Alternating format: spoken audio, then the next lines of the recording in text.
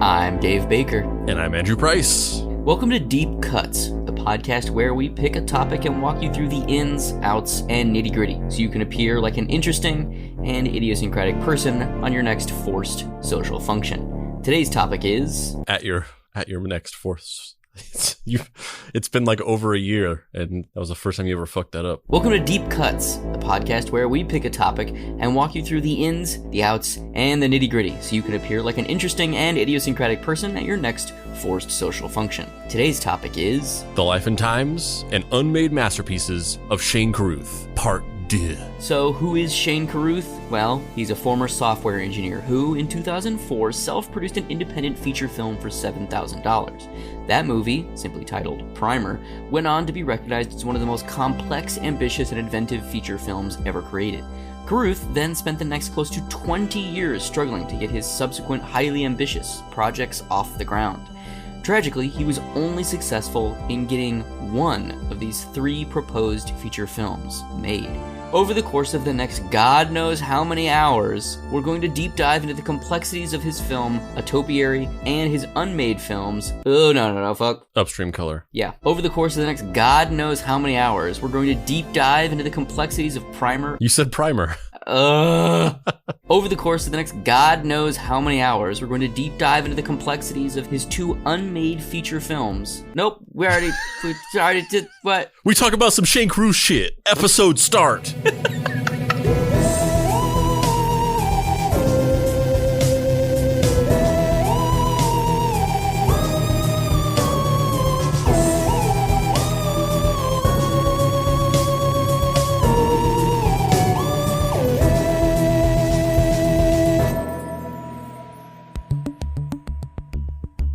Act 3. Upstream Color. So, you've just spent a decade of your life attempting to make a project so ambitious that it collapsed under its own weight. What do?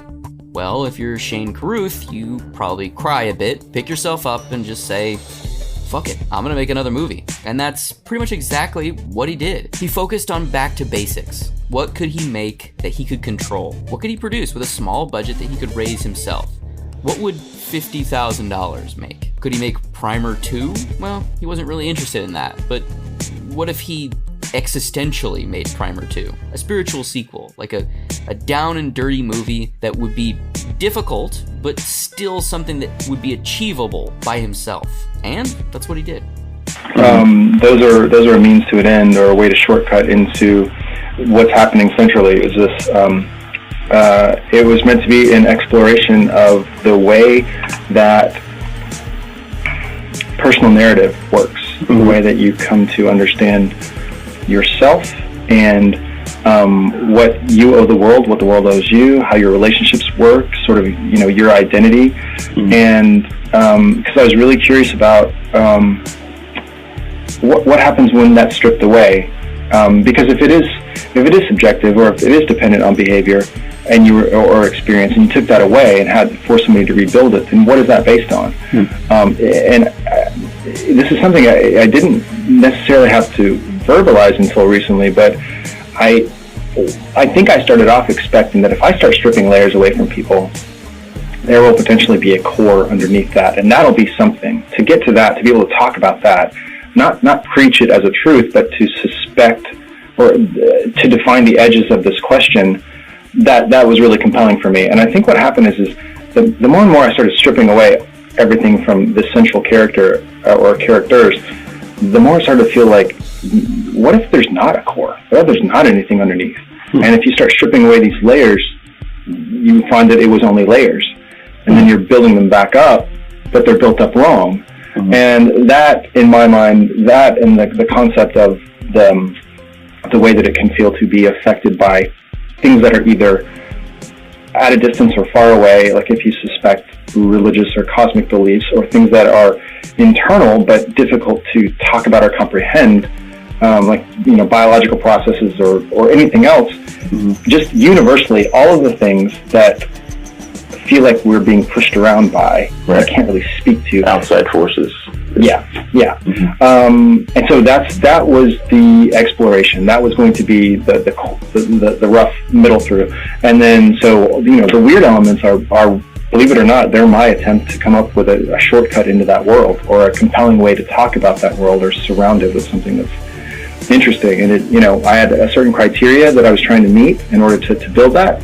I wanted it to be embedded in nature and in the environment around us in a way that's just outside our experience, but potentially mundane. And so I wanted to come up with a cycle that would suggest that maybe this has been around for a long time, or as long as we've been here. And it's just in the place we live. It's not some foreign invasion of something, and it's not some new development. It's just here. So that meant building this cycle, and one thing led to another. That's obviously him talking about the underpinnings of this movie that he's going to embark on making after having made it, right? And two things were kind of going through my head while I was listening to that. One of them being, Andrew, I want you to go on this thought exercise with me, okay? You have never seen Shane Carruth's movies. You don't know anything about him. He's just a guy. You are a development executive in LA. You got your workaday life. You're in an office, and people are always pitching you weird, dumb, just really bad shit. And it's your job to say no to like everything, right? Shane Carruth comes in and he starts saying that to you. He starts saying, it's like a biological function, and like I just want to like strip away the onion to like get it to like who people are, but like not preach about it, but like just examine like what happens when you like just kind of crack open these preconceived notions of the id and the superego. Do you think he's a fucking crazy person, or do you think he's a fucking crazy person? I'd be like, all right, buddy, the Stanley Kubrick Q&A is down the hall. Wrong office. It's so funny because I don't even know if I would have that level of respect. Like, I don't mean this to be... I only say that because I've been to so many movie Q&As where some insufferable asshole raises their hand. It's so funny because when I go to Q&As for movie screenings, whether it's, with the actual filmmakers or in that example, just like some experts on it or whatever. And I always love to hear the filmmakers talk about I like to hear the moderator feed them questions and them to answer questions. I hate the audience question part because the questions are always terrible. They're either the dumbest, most like surface level idiotic bullshit, or it's just like pretentious drivel that means nothing. And it's just the person trying to sound like they know what they're talking about. And so what he's saying, it just reminds me of that second thing where you're sitting there and somebody raises their hand. And like we went to a screening of Iron Man 3, and one of the people raised their hand, and Shane Black was doing the Q&A, and he was like, yeah, I was wondering what the significance of the Buddhist symbolism for rejuvenation and reincarnation and the way that, and he says all this stuff. And Shane Black was like, he like sat there for a second and he was like, I don't know how to answer that question because none of that was in the movie. And it got a laugh.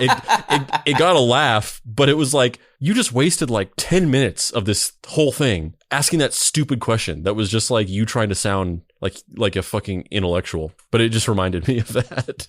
Yeah, I think the interesting thing about this is, and also kind of it's related to what you're talking about too, is that all art is about context, right? It's about either rebelling against a status quo or propping up a status quo, whether that be you're creating an artistic expression that is representational to reality or abstract, whether you're deconstructing something, like a story where you're taking it apart. And the thing that you're making is this kind of avant-garde, weird thing that exists in juxtaposition to what we culturally accept as a traditional narrative.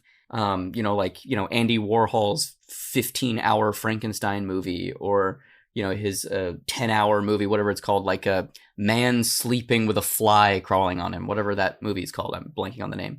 But so you have these, art is about context. It's about weaving a story even when you're not weaving a story. And divorced of context, Shane Carruth is not a particularly good, in air quotes, salesman.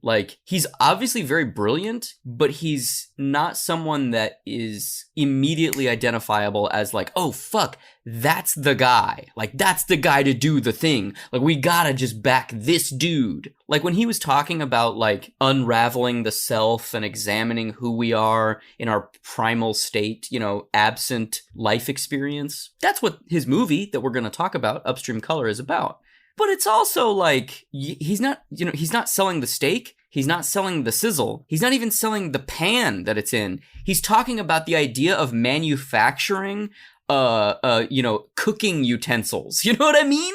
Like, it's this weird, like, it is smart, but it's also just like this really weird, boring laboratory version of the idea of explaining where an idea comes from. And that's what is really interesting to me about, like, in his earlier interviews and stuff where he's talking about Primer, and he's, like we had talked about previously, just so, like, puppy dog excited about everything. Like, he has a very genuine, sincere, blatant excitement coursing through him. And even though some of the answers he gives aren't, like, that thrilling, he as a person is so excited.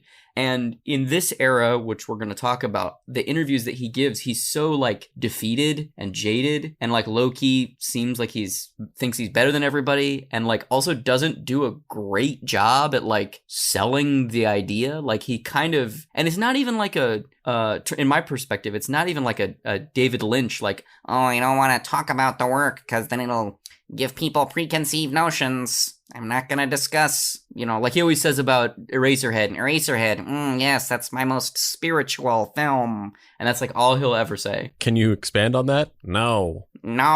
Like, I love that. And that happens all the time where people are like, oh, well, yeah, what does that mean? No. I love it. Where this is, like, he's talking around all of these ideas, which is kind of interesting once you've consumed, I mean, it's not kind of, it is very interesting once you've consumed the actual media and you're aware of, like, you can fill in the gaps of, you know, letters B, C, Q, and R. Yeah, but does that make sense of what I'm saying? Yeah, totally. It's interesting because I have a ton of stuff to say. I have a ton of thoughts about that. Like, I have a ton of thoughts about the stuff he's specifically saying, like some of the meaning that he's ascribing to the film. Like, not to say that I think that was all just, like, made up bullshit. Like, I actually have a ton of thoughts about what he was saying specifically.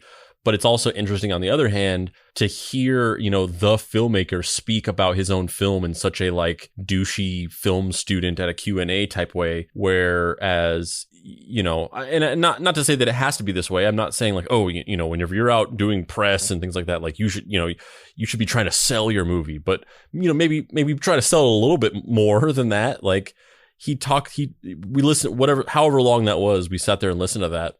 He never spoke about the movie specifically once. Like, you kind of, the thing you said, he dances around it, where he's, like, talking about all these really cerebral aspects of it. And it's like, what even is this? Like, I mean, at this point, considering we have not explained what the movie is, even the listener right now has no idea what the fuck this movie is if they haven't seen it.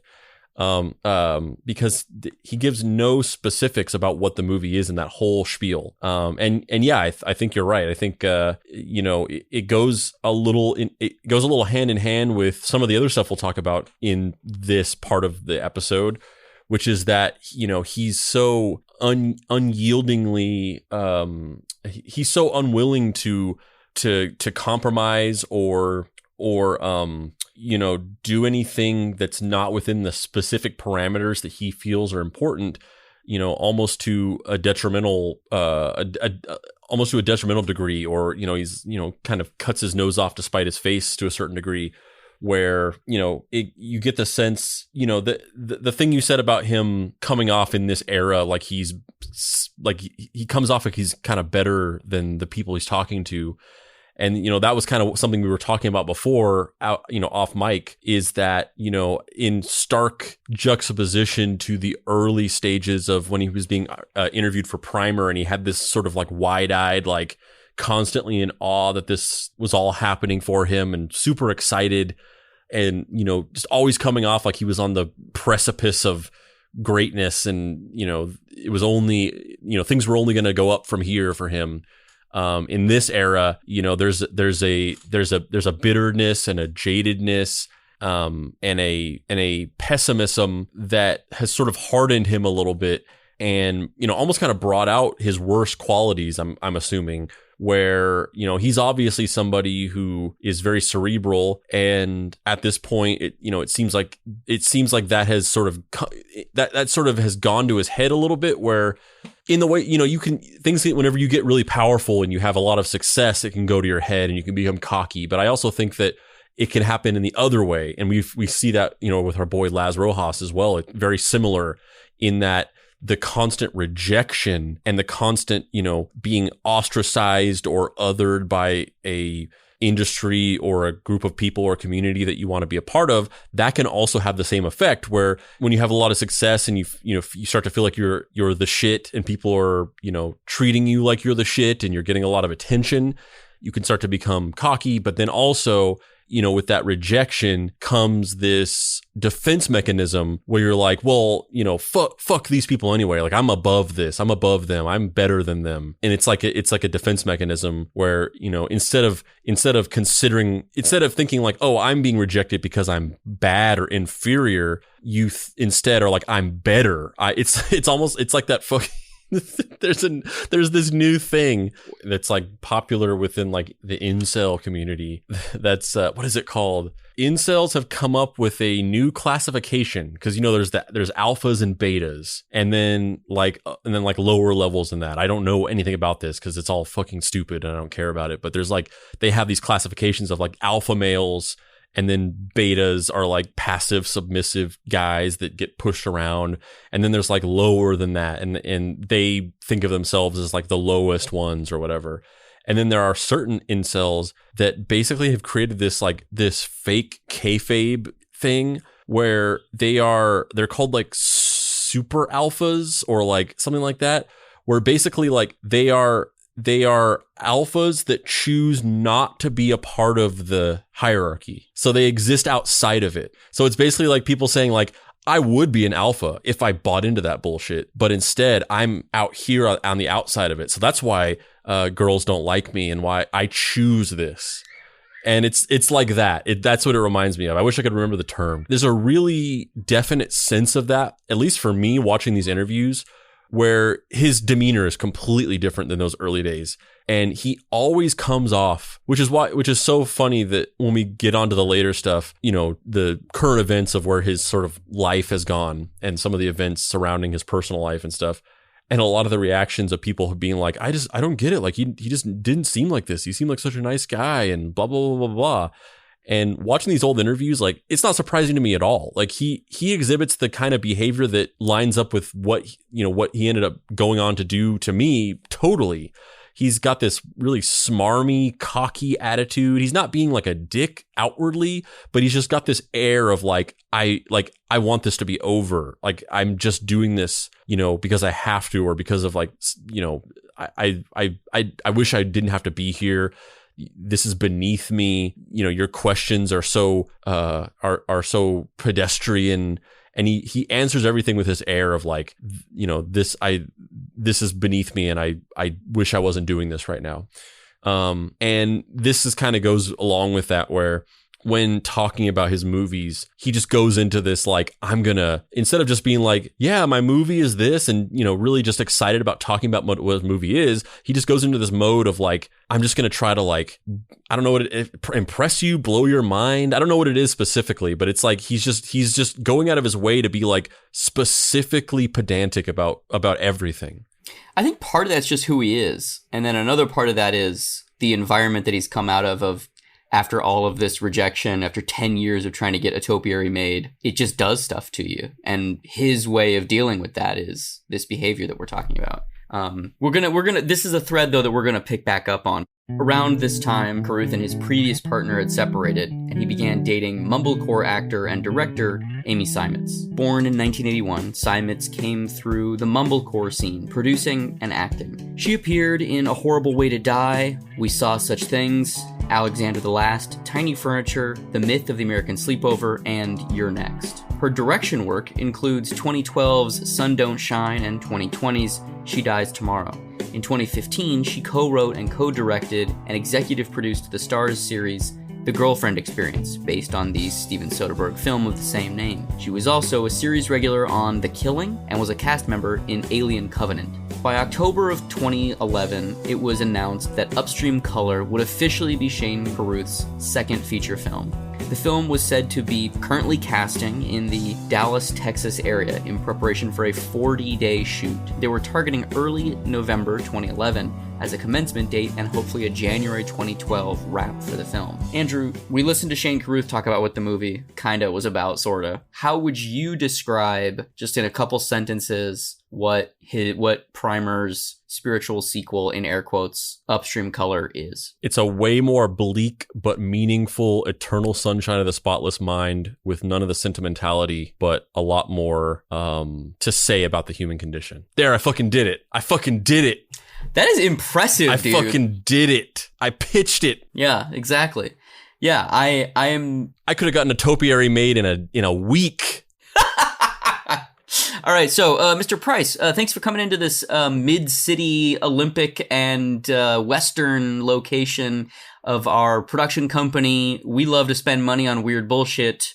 That's the name of our production company because we love to spend money on weird bullshit. We hear you have this script called The Topiary, which is totally not anything like A Topiary by Shane Carruth.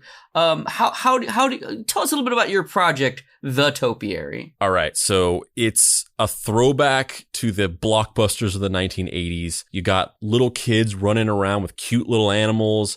They're riding on their backs. They get into an epic fight that involves like an alien invasion and crazy robots and explosions and science fiction bullshit with like tunnels that fucking blow like cannon fire at people and just a lot of building stuff. The whole movie is building stuff. Yeah, we still don't want to fund that. Thank you, though. Do you validate? So are there any good burrito places around here? No? Oh, the security guards are carrying me out of the office right now? Oh, okay, fine. Fuck. What about a sandwich shop? I could really go for a long bread. No?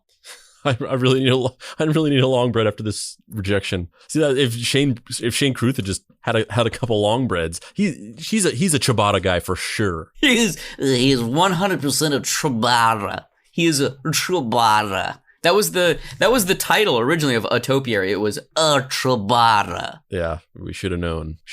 Fucking ciabattas. If our fans are junior sleuths, our enemies, ciabattas. Yeah, I liked that description of Upstream Color. I think if I was going to describe it, I might try and be maybe a little more literal just to try and prepare the viewer. Like I would probably say that Upstream Color is a movie about characters that are infected with this kind of biological entity, and the movie is them grappling with a loss of self because of it. And so it's all about this like interrelation of memories and experiences and how those things have defined us, and the stories that we've experienced have built up who we are, and without those things we become kind of lost. I think that's probably how I would describe it, maybe. Yeah, for sure. We're gonna spoil the shit out of this movie the same way we spoiled the shit out of the other one, so if you haven't seen Upstream Color, go watch it. And the other thing to know is that some of the stuff we're going to describe might not make much sense when it's put into words, because so much of the movie is about like feelings, and like Shane Carruth describes it as lyrical. Like he wanted to create a movie that was almost more music than it was a traditional movie. Like the visuals were music, not that he used music, which I agree. I think it's an interesting exercise. I think it's successful, and I think not a lot of people comprehend it as well as they could. I think we're so indoctrinated by like how you described A Topiary. Like, where are the explosions? Where's the like sweeping violins? I don't want to have to like be okay that I don't know what's happening at every waking moment. Yeah, because I think the reason why people tend to not like that is because people don't like to feel stupid. And so if you're watching a movie and you just don't understand what's happening, you just feel stupid. And a lot of the success of like more mainstream movies is like they make you feel smart. Like they give out information and unravel plot in a way that like is very simple, but kind of tricks you into thinking that you're figuring things out or that you're like on top of it. It's like this weird kind of dance between like giving you information but not making it so obvious so that you feel, because you always, those people that when you go and watch a movie and they're like, they start guessing things or whatever, like guessing what's going to happen. And number one, that's really annoying. And I hate when people do that. It's like, just watch the fucking movie. Nobody here is like waiting for you to figure out the ending for us. Like, we're all watching the movie. We don't care if you can figure it out. But also, secondarily, this is obvious. Like, you're not like a fucking genius for figuring this out. This is completely predictable. It speaks more about you that you think that you're like fucking figuring. It's like conspiracy theorists who like think that they have figured out some kind of secret truth that nobody else is getting. It's like, no, you're just kind of dumb and you think that this is like revolutionary, and it's not. Like, somebody has already thought of this before and realized that it's wrong or doesn't work. Yeah, completely. But yeah, whenever you watch a movie that doesn't quite hold your hand, and honestly, like, these movies are like some of the least hand-holding movies ever. And even so, they're not that complicated. Yeah, well, yeah, they're not complicated, but they make zero effort to tell you what's happening. And I like I said, I think some people watch that and it just makes them feel dumb. I agree with both points. And on that note, Papa Pricey, what is Upstream Color about? How does it play out? What is it? Yeah, so Amy Seimetz, she plays a character named Chris, who is a movie editor. And is she an editor or a producer? I thought she was a producer. I think she's an editor. There's a scene where she's like sitting in an office, like cutting, because that's the thing I was just gonna say is there's a bit of an Easter egg in that in Upstream Color, Amy Seimetz, her character Chris, is editing a topiary. Like, in this world, a topiary has been made and she's editing it because Shane Carruth took the concept visual effects proof of concepts that he had made of the choruses like walking around and stuff, and and then all the concept art and stuff, and he uses it in this movie. She's editing it, and then she's like looking at a wall and there's a bunch of concept art from a topiary. So like, in this world, like, he did it, like he got the money and they're making a topiary. Yeah. And I remember seeing, I didn't know when I first saw Upstream Color, I didn't know that those shots were from Upstream Color because I hadn't read the script at that point because it hadn't been released. But as soon as those, the choruses are like walking around and stuff, I was like, what the fuck is that? Yeah, just like out of context, you're like, what the fuck? Like, she's like editing a movie where there's just like these like weird, like giant robot dinosaur things or something. Yeah, I remember, I don't like the term when it's like, oh, it took me out of it, which is just like, okay, all right, man, okay. I understand the emotional underpinning of that statement, but that's kind of an annoying thing to say. So I won't say that in this respect, but I will say I was pulled into a different movie for a split second because I was like, I would like to see that movie. Whatever the fuck that is, I want to see that. Yep. Give me the box monsters. Yep. Yeah, so she's a movie editor and she lives alone. And so we see her, at her office working on this project and talking to someone on the phone and getting notes or whatever. But then we also see this guy who like goes to some kind of place where you buy plants, like a greenhouse or whatever they're called.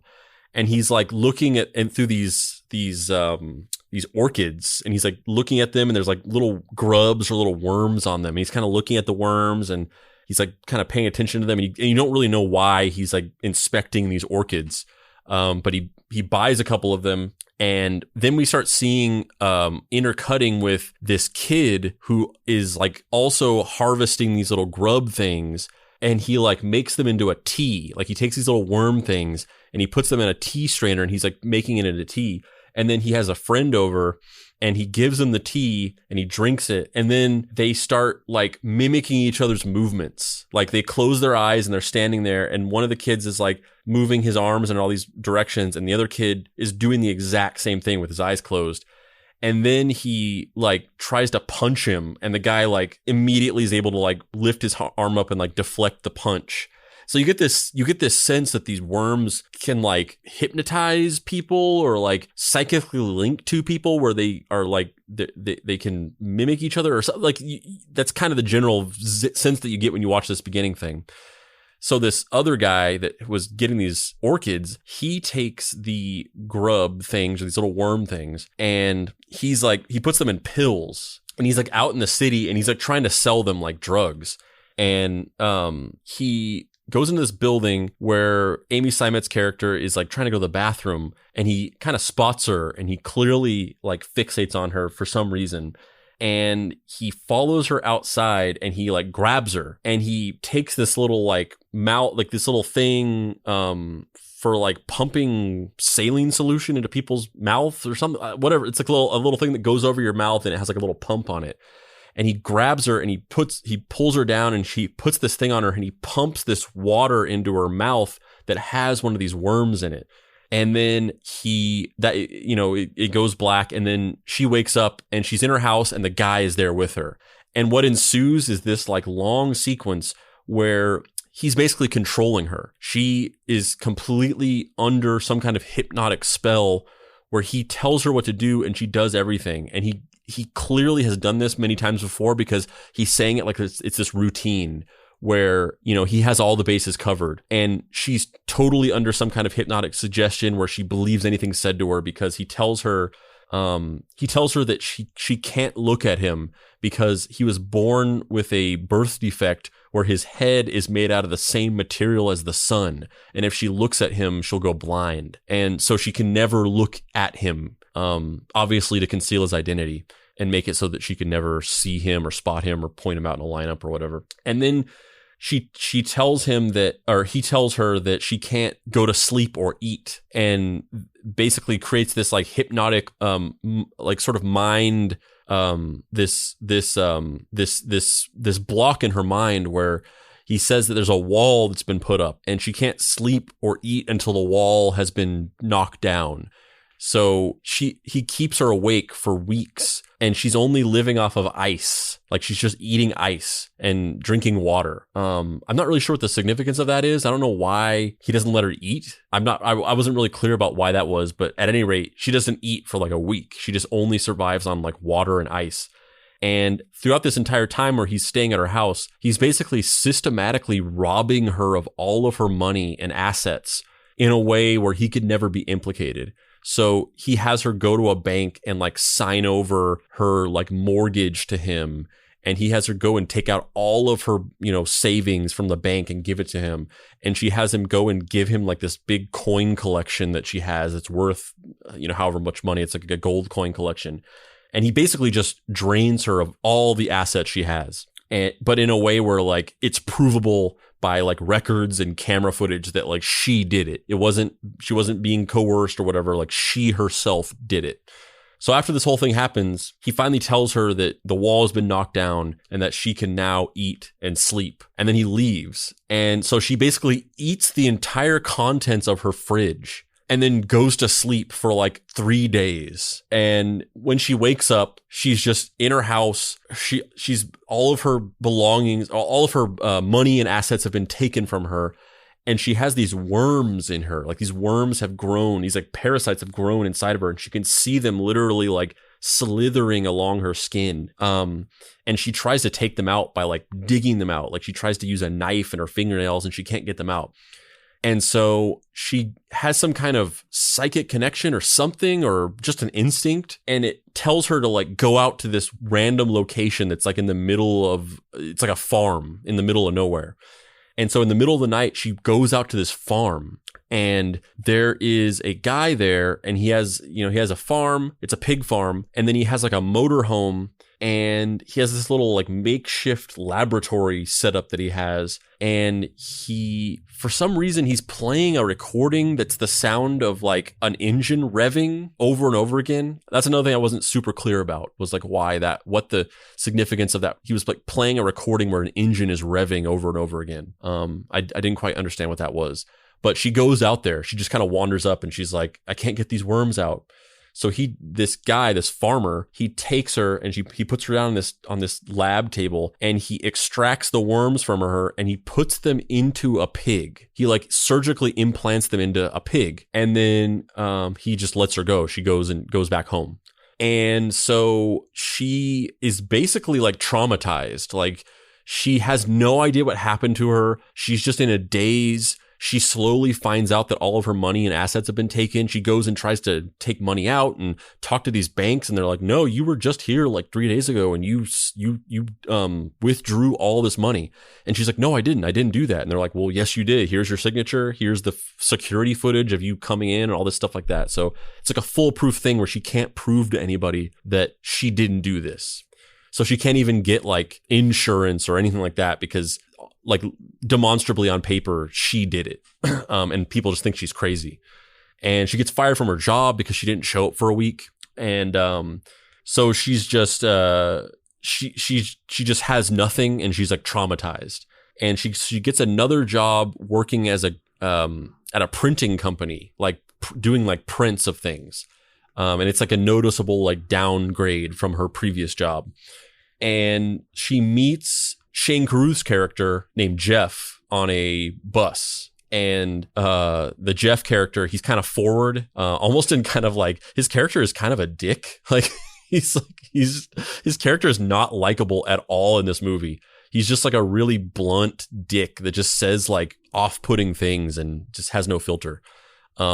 But he starts talking to her and he starts hitting on her, or not hitting on her, but it's not like a creepy thing. Like they're mutually kind of interested in each other, but he's like very forward. He gets her number, but she's like reticent and obviously a little traumatized. So she's like kind of blows him off a little bit. She doesn't call him and stuff. And the next time they see each other on the bus, he's like, I called you and you didn't answer. Yeah, I'm going to call you again and you need to answer because this is bullshit. So they finally start going on dates, and their relationship is like really weird. It's not like a meet cute, like it's like the joke pitch earlier of like a bleak Eternal Sunshine of the Spotless Mind. Like their relationship is not like that at all. Like, you know, the Jim Carrey and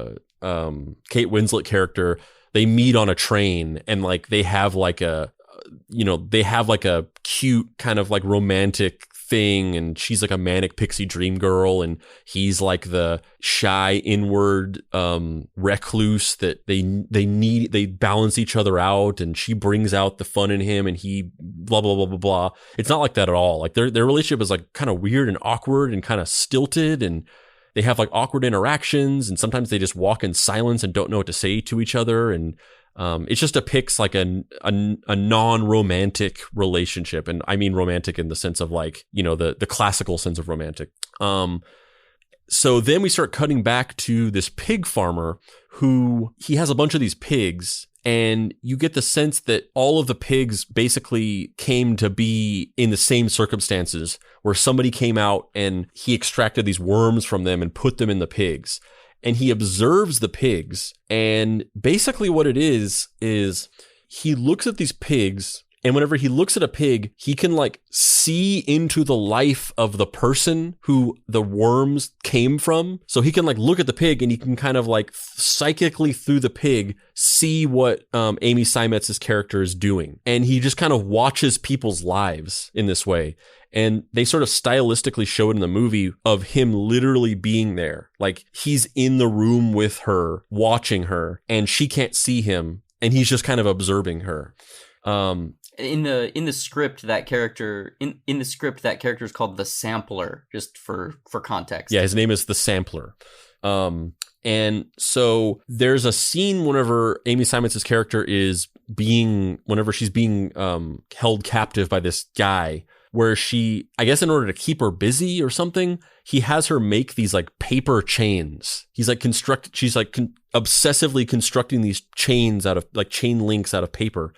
So later on, we get a scene where we see Shane Carruth's character, Jeff. He's in a restaurant and he is sitting there absentmindedly constructing a paper chain. And so you're like, oh, this happened to him as well. He also got kidnapped and drained of his money and went to this pig farmer and he took the worms out of him and put him in a pig. So they're both kind of broken people because she lost her job and all of her assets, and she works at this like little graphic design company or whatever.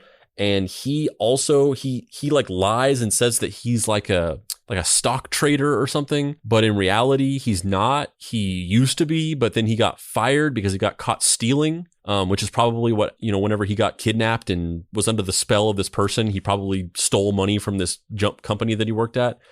And so he's like persona non grata, where nobody will hire him anymore because he has this like scarlet letter on his chest of like having stolen, which I'm assuming is probably like the worst thing you can do when you're like in finance, is being labeled as like a thief or an embezzler or whatever. So he works at like a hotel, like he works for a company like reviewing hotels or inspecting hotels or something like that. And he lives in a hotel. And so their relationship progresses, but then we keep cutting back to the pig farm, and the two pigs that are psychically connected to Jeff and Chris, they also like form a relationship. And the stuff that happens to the pig like externalizes itself in the people. So there'll be moments where Chris or Jeff are sort of overtaken by some kind of emotional thing that they can't understand. Like they don't know why, but they get really upset, or they get really mad, or they start fighting or whatever. And there's no reason for it. They just have these like random mood swings, but it's connected to what's happening to these pigs. And eventually at one point we see the sampler, the pig farmer, and he's like walking through the woods, and he's got like a field recording kit. And he's just going around recording random sounds in nature. Like he's like recording like birds. He's recording like he takes like rocks and he's rolling them down this like metal tunnel, and he's recording the sound of that. And he's just going through and recording a bunch of random sounds in nature. And the two pigs, eventually the female pig gets pregnant, and the sampler or the pig farmer for some reason gets really concerned about this, and he's like, I don't like this. He wants to separate these pigs, and he separates them. He puts them in different pens, and whenever they get separated, Jeff and Chris, they get really like upset, and they start feeling isolated. And then eventually the piglets are born, and the sampler takes the piglets and he separates them from the mother, and he puts them in a burlap sack, and he goes out to this river, and he just throws the piglets in the river, like he drowns these pigs. And when this happens, whenever the piglets are separated from the mother, the Chris character gets really depressed and really upset and just goes into like almost like a postpartum depression, but she doesn't understand why. And then we see the process of these piglets.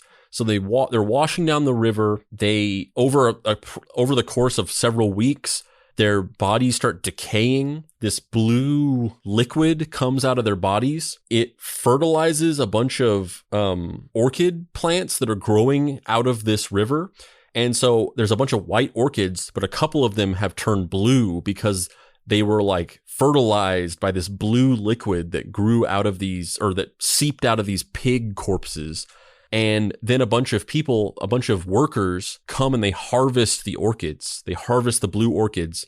They take them back to their little greenhouse, which is the greenhouse thing that we saw in the beginning, and they put them up for sale. And then the thief, or the guy who kidnapped her or whatever, he comes in and he buys more. So at this point you're like, oh, there's like a cycle. There's like some kind of life cycle where the orchids grow these, the orchids have some kind of chemical in them that these worms eat, and then the worms take on the properties of the chemicals. The worms are turned into this tea or into pills, or just forcefully, forced into people's mouths, and it causes them to become hypnotized, and this thief guy basically just robs them of all of their possessions. And then they have an instinct to go see the pig farmer or the sampler. The sampler harvests the worms out of them, puts them in a pig. He observes the pig, and then eventually the pig dies, and then he puts it back in the river, and then the cycle starts over again. At this point, you're like, you have no idea why the fuck that's happening. Like, why? What is any of this? What is going on? So at this point, basically what happens is the Chris and Jeff, there's this sort of montage or this sequence where they're hanging out and they're talking and they're telling each other like stories from their childhood. And then they start to get confused because like Jeff will tell Chris a story from his childhood, but it's not from his childhood. It's from her childhood.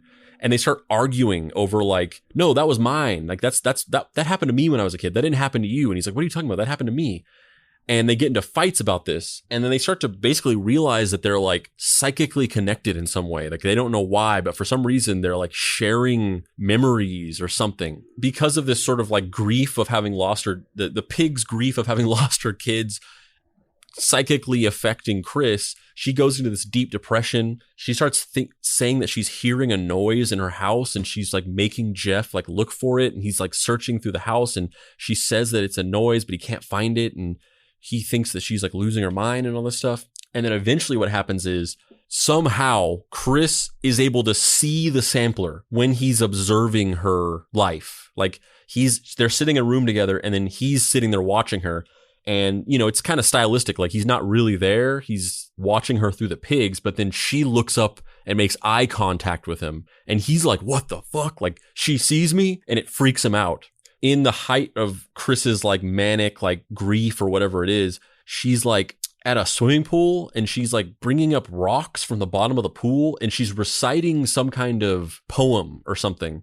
And yeah, and Jeff goes to see her, and he's like trying to figure out what's wrong with her. And he's like, what the fuck is going on? And then he realizes that the words that she's saying sound familiar to him. And so he figures out that it's from a book, the book called Walden. And he's like, oh, these are lines from a book called Walden. So he goes and he gets a copy of the book, and he starts reading it out loud to her as she's swimming and pulling up these rocks from the bottom of the pool. And then they do so they figure out something's up, and there's something that's like compelling them to recite these lines from this book, and there's some kind of shared psychic connection and stuff. And then, you know, the guy that she sees, and they do some research, and they find out that this pig farmer guy has like an indie record label where he puts out like noise ambient music, and it's the music that he records like when he's out in the woods, like recording sounds and stuff like that. He takes the sounds that he records, and he samples it and makes music with a keyboard, and he sells it. And so basically what it is the thief kidnaps people, hypnotizes them, drains them of all their money, leaves these worms in them. The person goes out to the pig farm. The pig farmer, the sampler, extracts the worms from them, puts them in a pig, lets them go free, observes the pig, and through that psychic connection observes the person's life, uses the person's life as inspiration to go out and make music using found sounds from the woods, and then makes money from selling his albums. And then he throws the dead pigs in the river, and then they create the lotuses or the orchids, and then the cycle starts over again. So it's this weird symbiotic relationship between this thief guy, this pig farmer, and these victims that they kidnap. So they figure this all out, and then Chris goes out and kills the sampler. She shoots him, and then they find this pig farm. They find all of his records that he keeps of the people who have come out and been harvested of these worms. They send letters to all these people. They bring them out to the pig farm. They find their pigs, and then everybody just like hangs out at this pig farm and like takes care of their pigs. And that's like the end. That's the end of the movie. Which, you know, that was an amazing synopsis for a movie that is almost made so you can't synopsize it. Like you just ran a narrative marathon, and everyone listening to this podcast is completely unaware of how amazing what you just did was. Like this movie, it is so... Because when you say, oh yeah, they have like a psychic link and all of this stuff, like none of that is stated. So you're picking that up just by match cuts, by similar compositions. There's this motif where you see a pig's head turning, and then they'll show Chris's character sitting on a couch and her head turning. You know, it's just like, it's the connections and the in air quotes high concept ideas are communicated by rhythmic compositional devices. Like you were saying, a musical or lyrical filmmaking, like that what I just explained is not spelled out literally at all. It's actually like you watch the movie and it's really like you're just like, what is happening? Like it's really it takes a little bit of analysis to kind of figure out what's really going on, because that stuff is not made clear whatsoever. Yeah. I mean, fucking golf clap, baby. Golf clap. That was solid. It's like poetry. It rhymes. It's like poetry. It rhymes with pigs and Walden and orchids. It's like poetry. It rhymes. Before we get too deep into discussing the intricacies of the film, let's watch the trailer for the film so people can get a little kind of taste of what the kind of soundscape of this movie is compared to the soundscape of both the proof of concept trailer for A Topiary and the footage from Primer that we watched. Do you know this place? I want to say yes. Go in there, just go in there. For you. I want to. I haven't slept at all. Is there a direction that you feel drawn? I'm going to go wherever you go. You know that. You're scaring me a little bit. I feel like you know.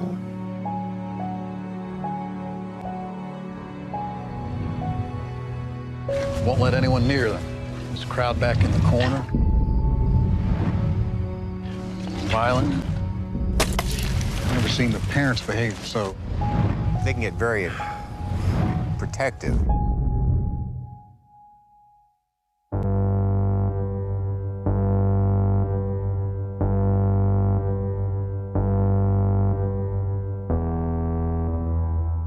The water before you is somehow special. It is better than anything you've ever tasted. Each drink is better than the last. Take a drink now. That's kind of hard to like describe. Yeah, it's this just to it's so much just like rapid, out of context footage and people looking sad. But the funny thing about that is that is a trailer for the movie, but it shares so much common DNA with the movie. Like just watching the trailer, it might as well just be a scene from the movie. You know what I mean? Yeah, especially with, you know, like we've talked about in depth in the last episode, just his penchant for like time compression and telling things in like sequences of like dropping in little pieces of information, like dropping into a moment like in the middle of it and then jumping out of it in the middle of it and then jumping to the next, you know, out of context scene. It, you know, like the movie is almost edited like a trailer. Yeah. Which he's obviously very preoccupied with. The idea of moving very quickly and covering large amounts of narrative real estate and literal real estate, both in, you know, the way that Primer happens over time, where you're literally going through all of these different timelines, or, you know, A Topiary, where that first 60 pages, as he said in the script, is supposed to be edited as it previously on, you know, where you're basically going through somebody's almost their whole life. Yeah, and the only sense you get that like time is even really going forward is that their child is born and then it grows up and it goes from a baby to like a 5-year-old or whatever, and you're like, oh shit, like this has been years. Yeah, and then even in the next thing that we're going to talk about, The Modern Ocean, where, you know, lots of literal real estate is traveled in that movie, where you're following these shipping lines over months and months and months and months, and it's just like one slug line, you know, where it's like they're over here in the ocean. The next slug line, 6 months later, they're over here, and you're watching this character fucking take a bucket out of the water or whatever. Like, it, you know, it's interesting. So now that we kind of have a grasp of what the movie sort of is about, I guess my initial question to you is, how does this stack up against Primer?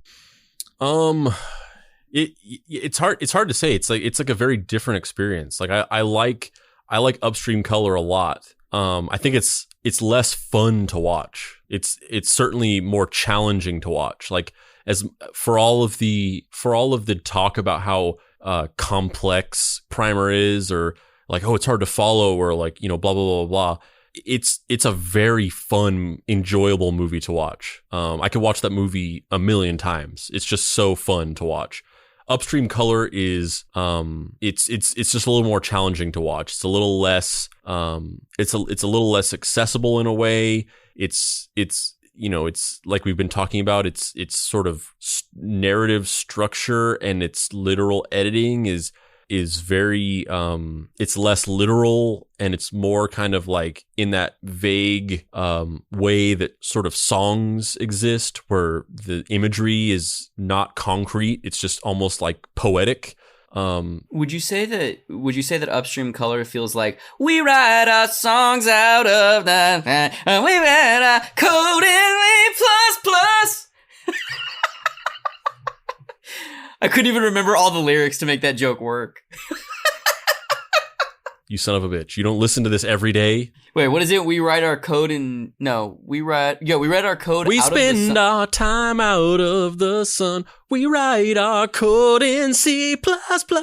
Yeah, that's right. Which, if anybody hasn't listened to the fucking Napster episode, go listen to the Napster episode. Andrew wrote 11 original songs, a few of which I sing, but most of which Andrew does everything on because he's a fucking genius. Yeah, and it's I've been listening to it recently because I'm thinking about doing some remixes because honestly, some of those mixes are a little bit like, gotta get this shit done. The deadline is looming. This shit's got to come out in a week. And now I'm kind of like, well, maybe I want to go back and like do these perfectly. Where are you going to find the time to do that? You got to edit 75 years of us talking about Shane Carruth. I'm sorry, I didn't mean to cut you off. The joke was just too good for me not to half-ass do it. You were saying that Upstream Color is a less fun movie to watch than Primer. Yeah, it's a little bit more challenging. It's definitely a movie that you don't want to return to as frequently. At least me. I'm sure maybe there's other people who are like, I fucking watch Upstream Color every morning before I go to fucking church. Because I go to church 7 days a week, motherfucker. And every morning before I go to church, I watch Upstream Color. And then I go to church and I come home and I make soap. Yeah, that bit ended well. That was great. This should be a returning character. Church-going soap-making man. This was great. I loved it. I'm just saying that like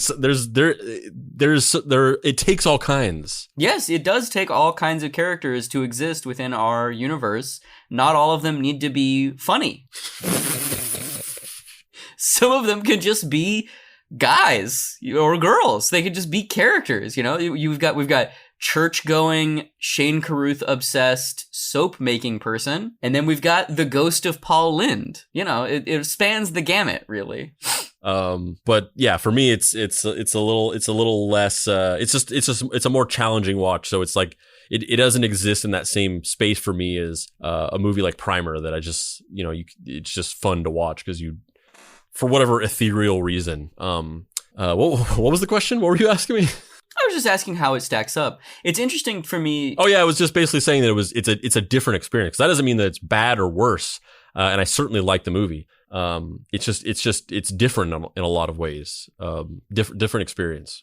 Yeah, for me, it's interesting to hear you say that it's a harder watch because even though it does have this lyrical structure to it, I think the way time is compressed and the fact that there's time travel, so you're dealing with two different data streams that are directly literally time. I think for some people Primer is more of a difficult watch than this movie, where this movie is not easy to watch, but it's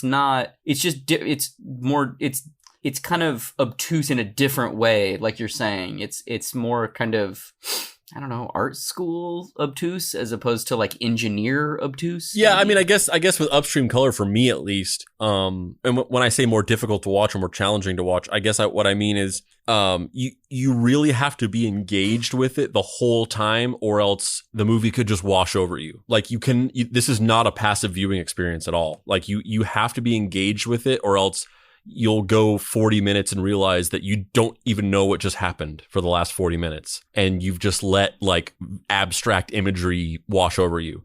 Whereas for me, at least with Primer, that doesn't naturally happen. Watching the movie, it's really easy to be engaged with it and be like, oh, so that's the timeline that they're doing this, and that's the timeline that they're doing that. And maybe that's different for other people. Maybe that is the more challenging experience. But for me, it's more difficult to watch Upstream Color because what is going on is a little bit more subtle and a little bit more understated, but very dense and a little impenetrable to the point where you just have to sit and be engaged with like every shot in order to follow it. Yeah, I mean, that makes sense to a certain degree. Do you think it's a successful outing? Like, do you think he accomplished what he was trying to convey? Yeah, I do. I think, I mean, whenever if we're going to talk about sort of the meaning of the movie, or I hate to use the word meaning because I hate putting that, I hate talking about movies in terms of like, what does it mean or whatever, because it doesn't really mean anything. It means whatever it means whatever it means to you, but there's rarely ever like some objective meaning. But in terms of some of the stuff that he was talking about in that interview, that stuff really did stick out to me and really resonate with me in a way. And it's interesting to hear him talk about it. Where, you know, the stuff that stuck out to me in the movie was, like he was saying, this idea of being stripped of identity and removing layers. And it's interesting because I feel like that idea is almost more relevant today than it even was then, especially with, you know, like the pandemic. Like I think everybody can relate to the experience of, you know, the pandemic happening, you know, the quarantine happening, and, you know, businesses closing down, people either losing their jobs or working from home, and not being able to socialize, and all of these layers of who you are kind of being stripped away, you know, overnight. And, you know, I think for a lot of people who are maybe a little bit more extroverted or a little bit more like outgoing and social, it's been really hard to, you know, make it through this whole thing. And I think that for some people who aren't as much that and are a little bit more introverted and a little bit more insular, it's not been very hard to cope with the isolation. But I think for either type of person, regardless of how easy it is to cope with it, there comes a point where you kind of like hit a wall and you're like, man, like if I'm not, especially in a capitalist society where our worth is sort of determined by the contributions we make to society, and everything about personal identity is tied to the contributions you make and the thing, you know, the work that you produce every day. There comes a point where you're just like, man, like if I'm not going to work, if I'm not going into a place and, you know, working on these projects, and if I don't get to, you know, hang out with my friends, I don't get to go to the movie theater. Like if I can't do any of any of those things, like who am I actually? Like it redefined our idea of of self, and really, I think for a lot of people, kind of challenged you to take a good hard look at like who you actually are. If all of these sort of like layers of you know, the contributions and the social dynamics within the context of our society are taken away. And I saw a lot of that in the movie, where, you know, if you know, all, like he said, I'm just kind of repeating him. I'm not saying anything revolutionary, but if all these layers are stripped away, and your job is taken away from you, your social standing is taken away from you, your, you know, literal assets are taken away from you, your friends are taken away from you, like who are you as a person? And I also thought it spoke interestingly about the idea. I feel like there was a little bit of a reflection on the feeling of how kind of random and powerless we can be towards mental health, where, you know, several times throughout the movie, the characters will just become angry or sad or depressed. And they just have no idea why. And just like I think a lot of us do, you know, people who struggle with mental health, which is a large percentage of people, and more as we start to learn and understand about it, we realize how widespread the issue is, and people are being more open and honest about it. And I think that the issue with a lot of mental health problems, you know, anxiety, depression, is that you just feel powerless against them. It's just like, it's something that you can't control. It's like, oh, I'm just crushingly sad for no reason that I can quantify, and there's nothing I can do to solve it. Like it's just an insurmountable problem. And, you know, anxiety, like I feel scared and I don't want to do this. And I just feel this like fear of like walking out of my own house and like for nothing, like I don't know what's happening. I can't explain it. There's nothing I can do to stop it. You just feel like you're at the whim of some random unseen power. And, you know, in the movie, that's sort of externalized as this idea of like, you know, why are these characters feeling sad, and why are they suddenly feeling really angry, and why do they get into this random fight, and why does she withdraw from him, and why does she isolate herself, and why does she start feeling this random grief? and it's all tied to pigs. Like, you're just arbitrarily feeling the emotion of pigs that are in some farm somewhere. And I thought that was like a really good illustration of how seemingly random these like mental health issues can sometimes feel, and how powerless you can feel against them, where it's just arbitrarily tied to some random thing that is out of sight, out of your purview, you have no control over, and really has nothing to do with you. So I thought that was really interesting. And those themes stuck out to me. I'm not saying that I watched it the first time and was like, I understand, old Carruthi. But you know, after watching it several times and kind of thinking about it, and you know, I think that those themes really do present themselves and are really interesting in the way that they tackle them. And I think he was successful in approaching those themes. Yeah, I do too. And I think it's also kind of jaw-dropping that you make Primer, and it's, you know, no budget, universally acclaimed thing. And then it takes you 10 years to get your next thing off the ground. And the next thing isn't a massive failure. You know what I mean? Like, sophomore slump is a real thing, you know, like you spend all of this time thinking about whatever your baby is, and then you get given an opportunity to do something else, and it's like, hit the ground running, what else you got? And it's like, but it took me 10 years to like pressurize that piece of coal into a diamond, and now you want me to do that same process in like 15 minutes, and it's just not possible. Like, there's not a well to draw from. And from my perspective, Upstream Color is a worthy sister entry. You know, it's which is saying a lot, because Primer is one of my favorite movies, and I don't think I like Upstream Color as much, but I really, really, really like Upstream Color. Like, it's really cool, and I love how abstract it is while still being tangible. Like, that's the thing everybody compares him to Terrence Malick after seeing this movie.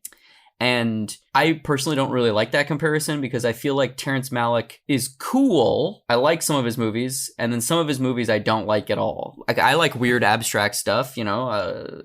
I think Eraserhead is kind of abstracted in certain ways. You know, I don't think everything needs to be spelled out and be ones and zeros. But that specific Terrence Malick parallel feels lazy to me, because it's like Terrence Malick's movies have a perception of being avant-garde and abstract, when some of them are, and some of them are just like standard-ass movies. And this movie, I love that it is equally as abstract as it is concrete. Like, and in a similar way to the story, where it's this kind of symbiotic relationship between these two ideals, the structure of the movie is that way too, where it is a traditional movie, but it's also this weird abstract thing that's kind of lyrical and musical in nature, and the two pieces seesaw and teeter-totter back and forth with each other in the way it's constructed, and that's what's really, really interesting to me. Yeah, I mean, and the interesting thing is, like, you know, kind of what we talked about a little bit in the last episode, even in the way that he presents like abstract thought and abstract imagery, still has sort of like a mechanical nature to it. It has a you know, it feels engineered and constructed, and there is sort of a blueprint to it. And you can almost like I said before, you could watch this movie and you could let it wash over you, and it could sort of come off to you as a bunch of abstract concepts that aren't supposed to mean anything concrete. But then, you know, with a little bit of work, you can actually piece it all together and create that synopsis or that recap that I did, where it's like, oh, so yeah, there is sort of like not an answer, but like there's a skeleton in which everything hangs off of. And it's interesting. I'm sure that a lot of filmmakers are like that, and they do that, but it just isn't as clear to the audience, and maybe they come off as a little bit more abstract in their storytelling. But it's interesting that with him specifically, there always feels like there's you can find the blueprint if you look hard enough. And there always seems to be kind of like very deliberate reason, or at least that he says there's very deliberate reasons for things, and nothing is ever just kind of like arbitrary or like abstract for the sake of being abstract. Like, for instance, he's talked about in interviews that, you know, the purpose for the entire concept of the life cycle where the orchids produce the chemical that the worms eat that then is harvested to turn into the mind control parasite that infects the person, that grows the other worms inside of them, that's harvested by the sampler, put into the pigs for him to observe their lives and make the music, and then throw the dead bodies of the pigs into the river, and then they fertilize the orchids, and it starts and that's obviously a very strange idea. Like it's just when you are just reading through it, it's like it's a very odd concept. But even that, he sort of has talked about the fact that like the reason for that is because, you know, he wanted to tell this story about, you know, this chemical or parasitic element that made people susceptible to suggestion or hypnosis, but that he didn't want it to come off as any kind of like commentary on anything. So he didn't want to make it like a medication or a pill, because he didn't want it to come off like it was satirizing the pharmaceutical industry. And he didn't want to make it a drug because he didn't want it to come off like it was like doing a commentary on drug culture or you know, like the heroin epidemic in the United States or whatever. And he specifically engineered that so that it would sort of come off as like politically neutral, and was just specifically about this thing that he was trying to talk about, and not some commentary or satire of something else. And that it's paradigm was sort of dictated what the idea was. Like he was basically like, how can I tell the story without making it seem like it's coming off as some kind of commentary on something, some preconceived satire of an American political issue.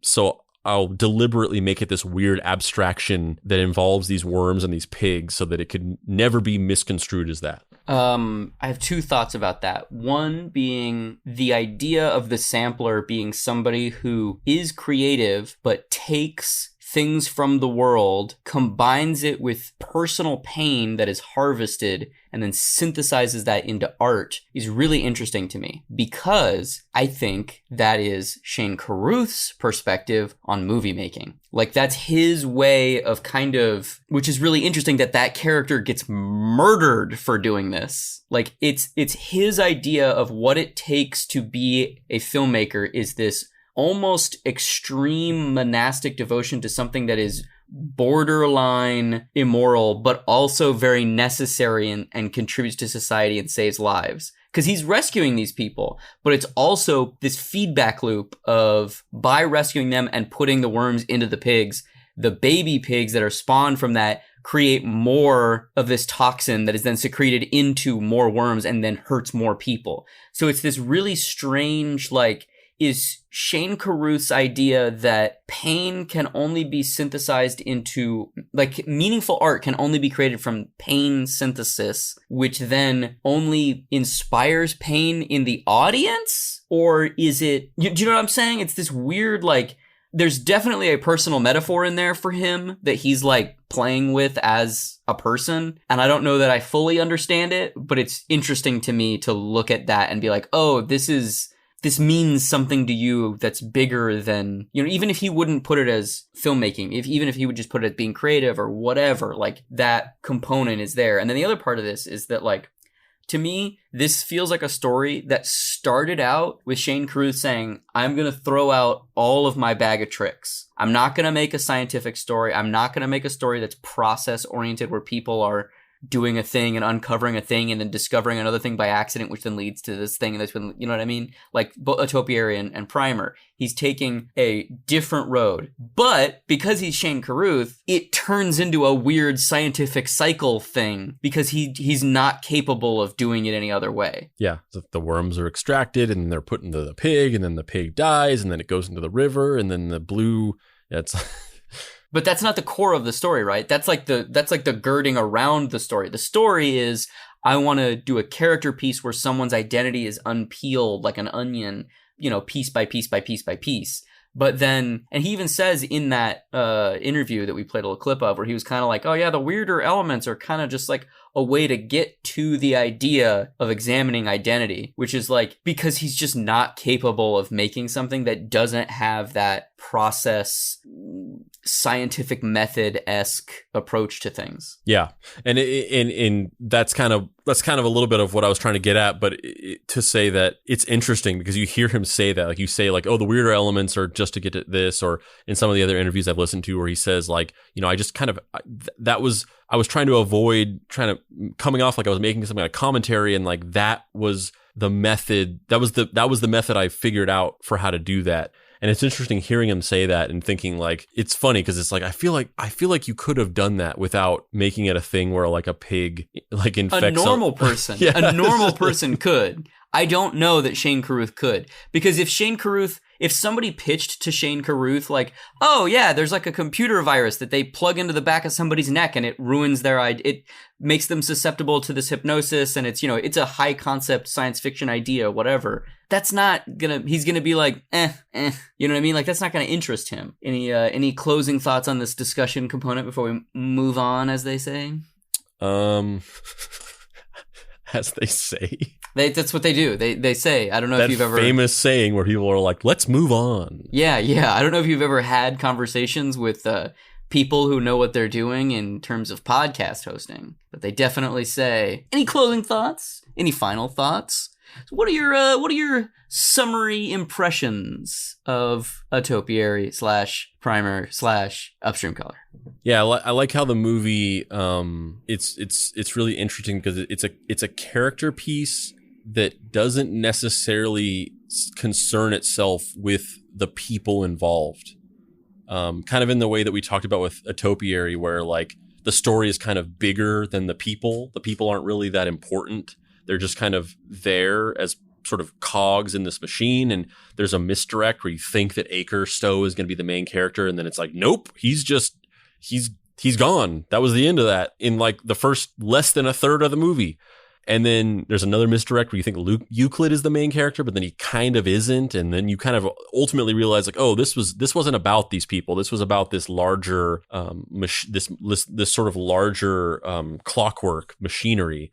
And even this, where which is his attempt at a character study, it still doesn't really, it's not sentimental towards the people involved in the movie, because, like I said before, like Shane Carruth's character, he is not likable at all. He is not, he's kind of a douche. Like he's like kind of an asshole, and you don't like him. And he never like redeems himself. He never comes off as like sympathetic, or he never like has that moment where you're like, oh, well, it's because of this pain or whatever. He just comes off like this. It's like a kind of ethically gray, where it's like he has had this horrible trauma happen to him, but he still is just kind of a dick, and you just don't like him. And the stuff that's happened to him doesn't really make it any better. Like it doesn't make you sympathize with him. But it also like isn't the point. Like these two people's relationship, and whether or not they fall in love or stay together, or whether or not they regain their identities, is not really the point of the movie. And it's never a thing that you're invested in. You're never like, oh, I hope that they, like in like the comparison I keep making, where it's like Eternal Sunshine, where it's like it's like you understand the reality of the situation and the fact that they keep erasing their minds because they're bad for each other, but you still want them to be together. You're like, there's something in the back of your mind where you're like, yeah, like, but true love though, like true love, it conquers all. I want them to be together. They'll figure it out. You're not concerned with that in this movie. It's more about the larger concept of, what happens whenever the layers of who you are as a person are stripped away, and then you're kind of left nakedly with yourself without the trappings of your career or your job or your social connections and things. Or your possessions, or any of these things. It's about that more than it's about that happening to the people. Yeah, he seems to be really consumed with the idea that people are inconsequential. Like there's the narratives that he builds, the worlds, the architecture of these stories is always above the individuals. There really aren't protagonists or antagonists. There are characters that kind of get a little bit more screen time than other characters. And that's, even then, it's not like anyone's ever really like fully fleshed out. Like this, you're totally right. This is supposed to be a character study, but it's like a character study in silhouette. Mm-hmm. Yeah, the character, and this isn't a criticism like, oh, he writes like one-dimensional characters. It's not that at all. It's like, but the people are they're kind of like, you know, in the way that sometimes writers write characters as mouthpieces for themselves, where it's like, oh, this is just the writer saying this through this character. It's more like they're mouthpieces for this concept that he's trying to convey. Yeah, completely. Yeah. In April of 2013, on io9.com, they asked Shane Carruth if the film's point regarded a return to nature. Carruth replied that the film explored breaking cycles. It's more about what those pigs are now embodying. I mean, there is a break of the cycle. These people that have been affected by this are now taking back ownership of the thing that they're connected to. I don't believe that narrative works when it's trying to teach a lesson or speak of factual truth. What it's good for is an exploration of something that's commonplace and universal. Maybe that's where the truth comes from. In some ways, it's almost like the movie's a metatextual commentary of him reflecting on his own inability to produce, in air quotes, producible work. He's trapped in a cycle and he wants out. Regarding the sampler idea, Carruth told IO9. So the idea that they would find this pig sampler or this pig farmer sampler character to be the culprit for all their problems, when in reality, we of the audience see that of the three people continuing this life cycle, the thief is definitely malicious. The orchid harvesters are definitely benign. It's the sampler who is interesting, but not necessarily doing anything wrong. He is an observer. You can make a case for whether or not he's culpable in being able to benefit from the observation. Regarding the peace experienced by Chris at the end of the film, Carruth told IO9, by that time, we know that she can't have children. So whatever it is that she is peaceful with there in the pig farm is not going to return the affection she might have for it. It is always going to be that broken state of things, regardless of what that moment is like right then. The film premiered on January 21st, 2013 at the Sundance Film Festival, which followed a theatrical release in the United States on April 5th, 2013, self-distributed by Carruth. Carruth explained, everything about the choice to do the distribution is about contextualizing the movie.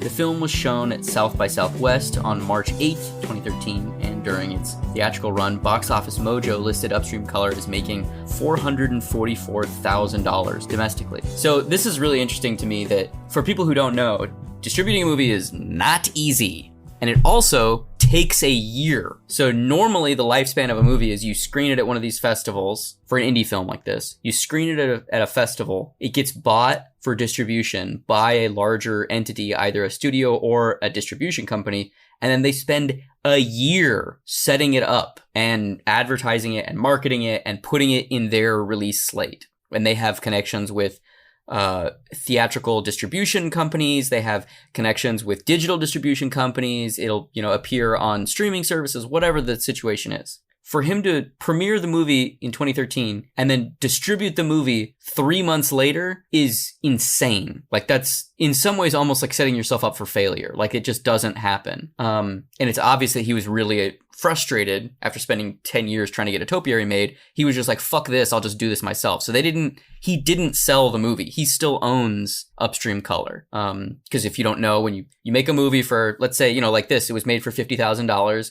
You screen it at a festival, and then let's just name a company, Disney, Fox, whatever. They come in and they buy the movie. Disney's Upstream Color, coming to Disney Plus. Disney's Upstream Color, now with a new happy ending. But basically they buy the movie from the creators. So after that point, the creators don't own the movie anymore. Let's say they made the movie for $50,000 and then Disney buys it for $100,000 and then they get to distribute it and they just own the movie now. And it's very apparent that owning things and being able to control it means a lot to Old Dirty Carruth. So he didn't sell it and he set up his own distribution company to shop the movie around and get it in theaters and, on VOD and all that shit. And they made fucking $500,000 off of an investment of $50,000, which is amazing. And I remember I was looking around and I couldn't find evidence of this. I couldn't find him saying it in an interview or anything. But I remember at this point him saying this is what he was going to do. He was tired of waiting around for big budgets and he was going to make my memory is that he had 4 different movie ideas that he was going to make one a year for the next 4 years and self-distribute all of them. That's my memory of it. I couldn't find that anywhere, so that could be completely, I just made it up because I just want that to be the case. But that's my memory, is that he basically was saying, like, fuck waiting for studios, fuck waiting for people to give me millions of dollars to make a movie. It's just not going to happen. So I'm just going to go out, run this distribution company myself, and fully distribute this shit. Coming to Disney Plus this year. Every day of 2021, a new Shane Carruth movie will premiere on Disney Plus. 365 Shane Carruth films. I would love that. I would probably be the only one though. So from here, he kind of like bounces around a little bit. He's in this short film called Everything and Everything and Everything that Vice put out. Have you watched that, Andrew? No, I didn't. I haven't seen it. It's so basically it's not directed by him, but he's the main character. And ironically, it is a very Shane Carruth movie. So it's a movie about this guy who figures out that if you open and close a door that only has one handle on it, when you open and close it, it'll produce another handle on the other side. And all of the rooms in his apartment do this. So he basically sets up this system where he hires people to come to his house and open and close doors. So they start this business mining brass door handles and then selling these components to get money. And it's kind of about this weird process-oriented thing like all of Shane Carruth movies are, even though he didn't direct this one, where it's like, he breaks the doorknob, discovers that it just magically appears, does it once, then figures out it happens on another door, then figures it happens on all the doors, then has a friend come over and they both start making the doorknobs. They're not really sure what to do with it. Then they start selling them. Then they have shifts of people living in his house, just permanently opening and closing the doors all the time, all hours of night.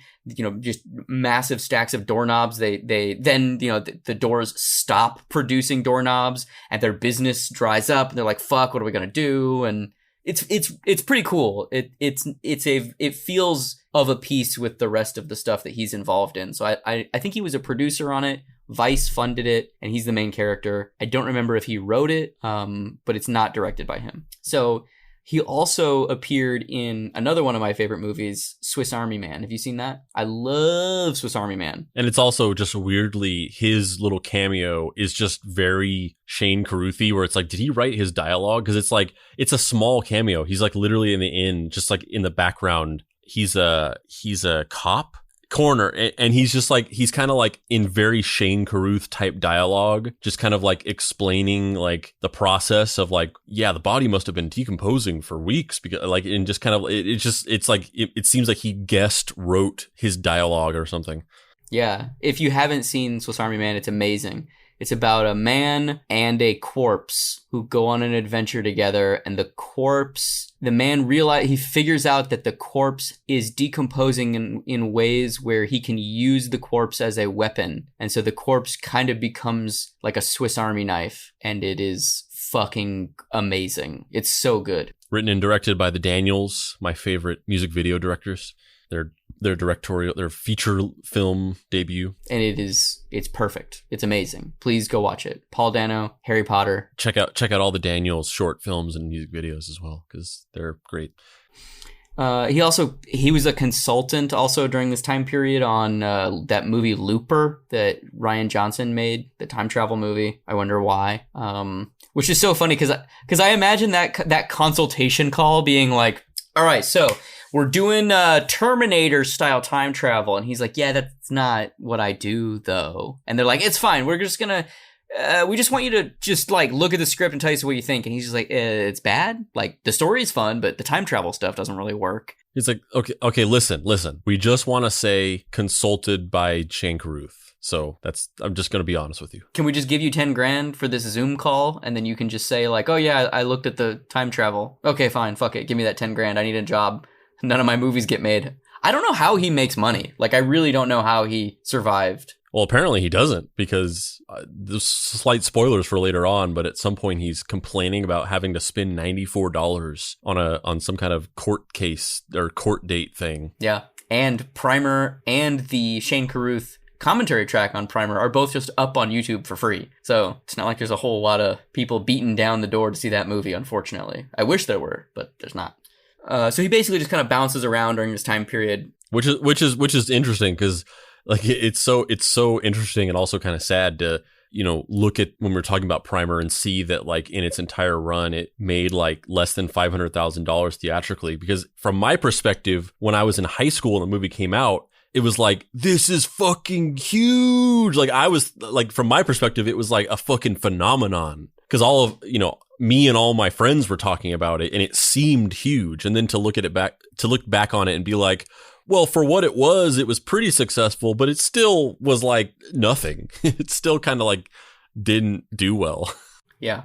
Yeah, it wasn't, I think we would be having a much different conversation if it had been Blair Witch or Mad Max, where I think Mad Max was made for like $300,000 and Blair Witch was made for like $15,000 and Blair Witch made $100 million or some shit like that. So that conversation, it just shifts when that amount of money is there. People are like, there's no parodies of scenes from Primer in a Wayans Brothers scary movie. Yeah, no, but I would love there to be. Can you imagine how great that would be? The Wayans Brothers just make a parody of Primer. It's called White Dudes. It's like the spiritual sequel to White Chicks.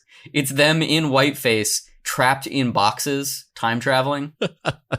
Yep. I would watch that movie. Honestly, I would love a remake of Primer with the Wayans brothers, shot for shot, Funny Games style, where they're saying the exact same lines, but it's just the Wayans brothers. Every other actor is the same. Everything is exactly the same. The ill-fitting suit, pants, the ill-fitting $12 Aaron and Abe Marlon and Sean Wayans, yeah. Mm-hmm. And Mr. Granger is Damon Wayans. I would watch that in a heartbeat. I'm honestly kind of surprised that there isn't like a talk of remaking that movie just because it's been 15 years and 20 years and it's very well regarded. I mean, I wouldn't want them to remake it. I don't think that's a good idea. But, there's like remakes of every other movie. Like you'd think that it would be a conversation at some point. We could remake it. We could do a fucking Psycho style shot for shot remake. I mean, which one of us is Abe and which one of us is Aaron? Are you gonna be able to tell under the suits? It's so true. So true. So yeah, he bounces around, kind of putzing around for the next couple years with a few odds and ends coming together. However, everyone kept wondering, what would his next movie be? And then the news broke.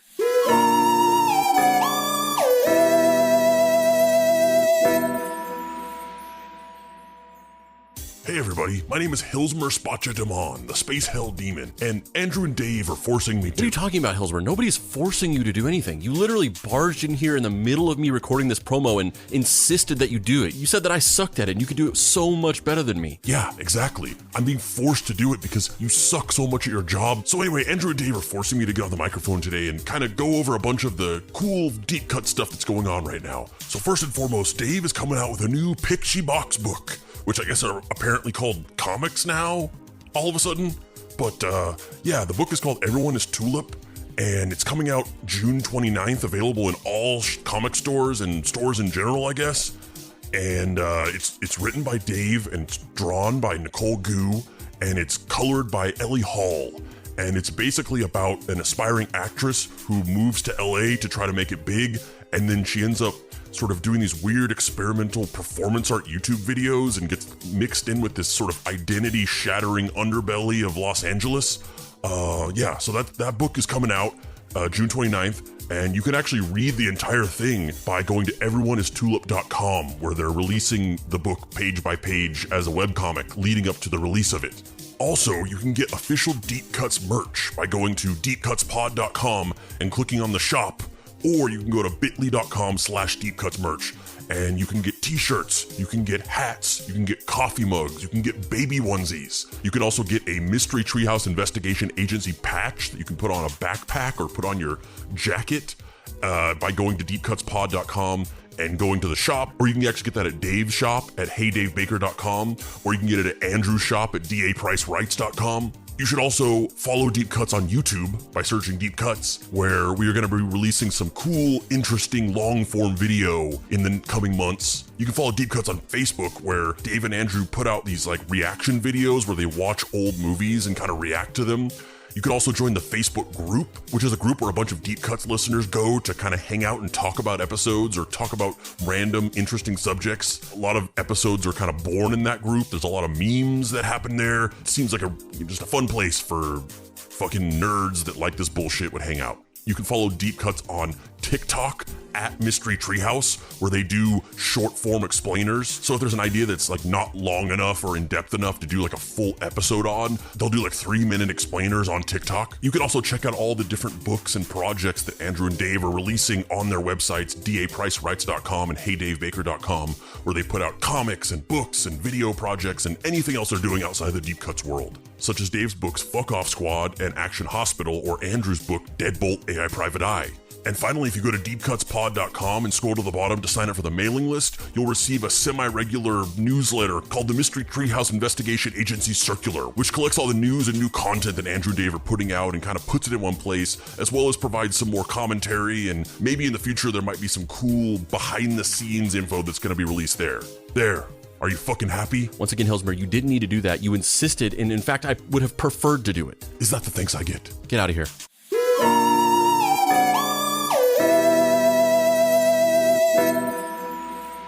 Act 4, Captivator. And then before anyone knew it, Upstream Color had run its course. The Hollywood fucking Reporter ran this on November 3rd, 2015. Emerging filmmaker Shane Carruth has assembled an impressive cast for his latest movie project, The Modern Ocean. Anne Hathaway, Keanu Reeves, Daniel Radcliffe, Chloe Grace Moretz, Tom Holland, Ozzy Butterfield, Jeff Goldblum, and Beasts of No Nation's breakout Abraham Atta will star in the ensemble adventure drama based on Carruth's 200-page script, which is described as being filled with pictures and diagrams, which is an odd way of describing it. The storyline revolves around vengeance and the fierce competition of valuable shipping routes and priceless materials that converge into a spectacular battle on the deck of behemoth cargo ships. This epic tale, fraught with danger and intrigue, takes us from the ancient trading houses of Algeria to the darkest depths of the ocean floor, said Film Nation in describing the project, which it will introduce to foreign buyers converging this week in Santa Monica for the American film market. Modern Ocean is sure to draw keen interest for its cast alone. Carruth is a software engineer turned indie filmmaker. He made his debut with the low-budget sci-fi movie Primer, which won the Grand Jury Prize and the Alfred P. Sloan Feature Film Prize at the Sundance Film Festival.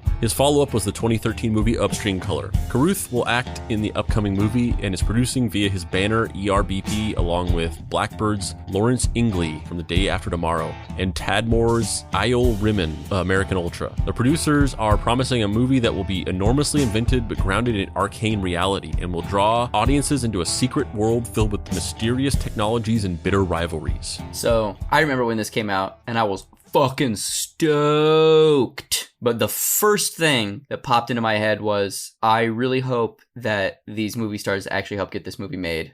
Well, my thought of when I read this script, I was like, so you abandoned a topiary because you couldn't get money for it. And you thought that you were going to get money for this movie? This movie is like 1,000,000 times more expensive. Like, yeah, there's crazy robot CGI bullshit in a topiary, but like, this is like a movie that takes place all over the world. All over the world, primarily on oceans all over the world. And two of the 4 main characters are young boys. Like, they're not like highly castable, like middle-aged white men style movie roles. They're like, Pyram is 14 years old. Yeah, the main character is 14 years old. And so I was just like, you gave up after 10 years of trying to get a topiary made because you couldn't get money, and then you were like, I guess I'll just make this one then.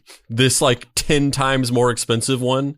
That's not my read on it. My read on it is that this happened because he had conversations with people, discussed this idea, and then they were like, that's something we can sell because there are larger casts and it's more, even though it is all over the world and that makes it more expensive, it's all over the world, so it's more commercial. It's a James Bond movie. It's bigger. It's more commercial. It's less scientific method, people tinkering with beakers, and more globe-trotting foreign locales. That's my assumption, especially because the script that we read, instead of having a name or contact information on the area of a script on the cover page where that would normally go, it just says for Steven, which is obviously Steven Soderbergh. So that to me is Steven Soderbergh was like, all right, bro, you did it. You got your second movie made. We can use this as political capital to go set something else up. What ideas do you have? Shane Carruth was like, I got this idea, I got that idea, I got this idea. They then took The Modern Ocean, because it probably was the most commercial of his fucking bizarre ideas.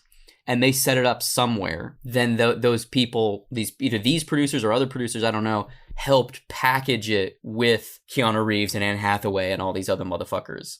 Because there's just literally no other way it could have happened, because you're right. Abandoning a topiary because it's not commercial enough for this, which is also not commercial, is like, I mean, and it's not even that it's not commercial, it's just the scale is so large. I mean, it's an insanely large scale, and it's another thing like a topiary where like what I was describing last time, where it's like a topiary is like an 80s Steven Spielberg kid adventure movie. If you just like take out all of the stuff that makes Steven Spielberg 80s kid adventure movies like marketable and palatable and mainstream, and focus on the most esoteric elements of them. And this is like that, but with Christopher Nolan movies. It's like take the most esoteric, dense aspects of Inception or Tenet and just like get rid of all the other stuff and make it just that. Yeah. It's true that it is very, the film itself is a very peculiar hybrid of sweeping epic and deeply researched shipping minutia, which wouldn't sound cool. You know, in the same way that I was like joking about, like, you know, can you imagine him going into an office and trying to tell somebody his movie was about like revealing the inner core of people through pigs? That's kind of like this movie too, where it just doesn't really compute until you read it. Like hearing like, oh yeah, so we're going to make a movie about the transatlantic shipping trade, and there's going to be a 14-year-old boy protagonist, and there's going to be all this weird like political... It's a fucking Mountain Goat song as a script. Yeah, completely. That being said, I really liked it. You know, we're going to do a breakdown of the whole thing in a minute, but what are your just very surface level, how did it stack up with the other stuff? Was it fun to read? You know, what are your 30,000 foot view reactions to The Modern Ocean? Because we both read it. Yeah, I mean, it was definitely, I think I said this last time, but it was less fun to read than a topiary. Like a topiary is like, that's just a fucking almost a book. Like that's just almost something that you just would read recreationally. Not just like, oh, this is a script and like I'm gonna read it to like learn, further my learning of screenplay structure or whatever. Like that's just like a fun, enjoyable read. And this is a little bit more challenging to read simply because it's just so hard to convey some of the things that he's describing visually in a way that you can wrap your mind around reading it. And while that was true about a topiary as well, there was enough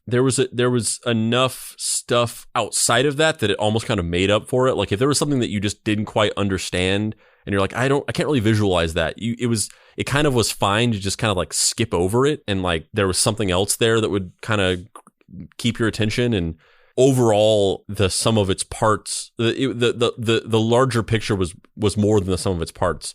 This one, with this sweeping epic story that's, about people, sailing on the open sea and like running around, like loading these shipping containers onto ships and like fucking high sea adventures. It's like kind of like some of that stuff is just really hard to describe and convey on the page. So it was a less enjoyable read than a topiary. But in the first like act or so, I found myself kind of struggling to get into it, where I was kind of like, I just found myself being like, where is this going? Like what, like I was trying to like wrap my mind around what direction the script was going in and like what the sort of larger picture of what this story was. But then once I finally kind of latched onto it and found the rhythm and figured out like what the overall story was about, then it got a lot more entertaining, especially like there's a part, kind of midway through the script where I feel like it really clicked for me when they have that standoff with that other ship. That was the part where it really clicked for me, where like, I was like, I love this. Yeah, I agree. My reaction to it, I think, is probably a little bit quicker than yours. Like, basically, the opening scene, the opening couple pages I was kind of like, whoa, this is like really dense and hyper quick, and I'm not quite sure what's happening. And then as soon as Pyram does the thing with his arm with the chair and the cabinet, which we're going to talk about in a second when we read the outline, where he does that thing. I loved the first like 4 or 5 pages of it. Like in the beginning, what you're talking about with him on the ship and stuff. I loved that. And then after he leaves, there was a stretch where that was where I kind of was like, where is this going? Or yeah, but I loved the first like 4 pages, which is the beginning of the story. Whenever he's on some Japanese fishing boat or something. I thought that was great. But then once it kind of abruptly shifted to like, oh, he's leaving the boat and he's like hooking up with these other guys. And that was the part where I was kind of like, I kind of got lost in the woods a little bit, where I was like, what is this story? Like, what is going on with this? And then, you know, maybe after the first act, or what would constitute a first act, like page wise, not really a first act. Then I finally kind of got into the rhythm of it. Gotcha. Well, let's get into it. And I think this one will probably be a little bit different than the other synopses that we've done, because it'll probably be closer to the topiary one, where we'll be going off this outline, but it also will be you and I talking more than the primer one, where it was more, or even your description of Upstream Color, where it's more just kind of like listing what happens. I think this one will probably be a little bit more like a topiary, where it'll be, you know, I'll be reading this outline of what the movie is, but you and I will interject, and, you know, feel free to stop me or whatever if I'm reading and you think of something. So this is our breakdown of The Modern Ocean by Shane Carruth, which ironically and unfortunately, I think is the only breakdown like this on the internet. Yeah. There's no video essays or interpretations of this script whatsoever. There's a bunch of stuff for a topiary, and a bunch of stuff for primer, and a bunch of stuff for Upstream Color, videos, podcasts. There's just nothing about this. There's like a pseudo discussion about it on the Shane Carruth subreddit, but like literally, like this is the only thing that exists. Somebody read the first 80 pages and then like started a discussion thread. And so like, and there's like 4 or 5 comments, and they're all about the first 80 pages of the script. So it's like not even the whole thing. And a lot of them too are also about like which actors that got announced in the Hollywood Reporter were going to play which characters, which we will have that conversation, because I feel like some of them are very obvious, and then others I'm not quite sure. Like my read on it is that Pyram, the main character, is Tom Holland. Yeah, that's what I figured as well. And Keanu Reeves is Renee, and Anne Hathaway is Renee's ex-wife. What the fuck is her name? Beth. Or no. Yes, Beth. Yeah. That's my read on it. That those are the 3, and that Daniel Radcliffe is Gael, however you fucking pronounce his name. That's my read on it. I mean, there was a lot of people talking about that in the thread, but I feel like it's very obvious at the very least that Renee is Keanu Reeves and Tom Holland is Pyram. So The Modern Ocean opens with a series of close-ups of men on a ship running some sort of scientific experiment. It's kind of like the quintessential Shane Carruth style. The script is off and running immediately. There's rapid shots and sparse but dense scene description that instantly set a tone. These men have small cylindrical devices that they're opening and inspecting the contents of, almost kind of like little tubes that have some sort of either sand or minerals or salt or something in them that they're kind of extracting and analyzing. And they pull one of these devices open, and the contents of it are clear. We meet Pyram, a boy who's about 15 years old, and he marks down the results on this massive chart that they're mapping something. What? Who knows? But it appears to be some sort of organic thing in connection with the ocean. We see sequences of shots of his life. He's on this boat, completely filled with Japanese sailors. He might be a boy, but he's one of the crew, oftentimes even seeming to be the one in control of the other adult men. In fact, there are a rapid succession of shots that show him even getting tattooed by one of the Japanese sailors. And remember, he's a 15-year-old boy getting tattooed. That's pretty fucked up. So he gets this tattoo from one of the Japanese sailors, and we also see that he's secretly raising a puppy. He has this kind of like cubby hole in the ship that he's like secreting away stuff in, like, you know, bottles of rum and, matches and just little trinkets and stuff that he seems to be like stealing from pantries or whatever around the ship and hiding in there. And it's an area that's so small that the adult men can't go in there.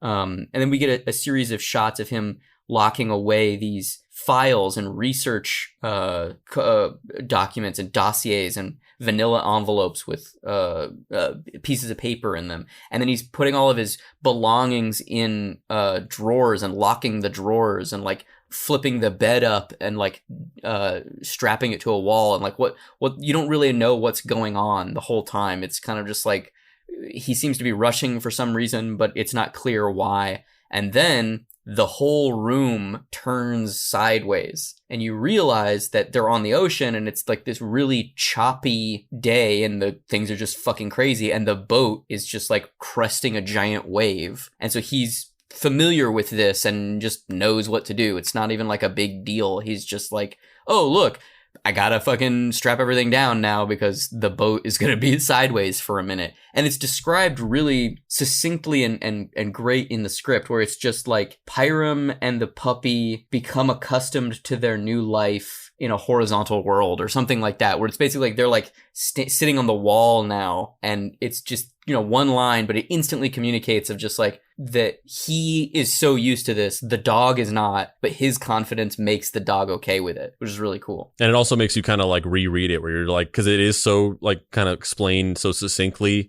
and it's not like built up to in a way. So you're just like, wait, like, am I reading this right? Like the ship is on its side, and you kind of like go back and you're like, yeah, I guess that's what it's saying. Yeah. And he doesn't say the ship cresting a wave is now sideways. He lists it as, like I was saying, in this kind of like poetic... The room goes sideways and the puppy gets used to the wall as the floor or whatever. Whatever, yeah.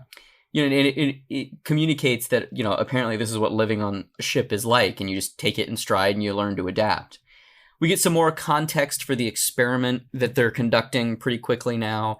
And, we see that they're firing these slug, cylindrical tubes into the ocean floor. And then the slugs like burrow down, not slug as in the insect, as in the shape. It like burrows down into the ground on the ocean floor, collecting a sample, and then it's hauled back up to the surface, and that they're, kind of researching something. We then smash cut to a sequence of red lights where the Japanese crew has discovered Pyram has this puppy and that he's stolen it from a brood elsewhere on the ship. The third mate stretches out Pyram's arm across a chair and applies a pressure to the back of his elbow, almost breaking his arm. And, he eventually pulls up just before he's going to break Pyram's arm. We cut to a few minutes later where they're in the crew quarters, and Pyram storms in and offers to basically make a bet. He's like, whatever the guy's name is in his Japanese name, I don't remember, but it's like, Rumiko, a wager for the dog. And like, it's so cool. The tone of the script is just like it, like you can, at least for me, I could like see it in my mind's eye of like, they've just had these kind of like windswept, worn sailors, and there's like water everywhere, and they're standing on the deck of this ship, and Pyram's like screaming. I mean, this scene doesn't actually happen on the deck; it happens in the fucking in the mess hall. But you know what I mean? Like, there's so much atmosphere to the weather associated with these ships. And that's why I say, like, after the first 4 pages, it kind of like takes an abrupt left turn, which is a little disorienting, but not necessarily a bad thing. It's just kind of like it subverts your expectations completely. But this first handful of pages, it almost feels like a Paul Thomas Anderson story. Like this, like you could totally see this starting out as some Paul Thomas Anderson movie that takes place in some on the high sea in this ship, and then it just hard left turns after that. Paul Thomas Anderson, if he had a midlife crisis, started taking steroids and decided he was going to become Jack London. Yeah. So he's like, Rokuro, that's the name of the third mate. He's like, Rokuro, a wager for the dog. And they kind of have this tete-a-tete back and forth where he eventually convinces Rokuro that the next time they do the test where they shoot the slugs down into the bottom of the ocean, if they pull it up and it's dirty, he'll get to keep the dog. And if he loses, then it'll be, he'll have to give Rokuro 2 bottles of scotch that he's got like secreted away elsewhere on the ship in his weird little cubby hole thing that the adults can't get to. Oh no, if it comes up clear, he'll get to keep the dog. And they even outline it where he's like, it's bad odds. Like most of the time things come up dirty, but he's like, at least I have a shot. Like even if it's, a 30% shot, at least I have a shot at keeping the dog. And so, we then cut to, they use these kind of like circular twist blade things to cut the top of the slugs with, to extract the thing that says whether it's clear or dirty. And these twist cutters will kind of be a big thing coming up. So they like cut it open, they pull the slug out, and he's lost. It's dirty. So he crawls into a secret hiding place deep in the bowels of the ship and extracts 2 bottles of scotch. We cut to the crew, and they're all drunk and asleep. They've basically just partied themselves into just passing out late at night. So then Pyram rigs a contraption in his room out of furniture and his bunk to make it look like Rokuro broke his arm, where he like has this pulley system and he puts his arm in the same way that Rokuro was going to do it, with his elbow up, and then he collapses a chest of drawers onto his arm to break his own arm. And while it's happening, you're like, what the fuck is he doing? Why is he breaking his own goddamn arm? Yeah, you're just like you have a visceral reaction to a fucking script. You're just like, oh god, what the fuck? Yeah, that moment was the moment that I was like, oh, I'm fucking in. As soon as I didn't know what he was gonna do with it yet, and the payoff is even better than that moment. But as soon as he broke his own arm, I was just like, fuck yeah, I don't know what's going on, but I fucking love this. So he breaks his own arm, and then he orchestrates a situation where he frames Rokuro getting drunk and beating the shit out of him and breaking his arm in order to basically get revenge and get the dog back. So this whole thing was like a Batman style, he had it planned all along situation. And the most fucked up component of this is that he sneaks into the place where Rokuro and all these guys are drunk sleeping and secretly cuts off all of Rokuro's fingers to make it look like they had a big fight. Rokuro broke his arm, and then in self-defense, he like used a knife to defend himself and accidentally cut off Rokuro's fingers. Fucking awesome. And he uses the twist cutter, and the way that they sort of describe it is that he gets like on top of his chest, because he's like a kid. He's like a small kid. And he's like on top of his chest, and he wakes up, and then he just like grabs his hand and puts this twist cutter around each individual finger and like snips it off. And it was like the arm breaking thing was like, what the fuck? But then that part is like, oh my fucking God. He just fucking twists off his fingers. Fucking awesome. Fucking awesome. So now we kind of enter the part where I guess you were talking about, you kind of lost it a little. You lost that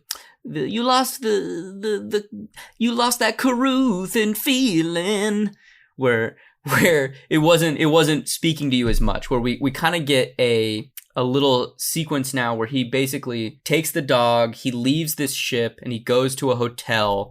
And at the hotel, he there's a sequence where he orders like a little like soda or something at the bar, and then when the bartender has his back turned, he like reaches under the bar and pulls out a bottle of scotch, looks at the brand, and is like, fuck that, puts it back and pulls a different thing of scotch. And while he's there, he has this kind of run-in with this character called Gael Corbusier, which is they're kind of the two main characters of the story. And Pyram is this kind of scrappy orphan, presumably, we don't know, orphan 14, 15-year-old little kid who's like a genius. And kind of a fucking psychopath. Like he's kind of he just is a psychopath, yeah. Just this crazy kid. And then Gael Corbusier is this kind of, he's 19 and he's kind of a shitty rich kid who is in his family business is this transatlantic shipping trade. And so he he's kind of like, nobody really likes him because he's like everybody's boss, but he's 19. He's also not very good at it because he's 19, but he has all this money and wealth and access to power. So he like has this inflated sense of self. And so while Pyram is at this hotel, he observes Gael and his team of kind of sailory, scientisty dudes discussing how they're going to rescue a ship that's been sunken at the bottom of this trench. So from here, we cut to Pyram going around to all these tailors and department stores. And initially, it doesn't really make sense what he's doing. He's kind of just quizzing the sales attendants, where he's just asking them like, oh, how much is this jacket and those pants together? Oh, and also, did you see that car in the parking lot? The Corvette? What color was that car? And so he's like running these like mental exercises with all of these attendants. And you get the sense that he's trying to do something, but it's not clear what he's trying to do other than like basically gauge, can someone think on their feet?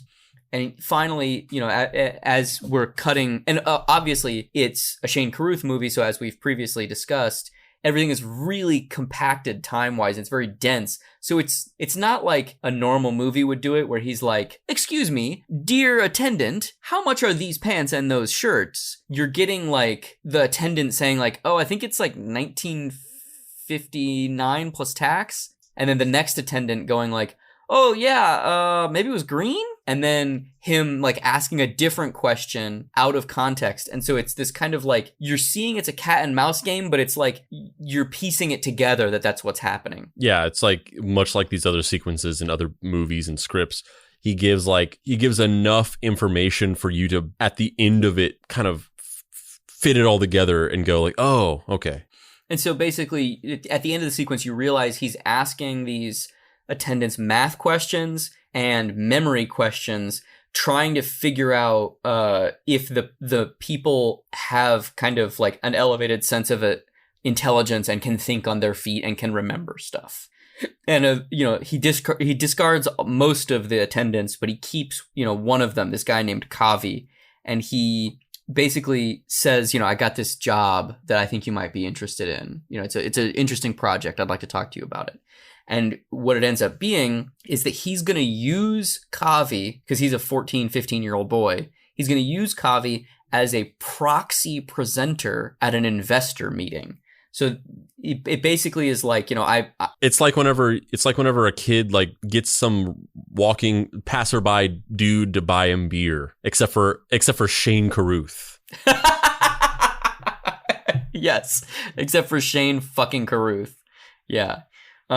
So we then cut to Kavi starting this presentation, and it's a means, we finally get the reveal of what this shooting the slug into the ocean floor and then pulling it up and examining the contents of it is. We finally get the reveal of what that means, what that process is, why they're doing it. And what it is it's a means of predicting the weather via examining the ocean floor, fish migrational patterns, and water temperature in order to triangulate weather patterns that have previously and will happen again in the future. And Pyram basically has invented this process. Yes. Yeah. He's like a boy genius. Boy genius, huh? I wonder why I like this script so much. Because it's like, what if Christopher Nolan made a really fucked up Hardy Boys movie on the ocean? Also, Deep Cuts is a production of Boy Genius Media. Yes. Yeah, I wonder if those things are related. So they, Kavi presents this to this panel of judges, and they're trying to get funding to do this. They're trying to basically like say like, look, this is what we've done. This is the math that we've used. This is we're accurately predicting the weather already. We think it could be used for a myriad of purposes, but also specifically transatlantic shipping routes where we could basically use the weather to triangulate tide patterns and get places twice as fast, because you could just have your ship go right into the path where the water's going to be moving with you and just go places super quick. So the judges are just kind of like, no, this is crazy. We're not going to give you any money. So Pyram is like really upset, and he gets in a kind of fight with Kavi, and they're like about to part ways. And Pyram actually leaves the room, and Kavi's kind of just like, oh, that was fucking weird. All right. And my assumption also is that the Beasts of No Nation guy is Kavi. Was that your read on it? No, I didn't really think about that. I pretty much just the ones that we named before, the obvious ones, like those ones kind of immediately occurred to me, but I didn't really spend too much time trying to like figure out who would play who. The only one that I was not sure is that Shane Carruth is also going to be a major part in the movie. I have no idea who he was going to play, because there's like 5 characters he could have played, and I really want to know which one that was. My guess is it's either the main guy who's like the second in command at the end, or Gael Corbusier's second in command, who we're going to get to in a minute. HP is the other one, right? Yeah, HP is the other one, and then this one is the one where I think his name's Roddy. Yeah, Roddy is that's my guess, is that he was going to play one of those characters. So Pyram leaves the room. He's basically like, fuck you, Kavi, bye. And then comes back in, but he's got a glint in his eye, and he's like, wait, I got a plan. Hold on.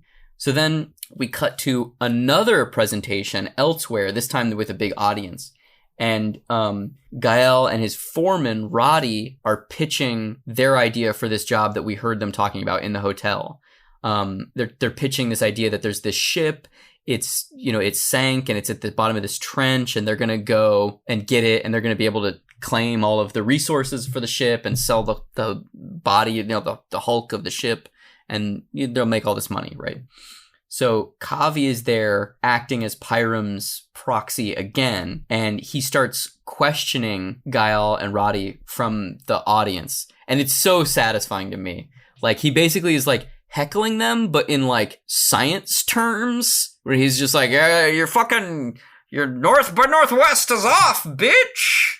Yeah, and he's also like improving. Like he's just like going off the top of his head, and there's like a part where Pyram is like pleasantly surprised. He kind of gives him a look of like, oh shit, like that was pretty good. Yeah, basically, so Kavi says that the calculations that they've done are all wrong, and that the ship is going to fall off of the reef that it's sank onto if they go down there, and they're all going to die. And Gael's like, what the fuck do you know about this? You don't know anything about this. And Kavi says, are you aware of so-and-so, the great, deep sea cartographer who mapped the something trench? Because the map behind you is what he made.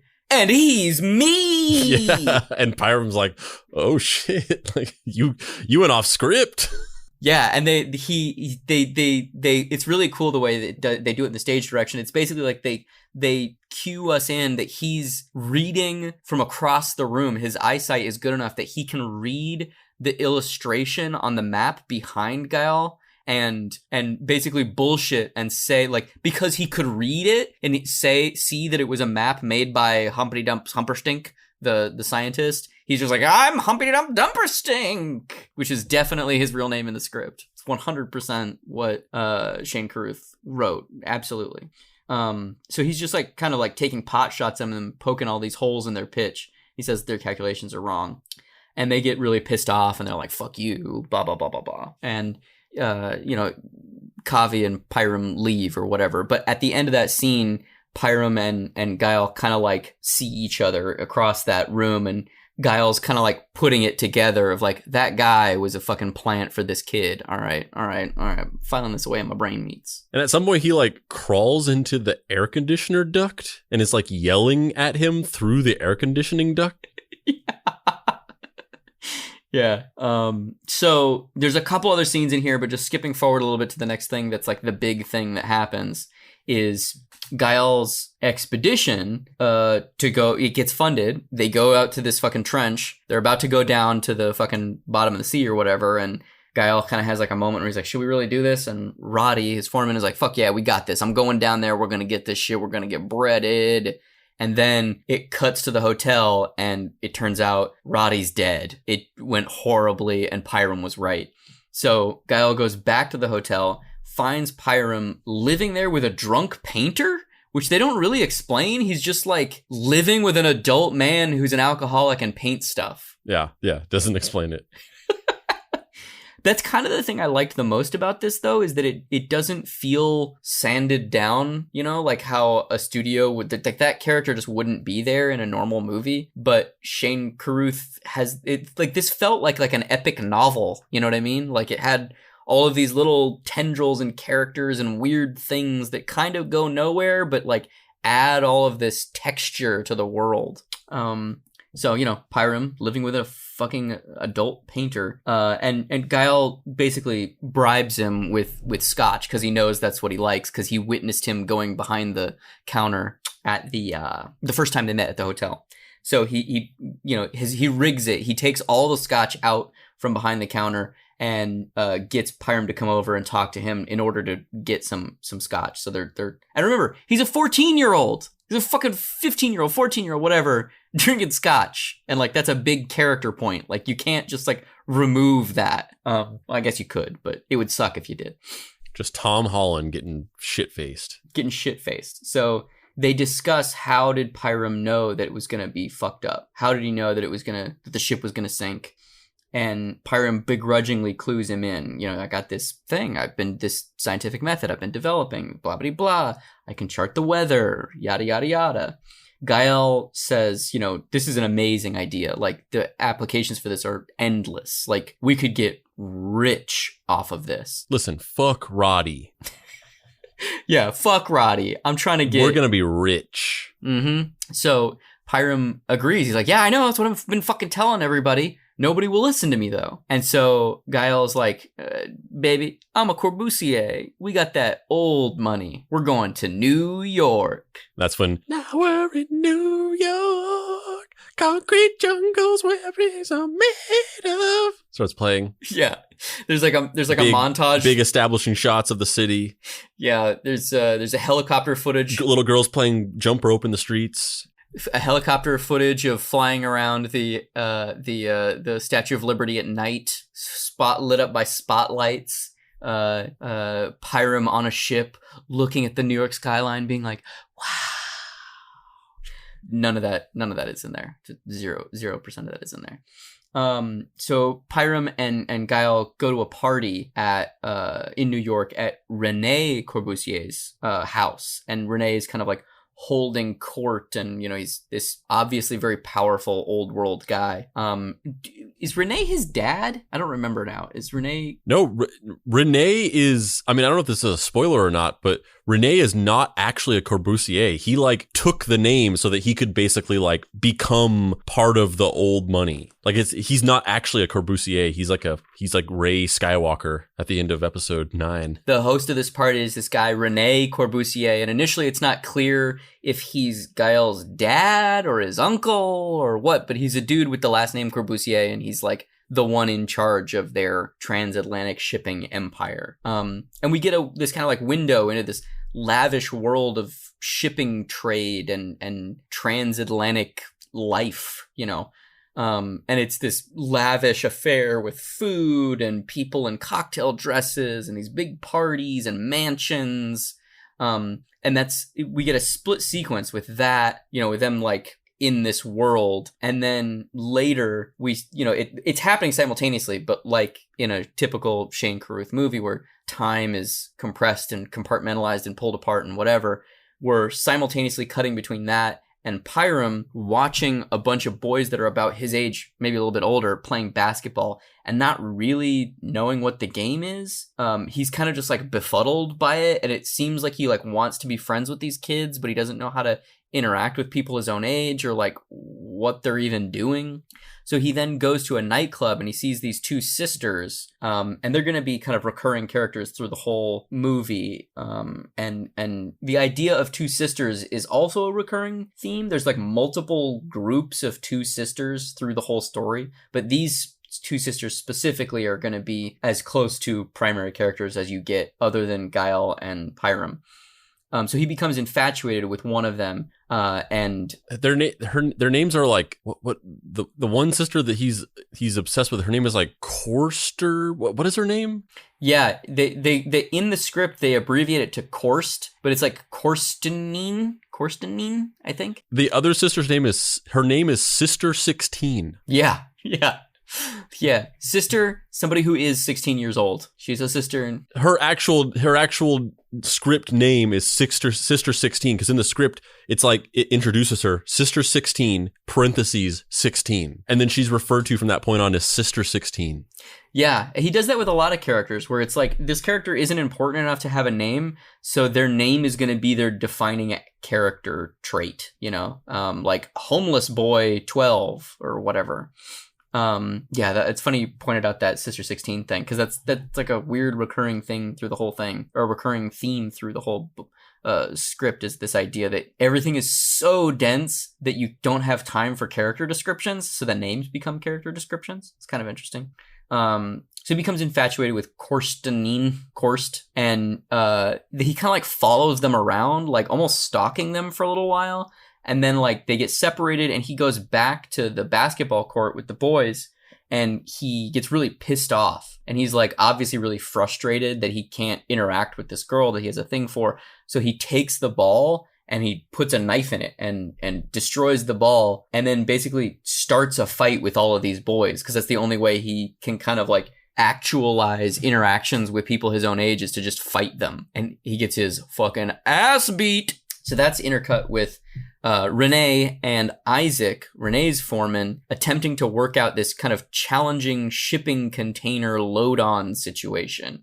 And it's a little difficult to describe it in a way that'll make it sound as exciting as it is to read. Like, to me, I was enthralled by the whole thing because it feels very experiential. Like, I don't know what research he did or where he learned this, but it basically is they have till a certain time period, midnight, to load a bunch of those like giant box shipping containers onto a ship, but they need to load it on in a specific pattern and organizational strata in order to facilitate the load out. So at first they're told they have to organize it by weight. So they start craning all of these boxes onto the ship, going from heaviest to lightest. And then they get new information like an hour later that, oh no, they need to do it by geographic destination of where they're going to dock for shipping or whatever. Where it's like, oh, we got to do the stuff that's going to get taken off at Malta, and then the stuff that's going to get taken off at fucking wherever, you know, these various docking ports. And this is probably like a 10, 15 page sequence where they keep having to start and stop and restart all of this shipping organizational stuff, to the point where they keep getting put up against a deadline, and then the deadline gets extended and extended. It's like 1:30, 2, 3 in the morning, where it's just like, we're not gonna make this. Like, this is crazy because it's dangerous bit work too. You have to, you know, use these giant cranes and, you know, men hauling things around. Like, it's really cool sounding what it would have looked like. But in this stuff, this kind of like this, it illustrates a political rift developing between Renee and Isaac, the foreman, and all these other workers, where they're kind of like, why are we doing this? What is going on? Like, something's not right here. And then Isaac goes to Renee and is just like, bro, everybody's really pissed off and they low-key think you don't have enough money to pay them, which is why we're doing this and why we keep restarting, because you're like trying to get money. I'm not telling you to do this. I'm just letting you know that if you show me that you have enough money on hand to pay everybody tonight, things are going to go a lot smoother. And so Renee's like, oh, don't worry, bro, I got you. And so he opens a safe and shows him the money that he has enough cash to pay everybody or whatever. And they have this, you know, that problem appears to be solved. Were you still at this point? Were you still kind of like, where is this going? Or were you into it now at this point? No, yeah, I like this. It's like the sequences that kind of these like weird, like they're almost like set pieces, but they're not like an action set piece. They're like a fucking, I don't even know what, like a problem solving set piece that are like dot this whole script. And this was the first, I think this was kind of like the beginnings of when I was starting to get like an idea of the rhythm of the script. So I definitely liked this sequence a lot. So from here, we now cut to Pyram and Gael talking to Renee about this thing, the means of predicting the weather and how it can be utilized and how they can basically level up the Corbusier shipping empire. And we kind of get the sense that like the Corbusier shipping empire, like low key, isn't doing so hot. It's like running on fumes. Yeah, it's basically like the company is still around. They still have their flagship ship, the Torque Eleanor, but it seems like it used to be a much more robust shipping empire, and that the guy who used to run it before was like the heart of the company. And now that he's dead, the empire is in disarray, more or less. So they convince Renee to let them use the Torque Eleanor in combination with Pyram's weather predicting device to be able to ride the current and prove that they can get from, wherever they're at, point A to point B, like significantly faster than normal. They're going to save, thousands, hundreds of thousands of dollars in barrels of oil because they're not going to have to pay for fuel. And they're going to be able to get stuff places quicker, so they're going to be able to charge higher premiums and so on and so forth. So it's basically use the technology to create shipping routes that nobody else has, that are like very premium exclusive shipping routes that number one, they can use to get things faster, but also like rent them to people of like, we'll give you the instructions for the shipping route so that you can use this as well. Yeah, later in the script, they describe the actual like shipping of the carrying of objects from point A to point B isn't actually what is so important about being in one of these transatlantic shipping companies. It's the route that is the most valuable thing. Like that is where people live and die to protect their route, and that'll come in later. So Renee and Gael, they convince him, and they take over the Torque Eleanor, basically. We then get introduced to Beth, who's going to be a primary character moving forward. And granted, this is like significantly into the script. Like, I don't remember the exact page number, but like 50, 60 pages in. And they introduce a new character here. And then the whole movie is just like, okay, and now we're with Beth for the next like 40 minutes or an hour. Which is like... And they're introduced very nonchalantly. Like all the characters, they just kind of like are in, because of that, the time compressed way of storytelling and the way that you're sort of dropped in the middle of things. Like Beth is just kind of there and talking with them, and it's almost like she was there the whole time. You're like, what? There's a new character? Like they just totally nonchalantly introduce characters. Yeah. It almost kind of feels like this movie is like, you know how they do like TV edits? Well, they don't really anymore, but they used to do TV edits where they would like cut down like 3 or 4 episodes of a TV show into just like a 1-hour version of it, or like, you know how they turned that Japanese Planet of the Apes TV show, what was it called? War of the Apes. They turned a whole 24 episode TV show into a 2-hour movie and released it in America. That's kind of how this feels sometimes, where it's like the world is so much bigger and it's obvious that these characters have interrelated relationships, but we don't ever see any of that it feels like a distillation of a much bigger thing almost. So we get introduced to Beth, and she and a team of men are using her shipping route and ships to concoct a highly elaborate insurance scheme. This is like basically like a 30-page long story, mini story within the actual story of her using life insurance fraud, faking people's deaths, declaring their lives against the insurance, getting a lot of money, then having the stuff they were shipping trapped perpetually in international shipping routes because there's no one to collect it. And it's this whole crazy convoluted thing. I mean, it's not convoluted. It makes sense, but just like going through it beat by beat, we'd be here for an hour just talking about her little subplot alone. We're also introduced to this like fictional maritime stock market, like a black market stock market that takes place specifically within the shipping industry. It's like that weird secret underground criminal network in John Wick. It's like that, but for like sailors. And they have like a stock market, and they like have like the coins in John Wick. They have like special money that they trade with each other, almost like, you know, like Bitcoin or whatever. They're called tenders, and they're like specific currency that's only used in this like maritime stock market that they trade around. They trade assets around with it. And so she basically concocts a scenario where people won't have access to the things that are on that revolving carousel of assets.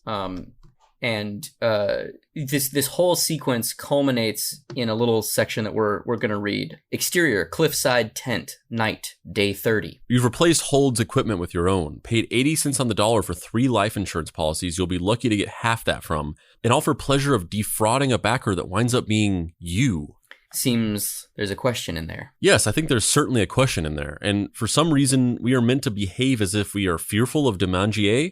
The money starts with you, ends with you, stealing from yourself. Yes, this time. So we basically learn at the end of that whole sequence that 30-page, basically like mini movie is a pilot program for her to be able to replicate this life insurance fraud thing later at some point. And that's kind of all we're given at this point. Yeah, basically she buys a bunch of equipment and then like sets it on fire. And she buys a bunch of equipment and gets insurance policies on it and sets it on fire, and then collects the insurance policy from the insurer in the form of these tenders, which are like a currency within this weird maritime stock market. And the way that it works is when you collect these tenders, the tenders only are good for 3 days. So you have to cash them out for real cash within 3 days, or else they don't exist anymore. There's something called the tide, which is after 3 days, all the existing tenders that have not been cashed out just are wiped from existence. So it's like a weird insurance policy where you have to cash these things out after 3 days, or else they just go away. And so she does this weird scheme where she gets the tenders, but then she puts them into this weird limbo, like you were just talking about, where she ties them up in these deals where they can basically exist indefinitely. And she basically does it to herself as a test run because she's trying to figure out if she can do this to somebody else in an untraceable way. So she rips her own self off so she can test to see if the person who is ripping the other person off is untraceable and can never be tied back to these tenders. And she does the whole thing so that she can figure out if she can do it to somebody else without them ever connecting it to her. Yeah, and we don't really know what she's building towards, but we get the sense that she's making a dry run to some overly elaborate insurance scam, faking people's death and destroying millions of dollars worth of property in some way. And this extended sequence of Beth's cabinet being trapped in limbo on the floor of this revolving carousel where these tenders are, that we've been talking about. From here, we cut to Pyram and Gael aboard the Torque Eleanor, and they're in the beginning stages of carrying out their plan. They're on the ocean, they're using the device the mapping system that Pyram has invented to chart a course that's going to be significantly faster, save everybody a shitload of money, and be amazing. Blah, blah, blah, blah, blah. When a problem arises in that the captain of the ship doesn't want to do what Pyram's plan says because it's an unconventional thing that you would normally never do. So they're going to divert from the plan, from the route that Pyram has mapped. And Gael and Pyram then have to trick them into throwing things into the water. And there's a man in like a diving ship that then has to see how fast they're going in the current, which establishes this weird little submarine thing that they can drive out of the bottom of their ship and look around in. And they're doing this because that little submarine thing is going to pay off at the end of the movie. And also to establish that the actual things that they're doing are very unconventional and normally would never be done. And so there's all these kind of institutional forces working against Pyram and Gael.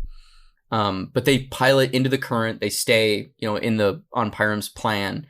And from here, we cut to, and it is significantly faster, his plan is working.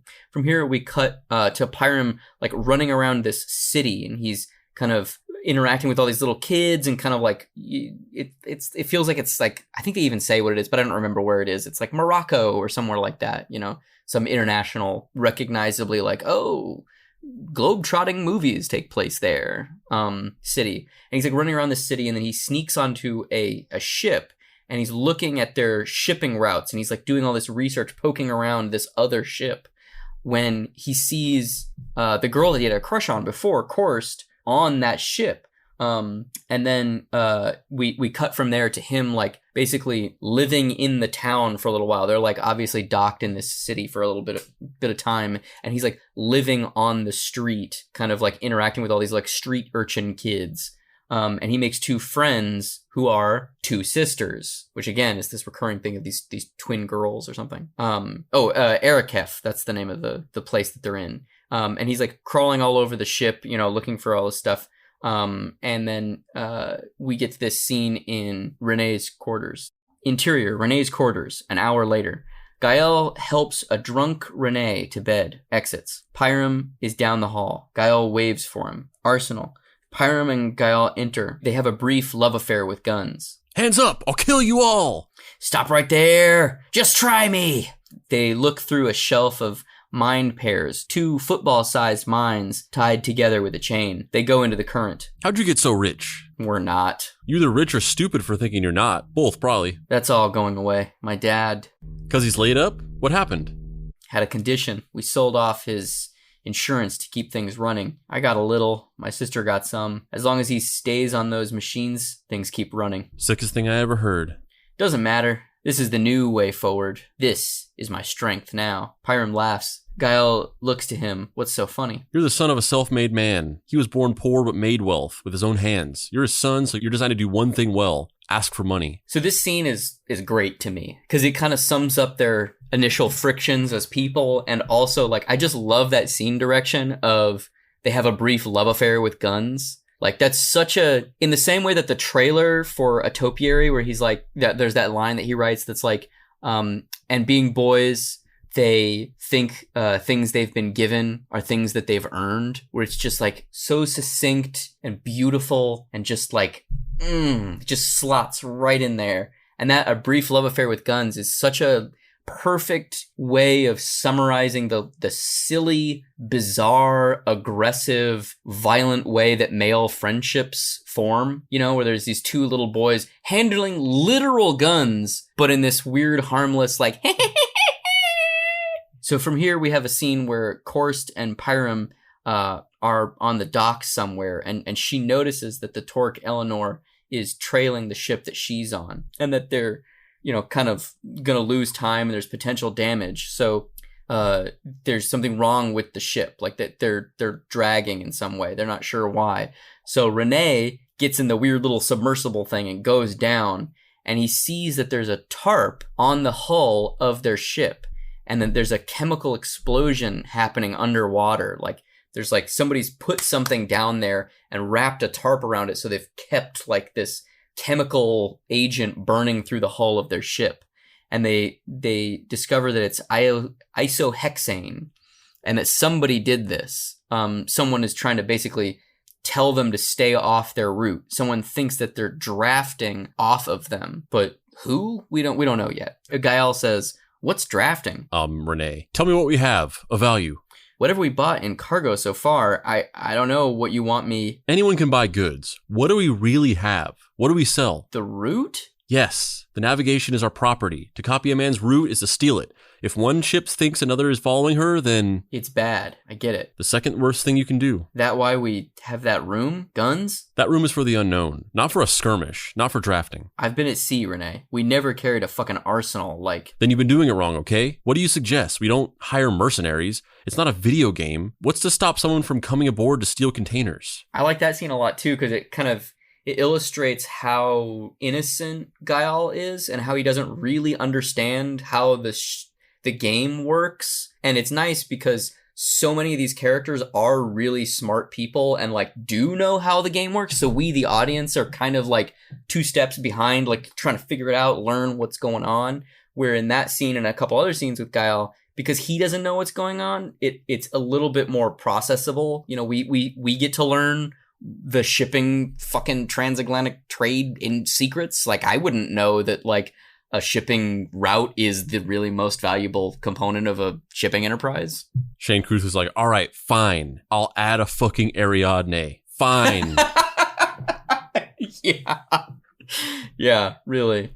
So at this point, Renee goes on a journey in an extended globe-trotting sequence. He uses watches. He's trying to go do something. We're not sure what he's trying to do or where he's trying to go at first, but he basically uses watches as currency. And it's really cool how it gets set up, because he goes to like a pawn shop and buys all of these old, used, sometimes not even working watches and wears them. And then over the course of this sequence of him kind of traveling around doing stuff and getting people to take him places and getting, guys to shepherd him around in speedboats and stuff, he pays for it in these rich watches. With these watches, because everybody can tell that he's a rich dude.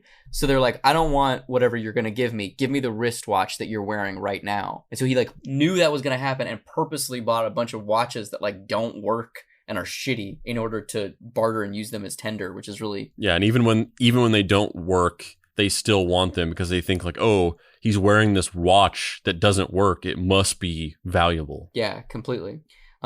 So Gael uncovers some evidence that indicates that this character John Locke is behind the other ship that's like trailing them or fucking with them or whatever. So Renee and Beth meet up at this point, and they go to a meeting where they say, they're processing paperwork. It's kind of like a business meeting thing. And I feel like it's one of those scenes where we're learning about the black market carousel thing, but I don't remember specifically. But in this scene, we learn, because the whole time we've been trying to figure out, is Renee somebody's uncle? Like, is Beth his ex-wife? Like, what is everyone's relationship to each other? And so this is the sequence that we learn that they're not siblings and that they're not currently married, but that it's implied that they used to be married. Beth reveals that, she has a new level to her scheme now. She's found a loophole for how to keep things on the floor for 9 years, perpetually traveling the world forever, ostensibly, in these kind of like rounding carousel shipping container back alley deal room things, whatever. From here, we cut back to the Torque Eleanor, where Waller uncovers a microwave that's assembled that has been tampered with. And we saw Pyram doing this earlier. He was fucking with this. I don't remember why. Was he using it to spy on Gael or something? I don't remember now why, but he did it for some reason where he was like being nosy and spying on people, and this Waller character just figured it out. And so nobody on the crew knows why it's fucked up yet. They say if they get to the next port, the Soleil, the ship that's following them, is there, that they know who's fucking with them. So they get to the next port and the Soleil is there. So it's fucking on. So a script is really well written when you get fucking pumped about two shipping vessels being at the same port at the same time. So now we have this kind of like big sequence that involves the ISOs, those like the shipping containers. The shipping containers, thank you. The shipping containers and the canal and the crew of the Torque Eleanor dumping the ISOs into the water in order to counteract people hijacking them and dropping them and being fucking with them, basically. There's like massive explosions and these shipping containers are basically being like pushed off the side of ships and like falling into the canals, and like water's going everywhere, and it's this big like money. It's just money being burned. Baby, sweetheart, no. Yeah, I don't know. I mean, it kind of changes the conversation when you have Oscar winners and the guy from The Matrix in your movie, but even so, it's like, I don't know, man. This is expensive. This is expensive for a movie about cargo ships. Yeah, it really is. So I've been talking for a minute here. Let's take a step back. What are your thoughts about everything up until this point? Do you feel like we've missed anything? Do you have thoughts about this action sequence or the other stuff? Like, what are your opinions so far? No, I mean, I feel like I really wasn't absorbing it the first time around, but kind of going back after the fact, this stuff upon second blush is the really interesting and cool stuff to me.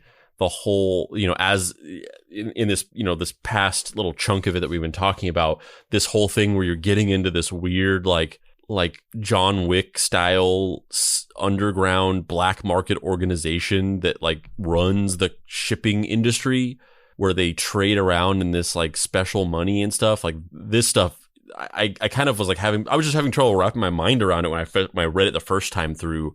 But this stuff is, to me, I mean, there's some cool, kind of action sequences and stuff later on that we'll get into, and those are, I really want to talk about those. But in retrospect, this stuff is really cool. I liked this.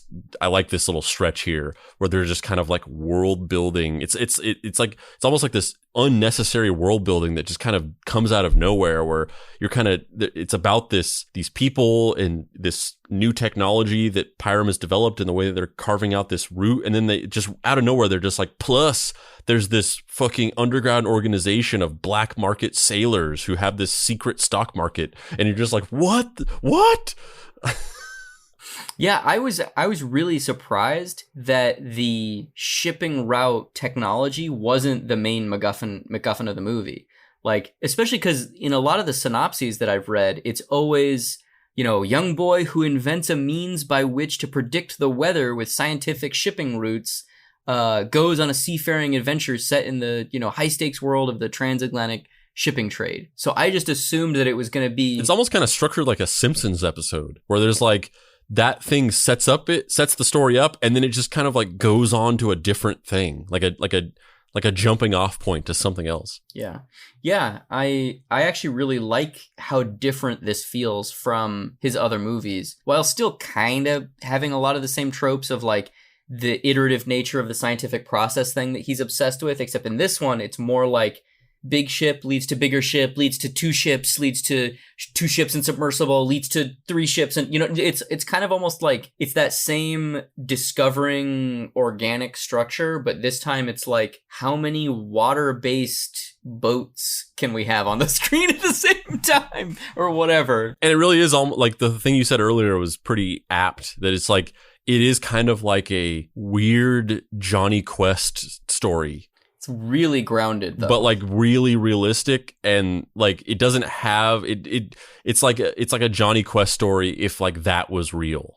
Yeah, and it's funny because actually now us talking about that makes me like it more. I mean, I liked it before, but talking about that aspect of it and thinking about, because watching a movie is such a different experience than reading the screenplay, but thinking about the like youth in the face of the elements as a theme is really interesting to me. And that's the thing I like so much about like boy adventure fiction and Johnny Quest and that kind of stuff. Nancy Drew, Trixie Belden, any of those novels, sequentialized novels. But like, that's the thing that I like so much about this, is that it takes the idea of so many of those, the tropes of like youth is the ultimate commodity, and there's an inextricable link between the truth and youth. And it paints that portrait on a $50 million canvas.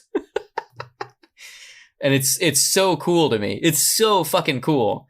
And I can't believe that we're never going to see it. It's just never going to get made. That's how he could have sold it. Just slap Johnny Quest on this. I mean... Johnny Quest, the modern ocean. I mean, Pyram almost is a really fucked up Johnny Quest. Almost. Kinda. Other than, like, Johnny Quest doesn't have a drinking problem and has a parent. But wouldn't he, though? I mean, he does in Venture Brothers, but you know what I mean? Like, the actual Johnny Quest is like a, we can do it, guys. Bootstrap, heart of gold guy. That Johnny Quest doesn't drink, But yeah, I love this sequence with the ISOs being, careening off of the ship and splashing into the canal, and like these two ships. This is where it starts to feel Johnny Quest. Like just the sort of like mysterious enemies approaching you on a ship, and the seafaring intrigue. Like that's where it starts to feel like that. Yeah, agreed.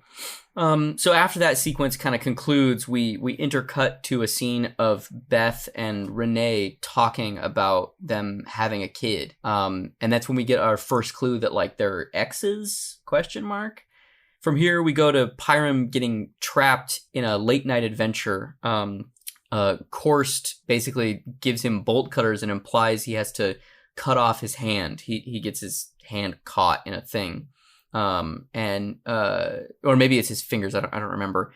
And he's with a bunch of other kids and her, and then him and another guy, they're attached to a chain together or something, and they're diving down into the water, and they get stuck to where basically like Pyram and this other kid, it's actually like a funny sequence. It's like I can tell that if it was done shot, it would be like funny, because he's attached to a length of chain to another kid, and they're diving underwater, and then something bad happens. Oh, the other kid, he gets the anchor of the ship, he gets impaled through his shoulder with it.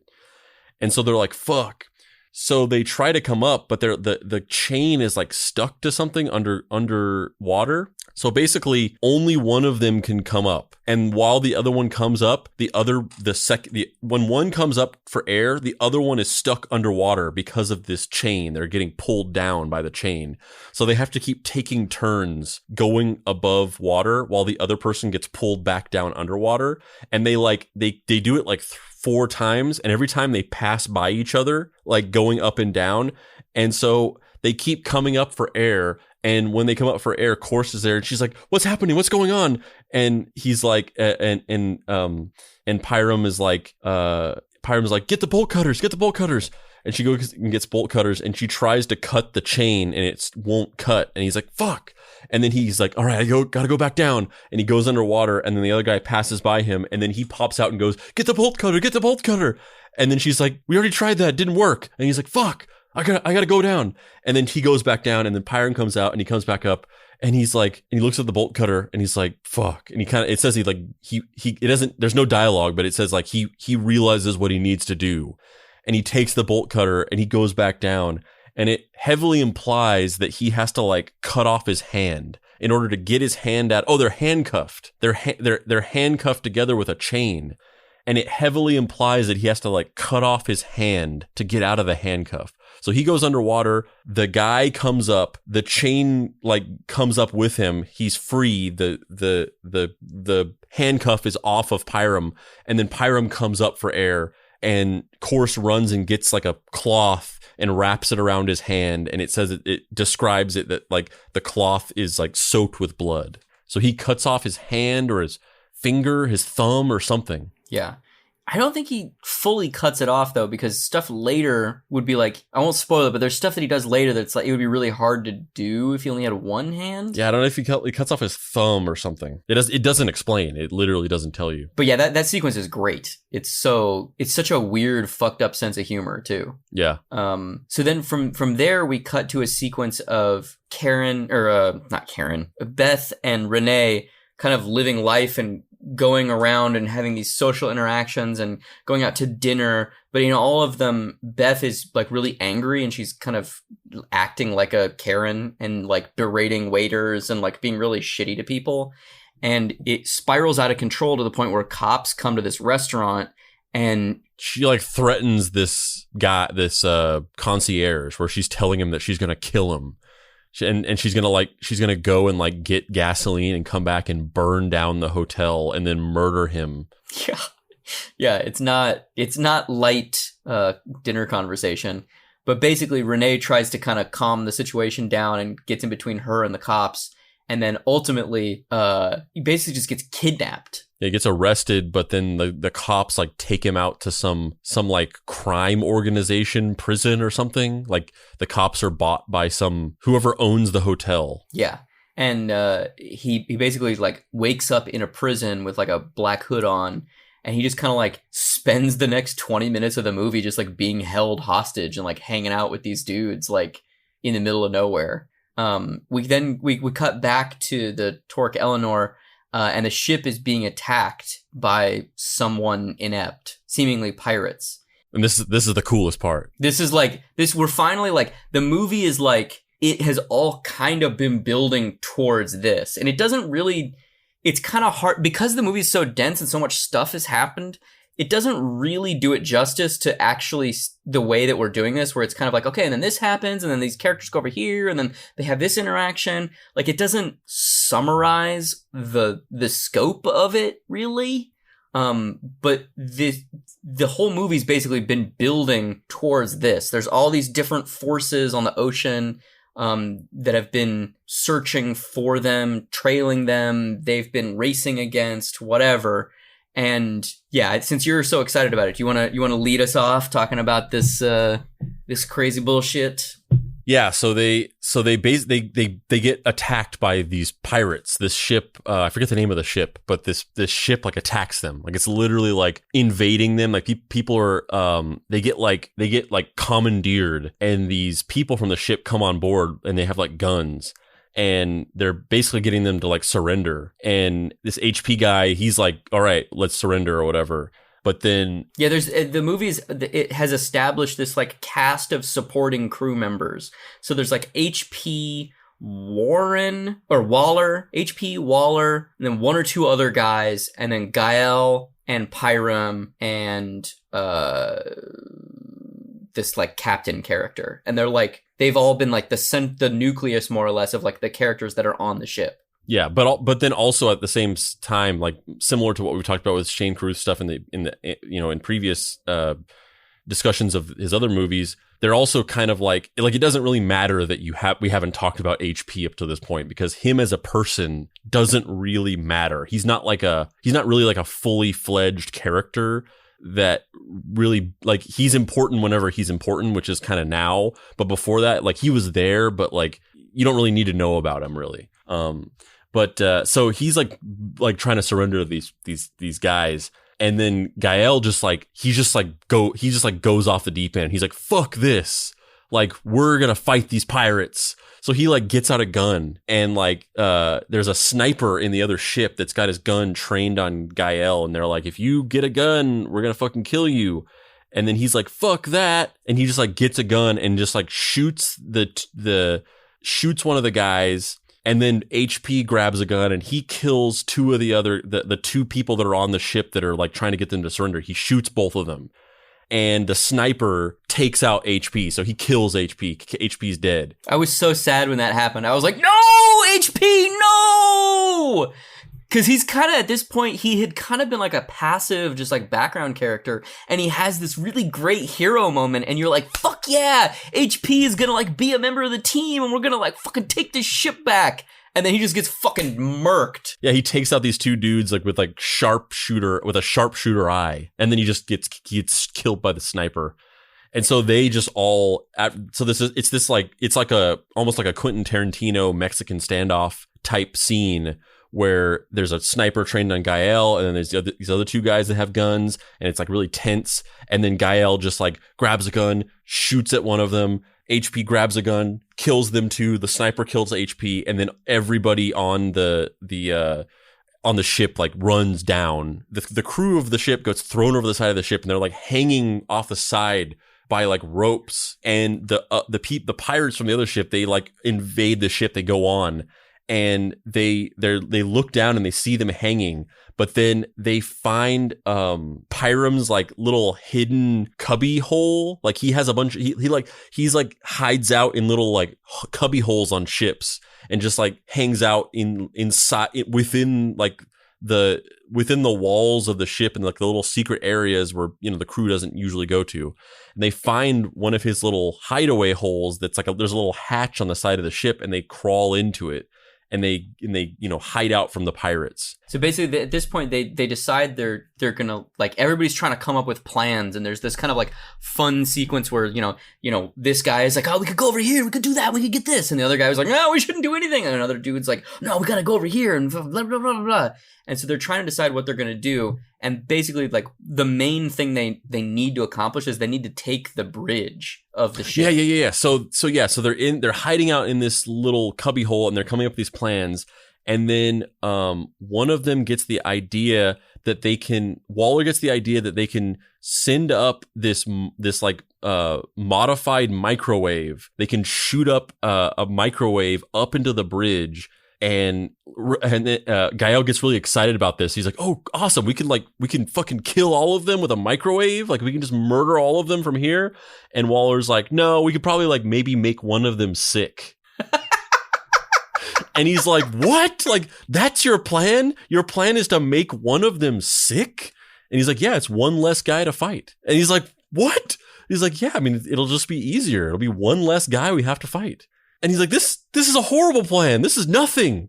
But then they basically come up with a new plan based on that, where they're like, wait a minute. And so then comes this, like, the coolest sequence in the movie, which is this like multi-tiered, like, fucking, like, heist plot that they execute, where they realize that in their fight, they destroyed one of the ship's propellers, because I think it's because of the way that the ship is facing away from them. They can tell that they're trying to protect their other propeller, and they're like, oh, they're trying to protect their other propeller because we took out, whenever we rammed them, we took out one of their propellers. So they only have one left. So they're keeping the propeller away from us. They're protecting it. So we need to take out that other propeller. And then if we can knock out their second propeller, they'll just be adrift, and they won't be able to move, and they'll just go out to sea and be stuck. They'll be stranded.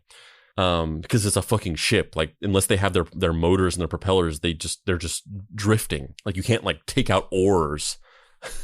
So they come up with this plan, and the plan is they send up the microwaves into the bridge, and they make one of the dudes sick, and then they put a bunch of baby powder. Like, what did they put the baby powder in? So it's like 3-pronged. They have, like, they're gonna shoot the microwaves up into the bridge. They're going to use the submersible while all this is going to happen. So there's like 3 teams. One of the teams is going to take the bridge. One of the teams is going to the deck. And one of the teams is going to go into the belly of the ship, unleash the bottom doors, and drop the submersible submarine down, so the submersible submarine thing can drive around the other ship and take out their propeller.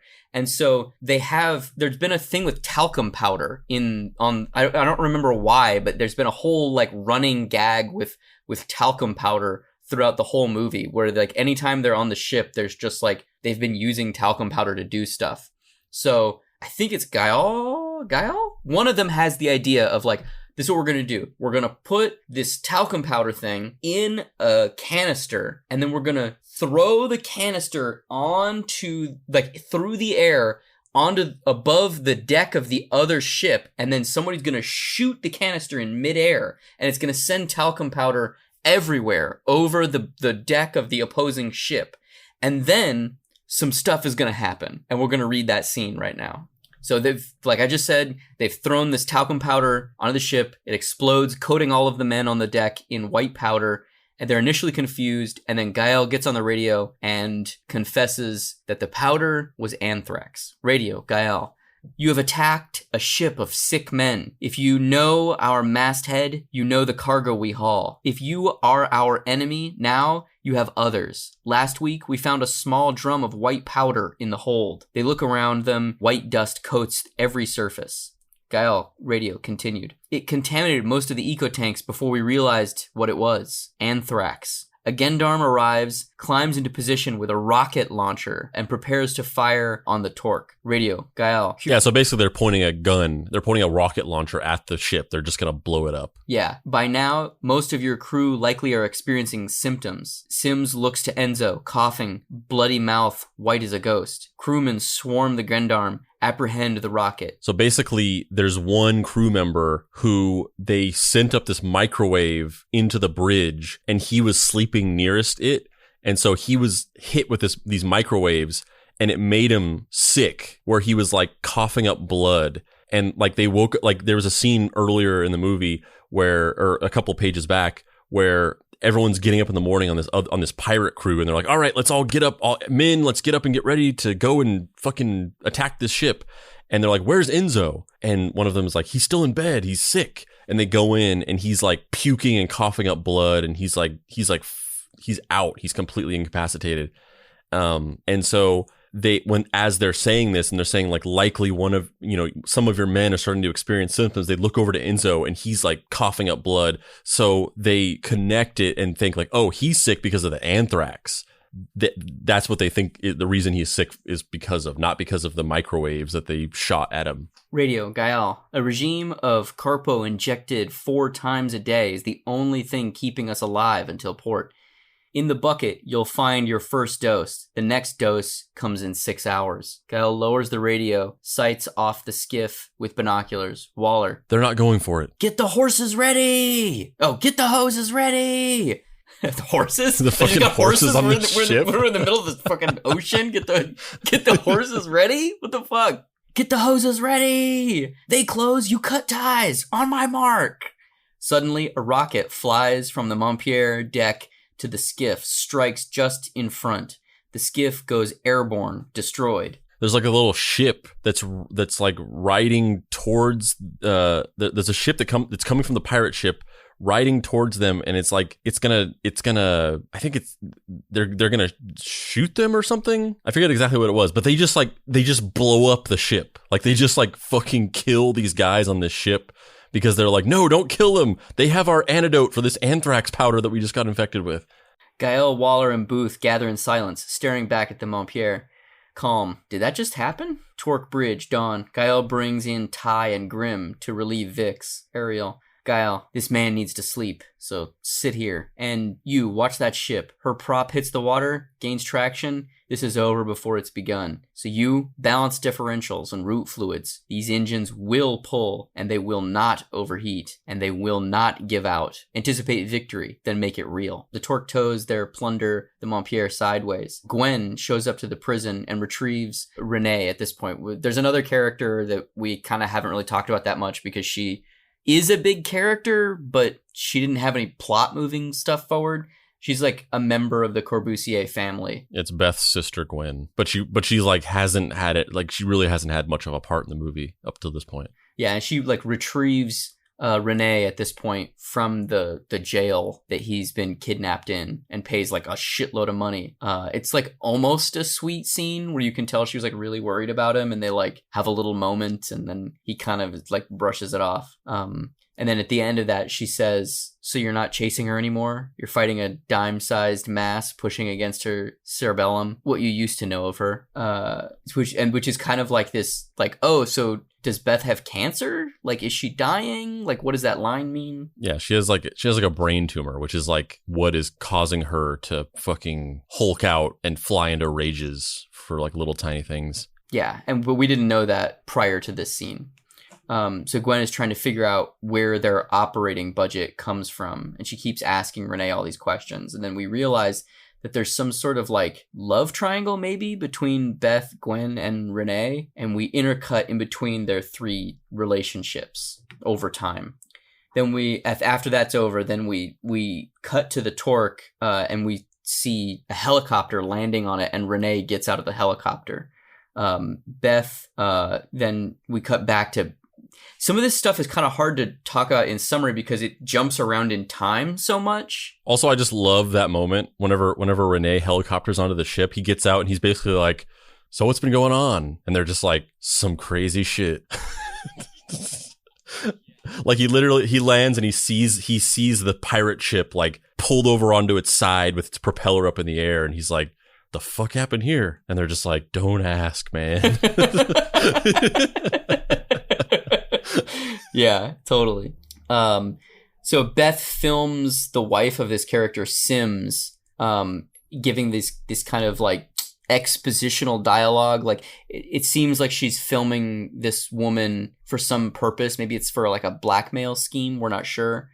And then we cut to a scene of this character, Demangier, who meets with Amin, Amin is like this character that's been kind of popping up here and there about the like shipping route thing, the like tracking secret world tenders stuff. Amin is like a character he's like the hotel concierge guy in John Wick. He's that character. He's that guy. Yeah.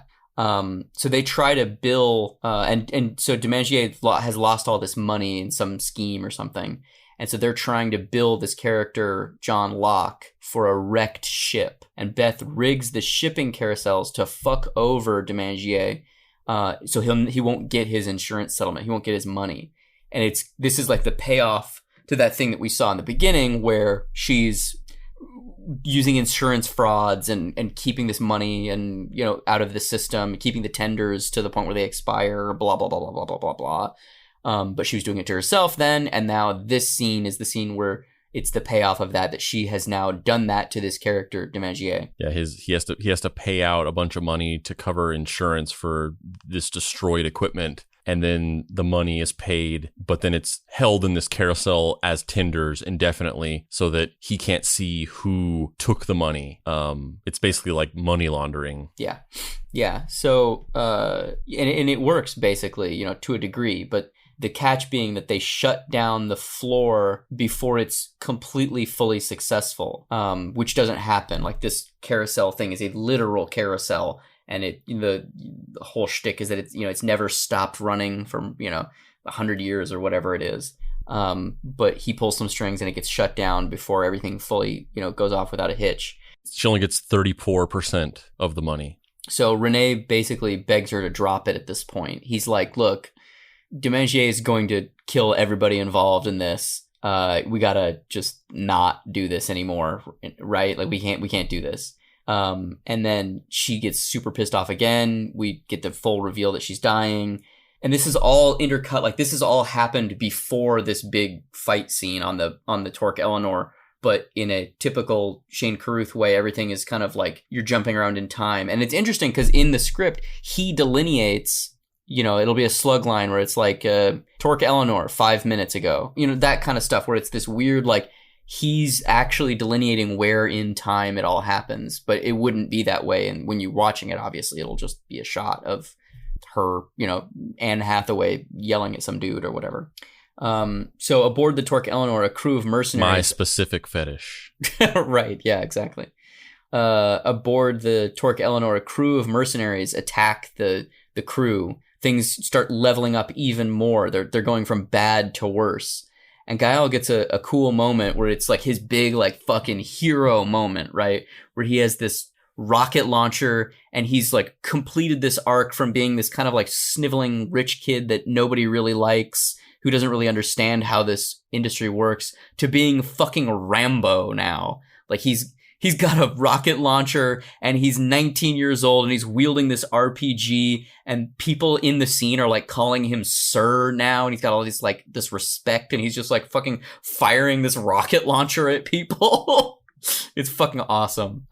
So Renee shows up. We cut to a shot of Renee showing up to a prefabricated house. Oh, there's this whole subplot that we haven't even talked about where Korst and Pyram have basically run away together, and they're like living in these like weird prefabricated houses out in the middle of nowhere.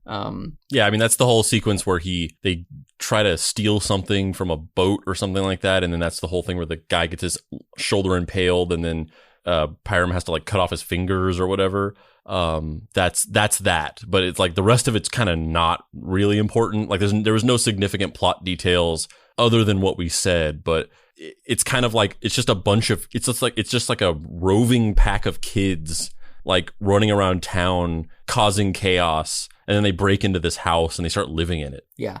So Renee goes there and he basically takes Korst back with him. He's just like, fuck you, Pyram, what the fuck are you doing? And he slaps him, and there's this really sad moment where, you know, Pyram has this like really broken tear-filled monologue where he's like screaming after them as they're walking away, and he's talking about how he's won and he's gonna make so much money off of this shipping thing, you know, the weather prediction device, and he's brilliant and he has everything he needs. He doesn't need anybody. He's, you know, an army of one. You know, he's like, tears are streaming down his face, and he's just like screaming about how successful he already is and how pathetic Renee is as an old man and blah, blah, blah. I loved that scene specifically. I was just like, Tom Holland would have crushed this. So back on the Torque. Also, as we've been reading this, I think maybe when I first read it, I thought, oh yeah, Daniel Radcliffe was Gael, but I think maybe it was, what's the other young kid that was in that casting announcement? Was it Asa Butterfield or one of those tall, gawky white kids that was in, like, maybe the guy from the X-Men movies? One of those kids is in that casting announcement, so maybe he's Gael. And if that's the case, I don't know who Daniel Radcliffe was supposed to be then. I think he was going to be the ship. Daniel Radcliffe as HP. Oh, it is that. It was there the whole time. He's fucking HP. He's HP, bro. He's definitely HP. So we cut back to the Torque, and the characters are all just named like Catwoman, Spider-Man, yeah. Neo. Yeah. Yeah. Uh-huh. Come on, man. It's Johnny Utah. Shane Carruth doesn't give a fuck about the Matrix. He's like, oh, but he loves antic. Point Break. Oh, yeah. Yeah, dude. That shit's high art. It's got allusions to Buddhism, bro. Bodhisattva. So Guile's rocket launcher hits the Mad Hatter. The Mad Hatter is this other ship that's like armored up that's like attacking them. So the Guile's rocket launcher hits the Mad Hatter's bridge, and it like explodes, but it doesn't destroy the ship because the Mad Hatter has all these like large, like rusty structure, like guard walls on it. Basically, it's like almost kind of like a Mad Max ship, sort of, is like the way it's described, kind of. So Renee steps onto the Torque after being dropped off by a helicopter. And it seems like it would have been a super badass moment. And Pyram shows up on the ship as well, amidst this massive battle. I don't remember how he gets on. Was he on the Mad Hatter and then he came back? I don't remember how Pyram gets back on the ship, but he gets back on the ship somehow too. And they're basically like mid showdown, and now finally all the pieces have come together. You got fucking Renee and all these other dudes. You got fucking Pyram and Guile like back to back having these cool like friendship moments where they're just like murdering dudes with rifles and rocket launchers. They actually like lace this railway of the Mad Hatter with mines. The thing that happens right before that, I think, is Pyram like goes to course ship and he like breaks into one of the shipping containers and it's got like a whale skeleton in it. Oh yeah, right. Yeah, I forgot about that. But wait, how does that get him back on the ship? I remember the skeleton. He's like swimming in the water and he like opens up this shipping container and sees it has a whale skeleton, and then like he just swims to the ship and then like climbs aboard. Yeah, I kind of don't remember now. That sounds right, but I kind of don't remember. Pyram and Guile have this kind of like series of sniper moments where they're sharing a rifle and they're like handing the rifle back and forth to each other, like just murking these dudes who are trying to get onto the ship. And he's no longer it's kind of similar to that moment where he had the rocket launcher where he's just like obviously not a sheltered kid anymore. He's like a space, he's a sea pirate now. And there's this really cool moment where Guile, like, after murdering a dude, turns to Pyram and is just like, you're my only friend. And it's like really sad, but also kind of like a weird fist pump moment at the same time.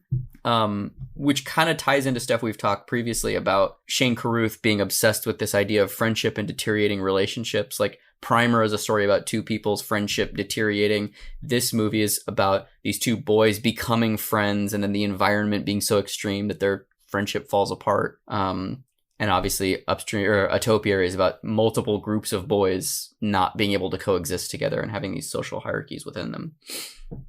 So Renee shows up on the deck and he holds Korstefine, aka Korst, aka the love o' Pyram's life, hostage.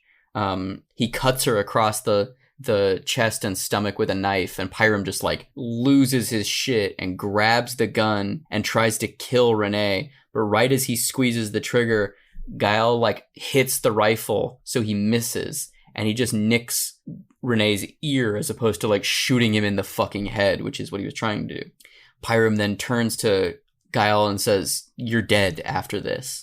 So then there's this massive interplay battle with the ship sinking, people running around trying to get off it, and like basically the Kursk Eleanor has been rammed, I think, and so it's like fully like just submerging into the water.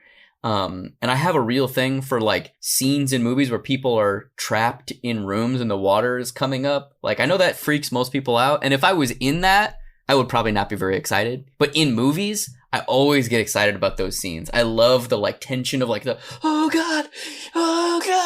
So the Poseidon Adventure is your favorite movie of all time? Oh, 100%. Yeah. Poseidon? No. More like the Davy Bakes Happy Hour Adventure. Am I right?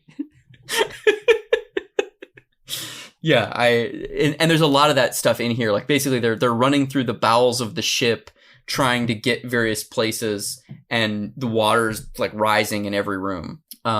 So eventually the ship sinks and Pyram and Guile both survive, but like just barely. And that's kind of the end of the movie, the story of the movie, but then there's like 30 pages of like an epilogue almost, where it kind of like we catch up with various characters, we see where they all go and what the ends of their stories are, but them leaving the ship and surviving is kind of the emotional end of the epic struggle in air quotes. For the Guile ending, we cut to 1 month later, and Guile's he's presenting to Eastern Capital, which is this company that's like an insurance thing, and he's trying to get them to give him money so he can restart this various enterprises and whatnot. And it doesn't work, obviously. So then we cut to Guile and Renee, and we learn that they have like a new hustle, basically. Ambergris. Yeah, which is the whenever Pyram finds the whale skeleton in the shipping container, that's what they're shipping it because of it's the ambergris that's contained within it. Yeah.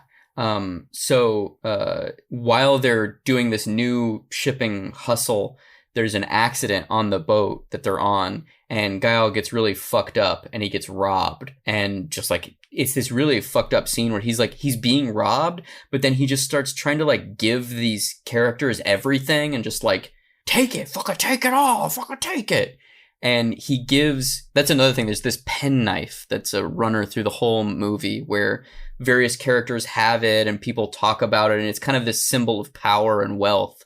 And so in that moment, Guile gives these pirates that have boarded the ship the penknife. That's like, you know, that's the symbol of like, he just is done with everything. You know, he's like 19, but he's just over everything.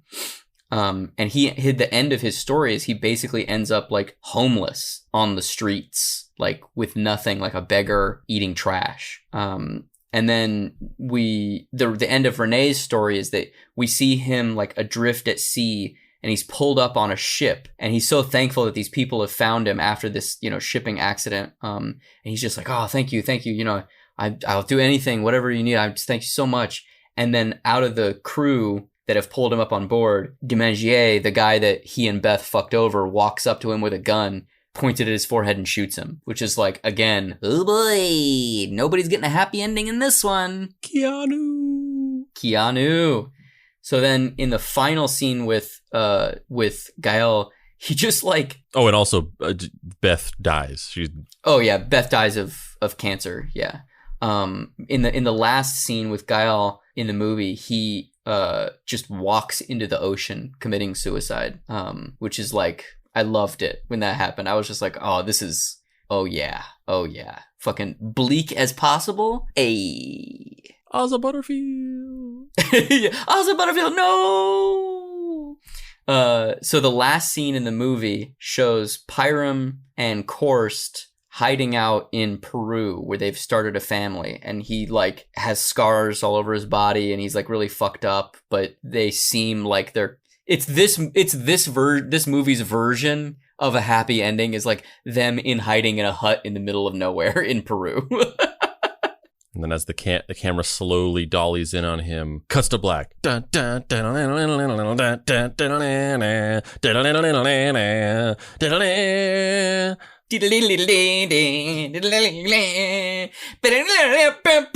then the camera starts just flying through digital mountain ways with TV screens laid into them for some reason. I don't know why. I love the very real adventures of Johnny Quest. The super real, in parentheses, and depressing adventures of Johnny Quest. I love that shit. So that, my friends, is the summary of The Modern Ocean. Andrew Price, what do you think about The Modern Ocean? Oh, I feel kind of emotionally exhausted just from going through that whole thing. Yeah, I mean, we kind of touched on it throughout the script, but like, yeah, it's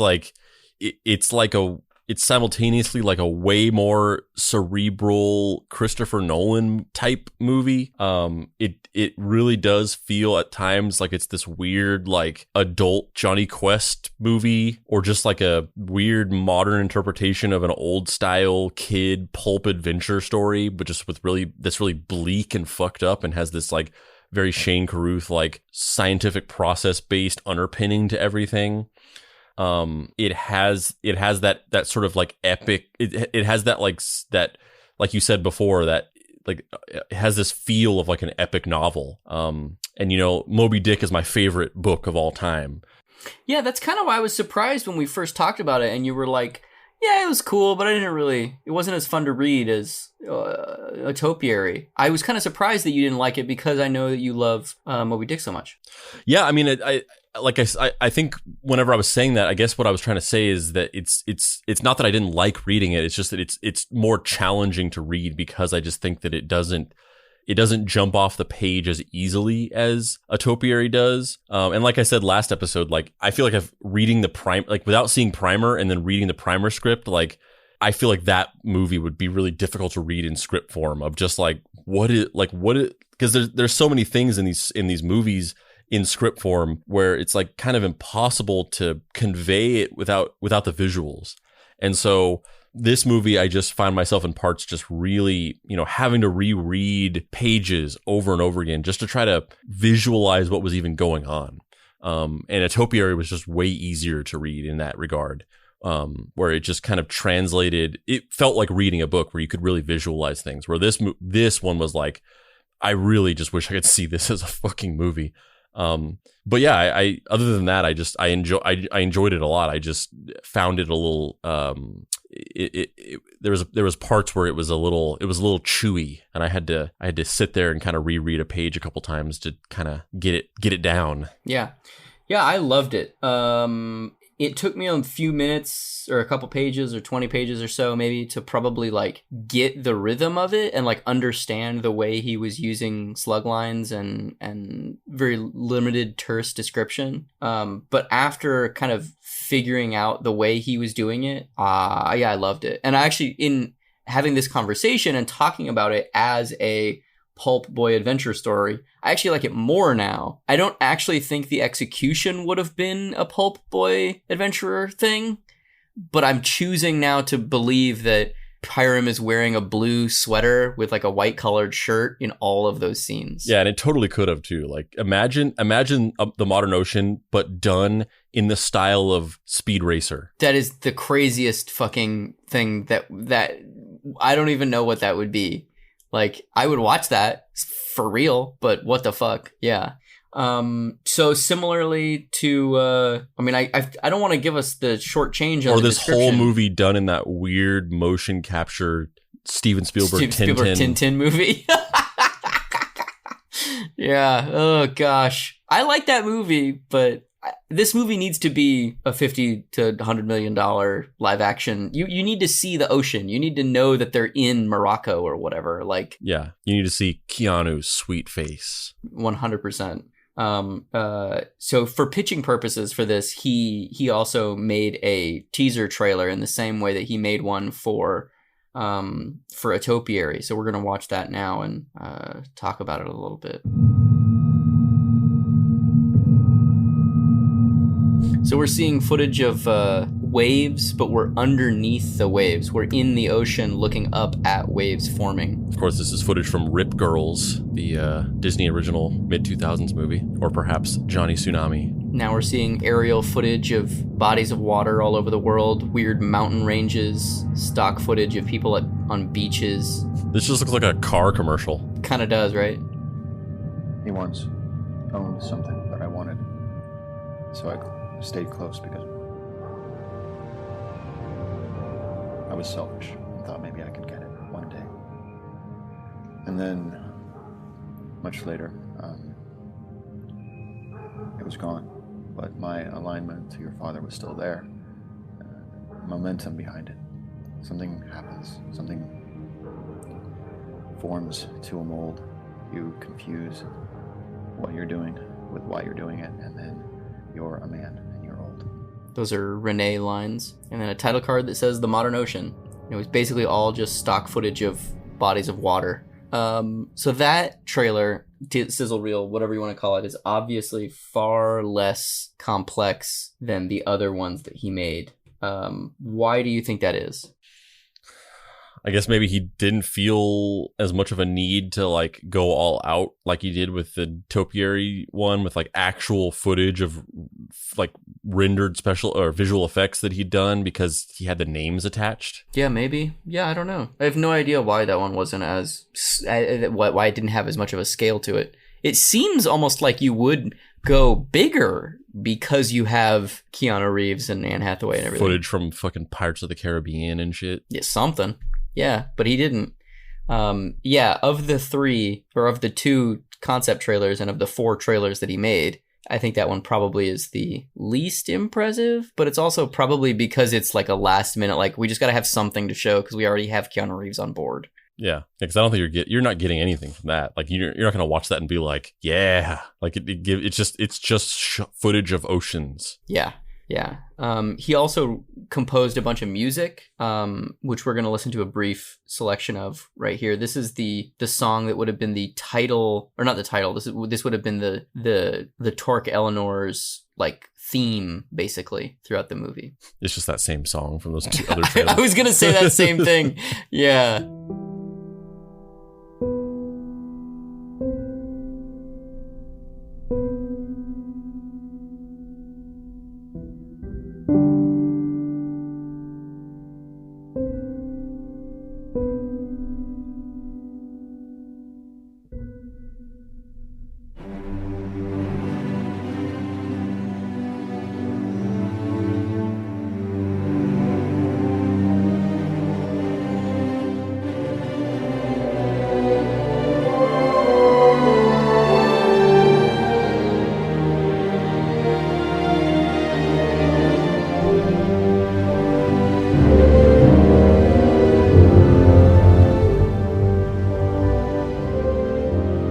That's not what I guess I kind of, in my head, I pictured the score as being a little bit like his other stuff, where it was beat digital and beato or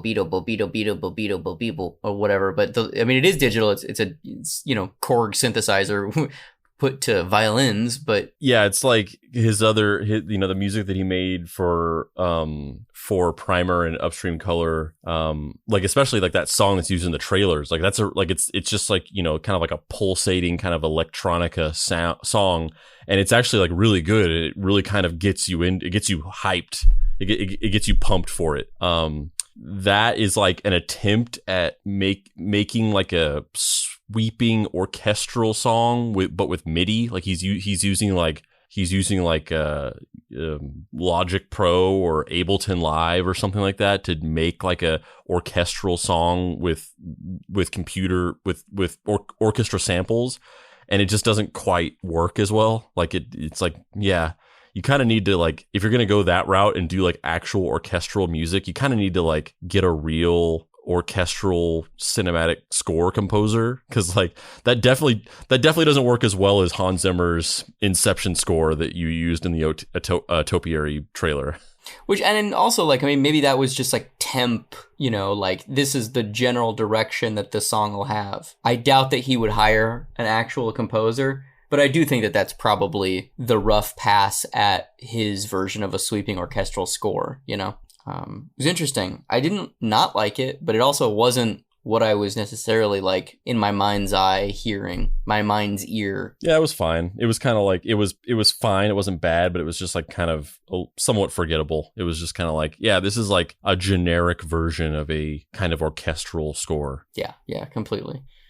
So Tom Holland was obviously going to be Pyram, as we've discussed. And when he was on the press tour for the movie The Lost City of Oz, he was asked about the script for The Modern Ocean. Switching gears a little bit, you were linked to The Modern Ocean, which is Shane Carruth's movie. Whatever happened with that? Do you know what? I don't know. I love Shane's movies. I think he's a great director. Primer and Upstream Color are awesome. That is, I think, the best script I've ever read. It's the craziest idea for a movie ever. It's so cool. I actually keep meaning to get my agents on the phone to talk about it, to try and see if we can kick it up again. But no, I'm still attached to it, I guess. But I hope we get to make it in the future. I was going to say, you might have a little juice. I heard you're in some franchises that are going on. Right. It could lead to, helping a smaller indie movie. I hope so. I do hope so, yeah. But speaking of another film, I'm really looking forward to A Current War. It's kind of funny that he says it's the best script I've ever read. But then he says, I keep meaning to talk to my agent about talking about that. It's like, it's the best script you ever read, but then you also just keep forgetting to talk to your agent about doing it. Well, I mean, look, man, when you're in that Marvel machine and people are throwing money at you left, right, and center, quality screenplays don't matter because they don't always come with billion-dollar checks. It's interesting. I'm curious if Shane Carruth would still want to make it with Tom Holland now that he's like 25, because there's a big difference between a 15-year-old and a 25-year-old. Yeah, I mean, well, on one hand, probably not, but on the other hand, like, who else is he gonna, like, considering the fact that the whole possibility of this movie getting made is predicated on just filling the cast with stunt casted huge movie stars, like, who else is he gonna cast there? Yeah, but I mean, at this point, it's basically like every role except Pyram is a massive star, because at this point in time, when this was happening in 2015, like, was Tom Holland a huge movie star? When did he start as Spider-Man? Let me look at when. No, it wasn't Homecoming. It was Civil War. Let me look when Civil War came out. I think that was 2016, wasn't it? That sounds right. Let me look. Yeah, 2016. So he wasn't even Spider-Man yet. Like, he was he was a star. He was in stuff. He was in that Ahab movie. But that's kind of the Christopher Reeve Superman thing, right? Like, you put movie stars in the whole movie, keep Superman as an unknown. Unfortunately, it never got made. It probably never will get made because there's no God. I think, listening to us talk about it, we both really liked it. After realizing it's a Johnny Quest movie, I like it even more. The thing that we touched on briefly that I just want to circle back to really quick is that he's obsessed. Shane Carruth is obviously obsessed by friendship. And I'm curious if that's because he doesn't have many friends, or if friends are the only thing, like, he doesn't have a lot of romantic partners, so friends are the only things he really can write about with a significant facility. I think I can answer that a little bit, because my bio that I use whenever I write a biography, if like I get something published in something or whatever it is I like writing stories about robots and friendship. And that's completely true. That's just like me distilling down what I like to write about, like at its essence. And also, now that you're saying this, which I had never noticed until you mentioned it right now, but now that you're saying it, our whole show is low-key that. We literally have a robot, and it's kind of just an excuse for us to hang out and have weird intellectual conversations. That as well, but also just the general storyline of just like, it's two friends who are just like live together and like and like their just whole life and career is just like a symbiotic relationship of like being buddies and doing stuff together. That's a dynamic that I tend to write about exclusively. It's always like a pair of buddies who like usually live together, and usually their whole, like, they go on adventures, and their whole life and career is just tied up in like being friends, being a duo or whatever.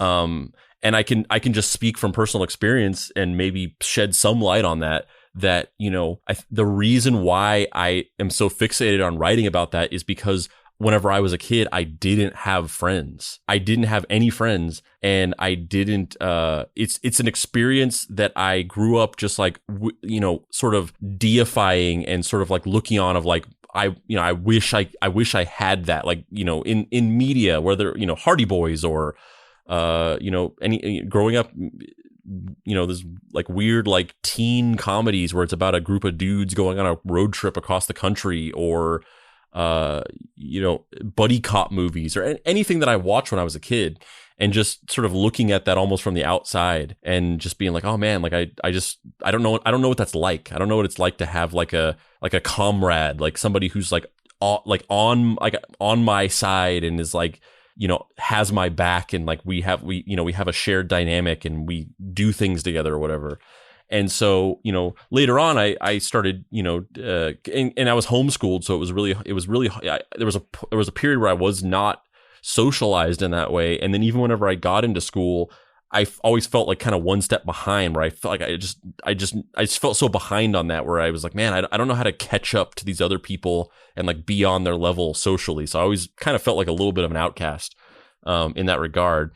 And I developed friendships later on and kind of finally did that. But I feel like that feeling always kind of that feeling of being a little bit of an outcast and not fully knowing what it was like to have a friendship dynamic like that in my most formative years kind of stayed with me.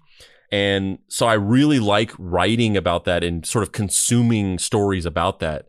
And it really is kind of just a thing of like this form of therapy where you're living out these dynamics that you just didn't get to experience and kind of wished you could experience at a certain time in your life. And, you know, being like, oh, yes, I'm going to have a story and I'm going to have a friend and we're going to be friends and we're going to do all kinds of stuff together.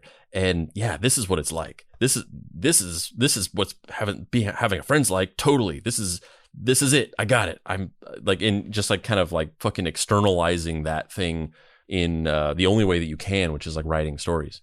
So I think, you know, Shane Carruth is a little different because he doesn't write about like guys being buddies or whatever. He writes about like friendships like deteriorating.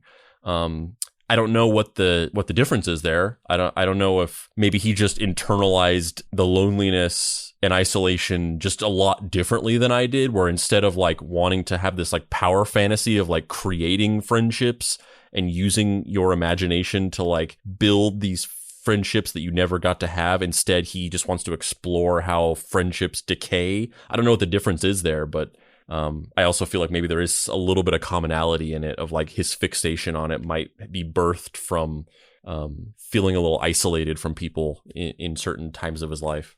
Yeah, my read on it is that Shane Carruth is a lonely person who wants connection, manages to find it, and then it inevitably deteriorates and withers on the vine because he's not an easy person to get along with. And that him walking through how relationships blossom and then decay in stories is his way of trying to almost go to therapy and look inward in his own weird kind of scientific method way of being like, well, this social connection led to that, which led to this person, and that was a positive friendship, but then it stopped after this happened, and then it's over here. And then eventually we hated each other and then we never talked again. Maybe if I write a story about characters who that happened to, I can kind of chaos magic my way into being able to not do those things next time. And I mean, part of me relates to that. Like, I get that. I'm not always an easy person to be around. You know, despite my public persona as being a lovable, charming, handsome boy detective about town, you know, sometimes I'm a little grumpy. Sometimes I'm a little like, fuck you, your opinions are wrong. You know, I have the my sister calls it the poking the bear disease, where I just go through phases where if there's a thing in the corner that that everyone's agreeing not to deal with, I'm the one who has to be like, no, we're gonna talk about this now, and I'm gonna poke this bear. Oh yeah. Not always a great quality. I can admit that about myself, but you know what? Makes life interesting. Yeah, which is weird whenever you come to my house because I have a literal bear. We just keep him in the house, and usually he's cool, like he doesn't bother us. But then you come over and you just start poking him, and then I mean, I had 3 kids. That's all I'm saying. And on that note, any closing thoughts on this before we move to the next act? Yeah, I mean, it's kind of unfathomable to imagine. I mean, there's the next act considerably changes the praise of all this stuff, but it's kind of unfathomable to think that these 2 movies will never be made. Yeah, it's kind of unfathomable. It's almost like you wish you hadn't read them, because it's like, how could this just not be made? You can't. It's unthinkable. Because it's like it exists so vividly in your mind that you almost just like you're just almost thinking of it like it already is a movie. And the fact that these are just unproduced screenplays from years ago that just died on the vine, it's just hard to process.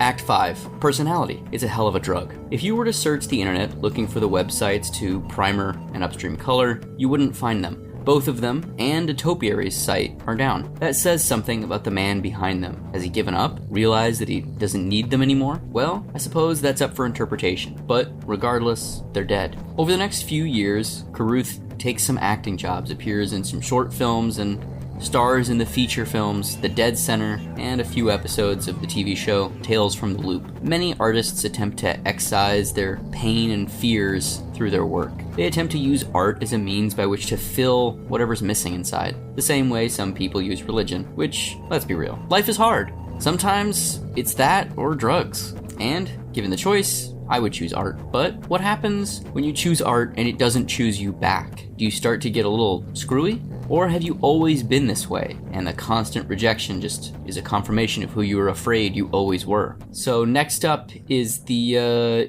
big reveal of the thing that we've been teasing for the last 57 hours. The big reveal, which was published on Variety.com. Andrew, would you mind reading this article that was published to Variety? Actress and director Amy Seimetz, which if you've forgotten, Amy Seimetz is the actress who played Chris in Upstream Color, the movie we discussed in this episode. And was Shane Carruth's romantic partner. Has obtained a temporary restraining order against her ex-boyfriend, director Shane Carruth, accusing him of years of mental, emotional, and physical abuse. On one occasion in 2016, Seimetz alleges that Carruth jumped on her in a hotel room and strangled her until she struggled to breathe, according to the filings attached to her application for the order.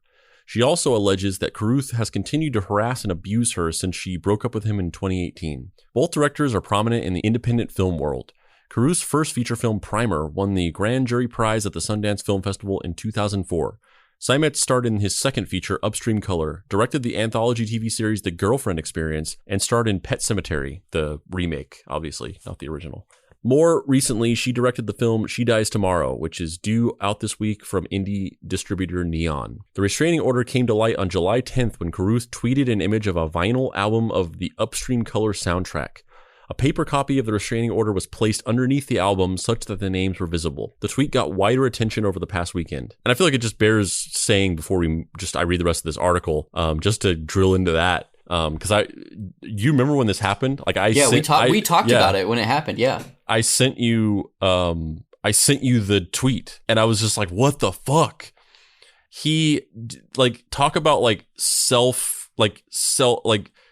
implicating yourself or a self-own. He got some random fan tweeted at him and was just like, hey, when are you gonna release the Upstream Color, the Upstream Color soundtrack? Oh, it was vinyl. Re-release. It was, when are you gonna re-release the Upstream Color soundtrack on vinyl? And in response, he was like, I don't know, I'm kind of not really in charge of that thing. I didn't even have a copy of it myself until a friend recently sent me this. And it was a picture of an opened up a shipping box, sitting on an ottoman or something in kind of a bit of a cluttered living room, and a vinyl copy of Upstream Color soundtrack was sitting on the ottoman or couch or whatever. And he's taking a picture of it, and then on the side of next to the vinyl, just sort of jutting into the picture where you can just kind of see the edge of it, is a restraining order against him from Amy Seimetz. And there's enough information on it that you can read and get the gist of it. And it was solely based off of this picture that he uploaded in response to a fan being like, hey, when are you going to re-release Upstream Color on vinyl? It was solely based on this picture that everybody basically eagle-eyed, I don't think I would have noticed, but eagle-eyed internet people were like, what the fuck? Why do you have a restraining order against you from Amy Seimetz? And then it blew up from there. This isn't even an example of she came out and accused him of anything. Apparently, according to what I've read, she never wanted to say anything. This was just something that was going to be handled in private, and she was never going to say anything. She wasn't going to come forward and say anything publicly. She wasn't going to hurt his career in any way. He outed himself by posting this picture. Who's the genius now, Shane? Seimetz filed the order on June 12th, saying that Carruth's messages had become increasingly disturbing and that she was terrified of him. In a May 15th message, which is attached to her request, Carruth allegedly said, "You are Shiva, the goddess of death. I see you. I will know when it's time for you to be done. You should be scared. You don't know what I'm going to do. You should be scared." In the application for the restraining order, Seimetz said that a private investigator had conducted a threat assessment report and found that Carruth posed a, quote, moderate to high level of threat. A forensic psychologist who consulted on the report noted that Carruth had demonstrated, quote-unquote, fixation and had made direct homicidal threats, according to the report, which was attached to her filings. "Mr. Carruth's most recent contact has caused me extreme anxiety and emotional distress," Seimetz wrote. "I am terrified for my safety, and I fear that Mr. Carruth will show up at my home, physically harm me, or even kill me. The fact that Mr. Carruth continues to harass, abuse, and threaten me years after our relationship ends scares me." A hearing on whether to make the restraining order permanent is set for Tuesday. Seimetz obtained an earlier temporary restraining order in 2018. At the time, she alleged in a court filing that Carruth had screamed at her repeatedly while drunk, put his hands on her, and called her a, quote, stupid whore and a, quote, stupid cunt. In 2018, Carruth denied any physical abuse, and the judge declined to make the order permanent. According to Seimetz's recent application, that emboldened Carruth to continue harassing her in emails and text messages. In a December 2018 email, also attached to her filings, he wrote, "You want to fight me? Bring it. I will kill you." In August... What the fuck? I don't know. In August 2019, she pleaded with him to stop contacting her, according to the emails. In response, he allegedly wrote, "I know exactly where your house is. You'll never beat me." Later, he said, "Understand how dangerous you are making this encounter." Carruth appeared as an actor in the 2018 film The Dead Center. During promotion for that film, he said that he was going to quit filmmaking. In a Q&A with IndieWire in May, he said he would like to see all the studios die over the next 5 years. "I'm not in the same business as Hollywood," he said. "This is not arts and literature in early Greece. This town is what everybody says it is." The AV Club recently described him as a quote-unquote visionary auteur. A rep for Seimetz said she would have no comment. Carruth did not respond to an email seeking comment. The hearing on the restraining order was held via telephone on Tuesday morning. Carruth dialed in and interrupted the judge at least a dozen times, even after being repeatedly admonished to be quiet. Unable to mute his line, the judge continued the hearing to August 21st so that it could be held either in person or via video. Joshua Rosenberg, Seimetz's attorney, informed the judge that Carruth had violated the order to have no contact with Seimetz 20 times since the last hearing on July 6th. The judge, Commissioner Lauren Cohen, advised that she could take any alleged violations to the police. The temporary restraining order remains in place until the next hearing. Update August 21st. Cohen granted Seimetz's petition for a permanent restraining order. The order will expire in 5 years on August 21st, 2025. He fucking lost his mind. Yeah, and obviously, like, this is the least of the indiscretions in this whole thing. But you really get a sense for the little details of, you know, the fact that he just, like, he said, he was saying on his press tour for the movie that, like, he hoped that all the studios died in the next 5 years. Like, that's obviously just the least sort of impactful part of that, but it really just gives you kind of insight into how he has just become so jaded and pessimistic and bitter and angry that it is completely enveloped his entire life. And, you know, I'm not saying he was like a great guy and then just one day he got so much rejection that he just snapped. Like, I'm sure that some of these tendencies and these behaviors were present and existed before this.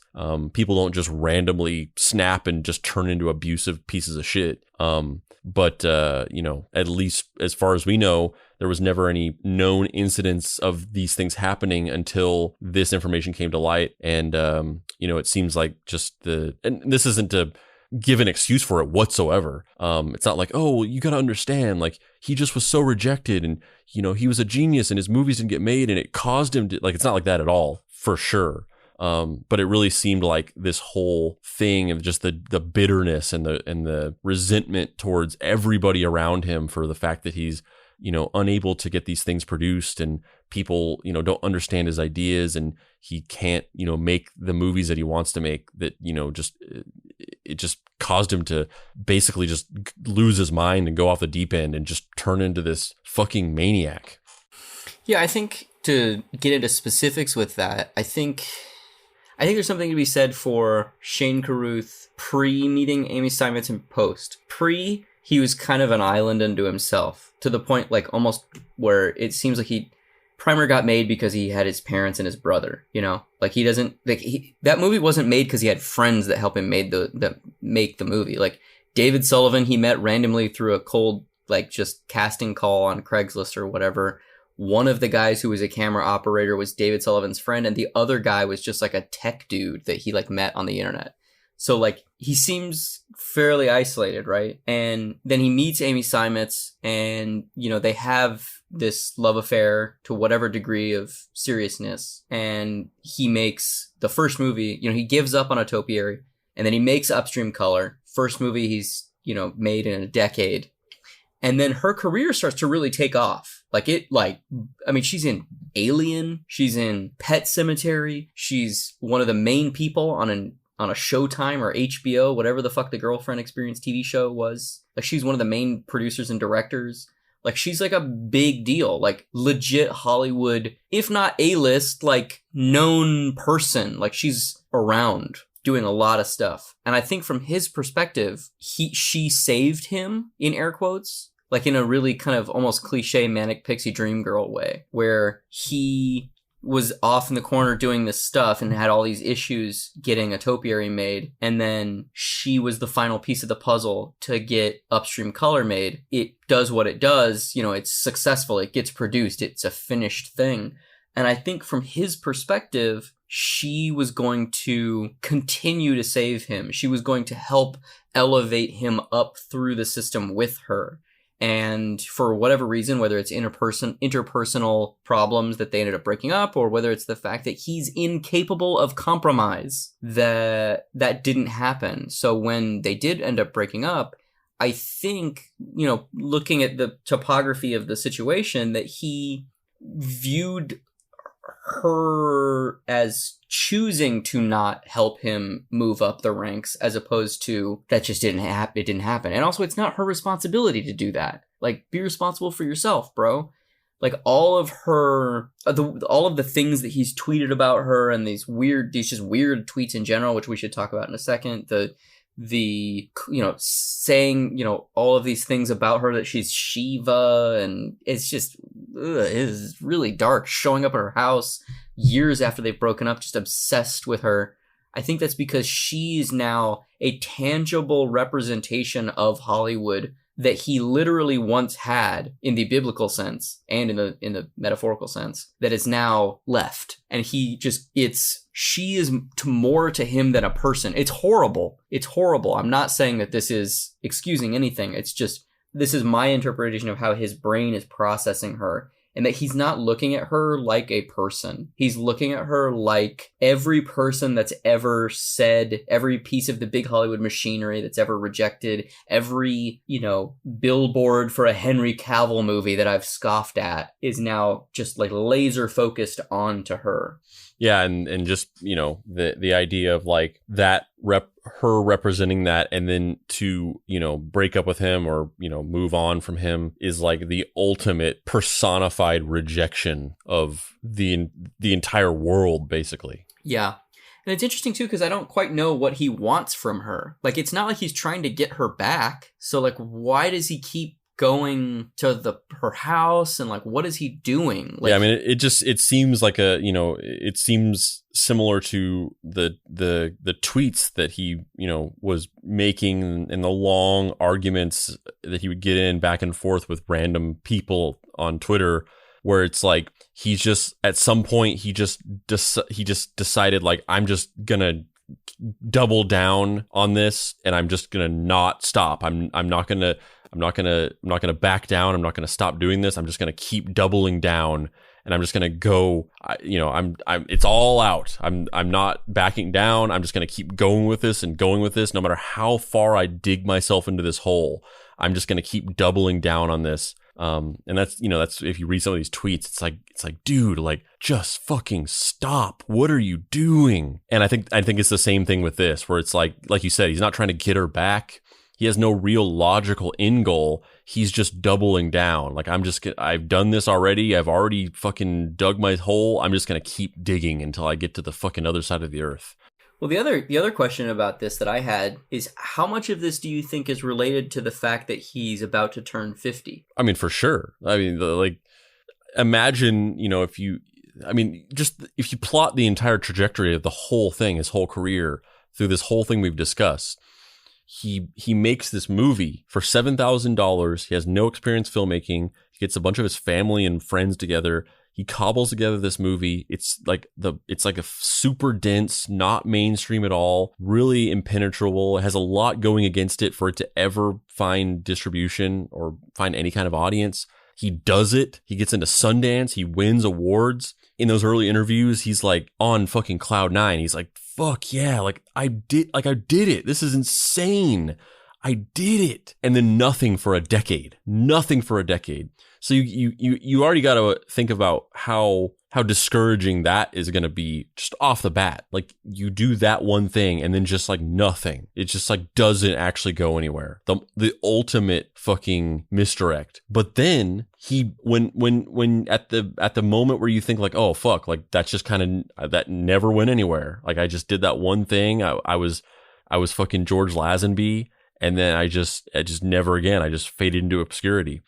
But then that doesn't happen, and a decade later, out of nowhere, against all odds, he does make another movie, and it does do well. It not do well like financially, but like people like it, and it's like, I mean, it does pretty well financially. It makes $500,000. I haven't made a movie that made $500,000. But it does. It does. I guess what I'm saying is like he didn't become Kevin Smith or whatever.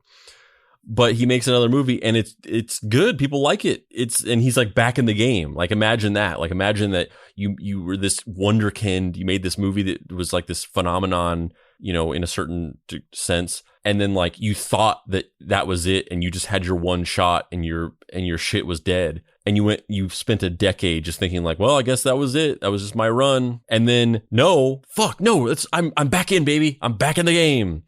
So now in your mind, it's even more like you're going to be Kevin Smith or you're going to be Quentin Tarantino or whatever, because you had that, like, people's minds are so trained by just narrative, like the way that books and movies work, where it's like, there's no way I'm not going to fucking blow up now. Like I had the hero's journey. I went to the fucking belly of the beast. I had the reversal. I had the refusal of the call. I had the fucking, it's all there. Like, I'm back. From this point, it's only up from here. And then once again, it's just like another misdirect where it's like, no, never mind. No, that was it. I made that movie and I'm still fucked. Like, my trajectory is not going up. I'm just at another plateau. But also this time I'm 50. Like, before it was like I was pissed off and frustrated and kind of sad, but I was like, I was in my 20s and 30s and I still felt like I had a runway ahead of me. But now I'm at another plateau and I'm 50. So I think definitely that's a large component of it.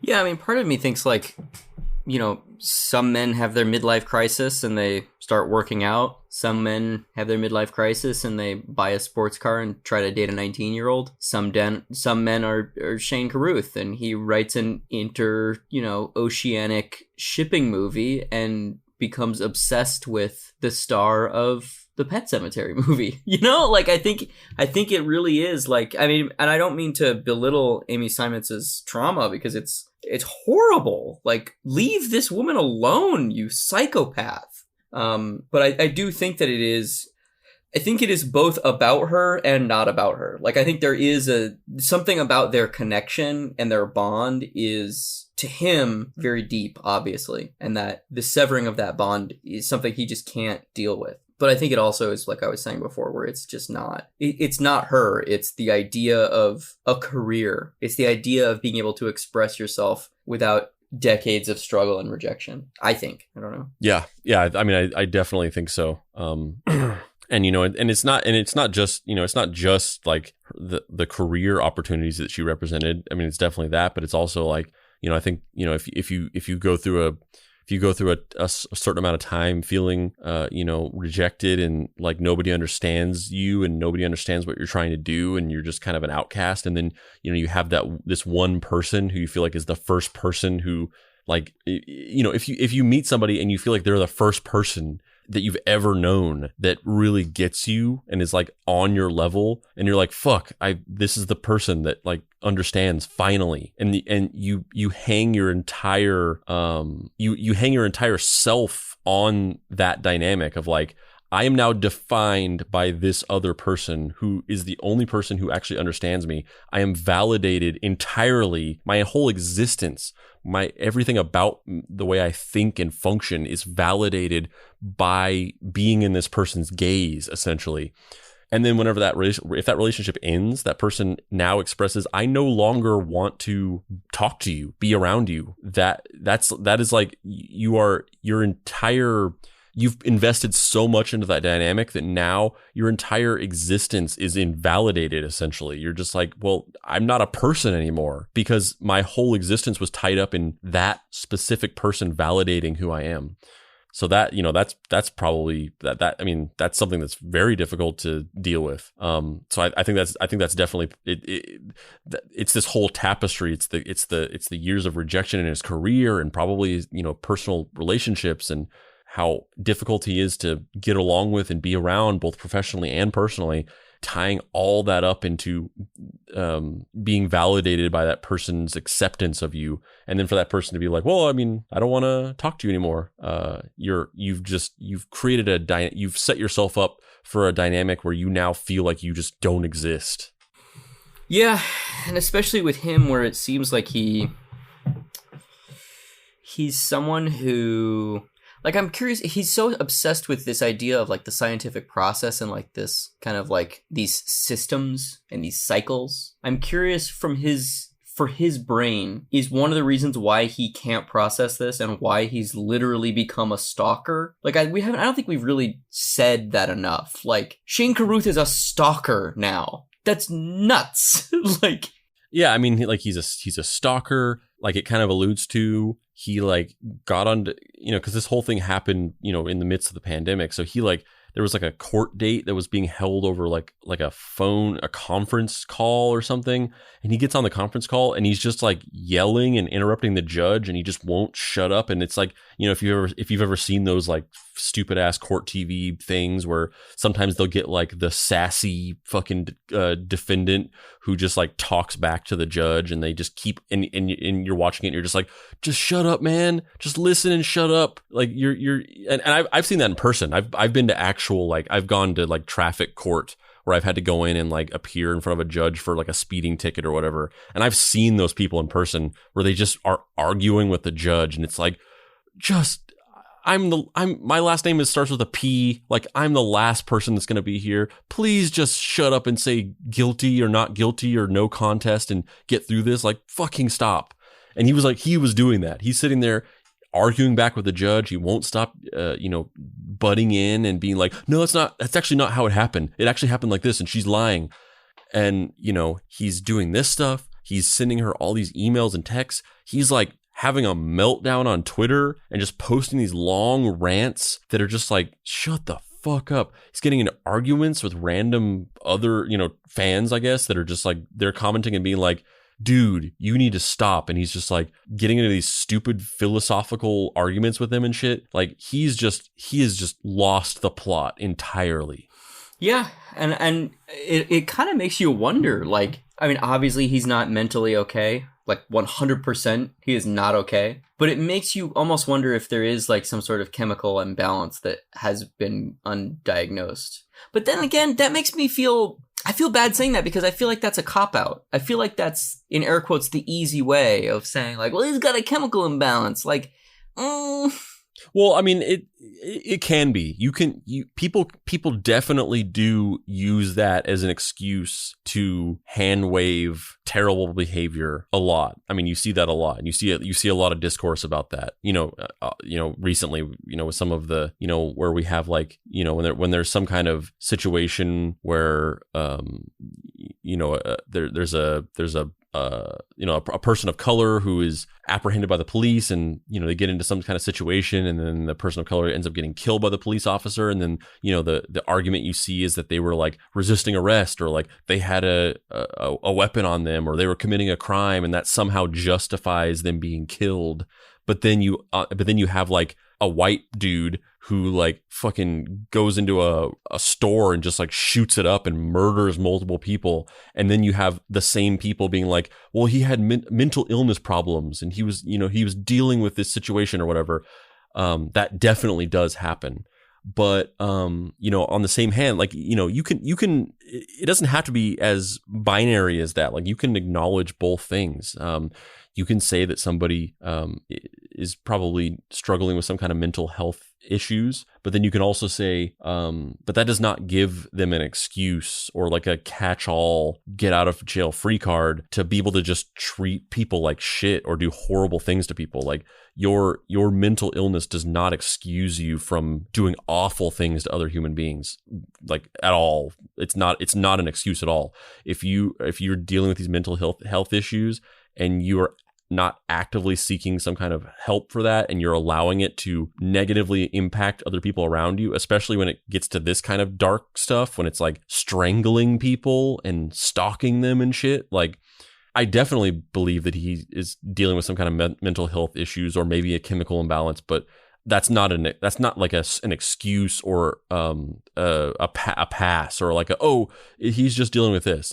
You know, both accountability and acknowledgement of mental health issues can both exist. Knowing that he treated Amy Seimetz this way is profoundly disturbing to me. And it's also even weirder because it's less somebody just being an abusive piece of shit and more the stuff we were talking about of like, it's pretty obvious why he is acting the way he's acting. That doesn't excuse it, and it's not a mitigating factor in any way, but being able to kind of see those seams of how that pain soldered together those narratives for him. It almost makes it worse, because it's like, you would do this to another person for a movie? Yeah, exactly. Yeah. So I just kind of need, like, right now it's definitely impacted everything. I don't think it's like, for me, I don't know that it's Mel Gibson level where it's just like, I don't fuck with anything Mel Gibson. I do not fuck with that shit. I don't fuck with anything Bill Cosby. I will not do that shit. Fuck you, Woody Allen. Like, I don't touch that shit.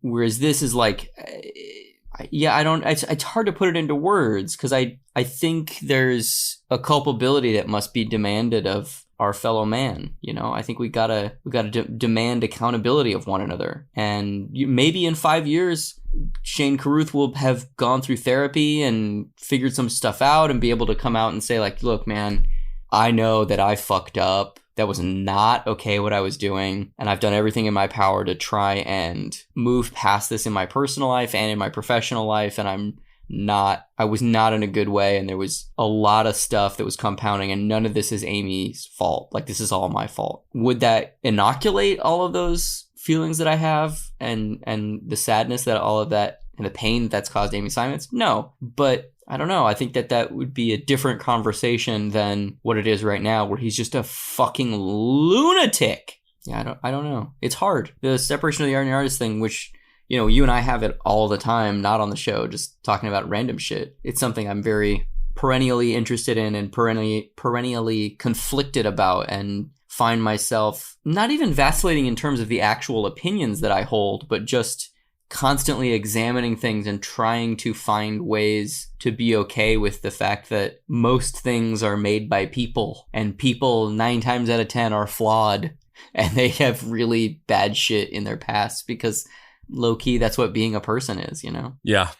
I mean, it's just it's a weird dynamic, because it's like, it's a combination of, it seems like there was a definite sort of crossing of a threshold where it feels like, based on all available information we have right now, that this was, not to say, I don't want to say isolated incident, because that's like a dog whistle for trying to make excuses for somebody and say, like, you know, they just did this one time, but that, like, there was a time before and after he lost control of his I don't even know how to describe it. There was a time before and after he went off the fucking deep end and just said, fuck it, I just have no inhibitions.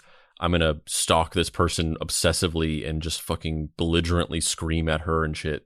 And there's that, but then there's also the fact that it's like ongoing right now. It's not like a thing that happened. It's not like a thing that happened 10 years ago, and then like the guy's dead or something, and then you just have to kind of like wrestle with whether or not you can still enjoy their work knowing that they did this thing this one time. It's like happening right now, which is those two things just compound to make it, it's just like, like that just makes it harder edged for sure, that it's like ongoing right now. Yeah, that's kind of why I was saying I kind of need to know more. Like, not that I don't believe Amy Simons. I know for a fact that Shane Carruth is out here being a crazy person, 100%. It's more like I need to see what transpires in the near future. Will he get more projects off the ground? Will he make a mea culpa? Will he rectify things? Will he attempt to better himself? Will he go even worse? Will he just like go off the deep end and kill somebody? I hope not, but I really don't know, because he really seems genuinely unhinged. There's that saying that it's a fine line between genius and insanity, and if he was on the genius side before, he's definitely crossed over to the insanity side now. Yeah. I mean, you just if you care to jump down the rabbit hole of just like going back, I mean, he's kind of stopped now. His Twitter page is kind of frozen in time at this point, but there was a period a couple months ago where you can go back and just kind of look at this particular moment where he was just going full meltdown, just posting these just fucking these just belligerent rants, getting into these ridiculous arguments with people about stuff.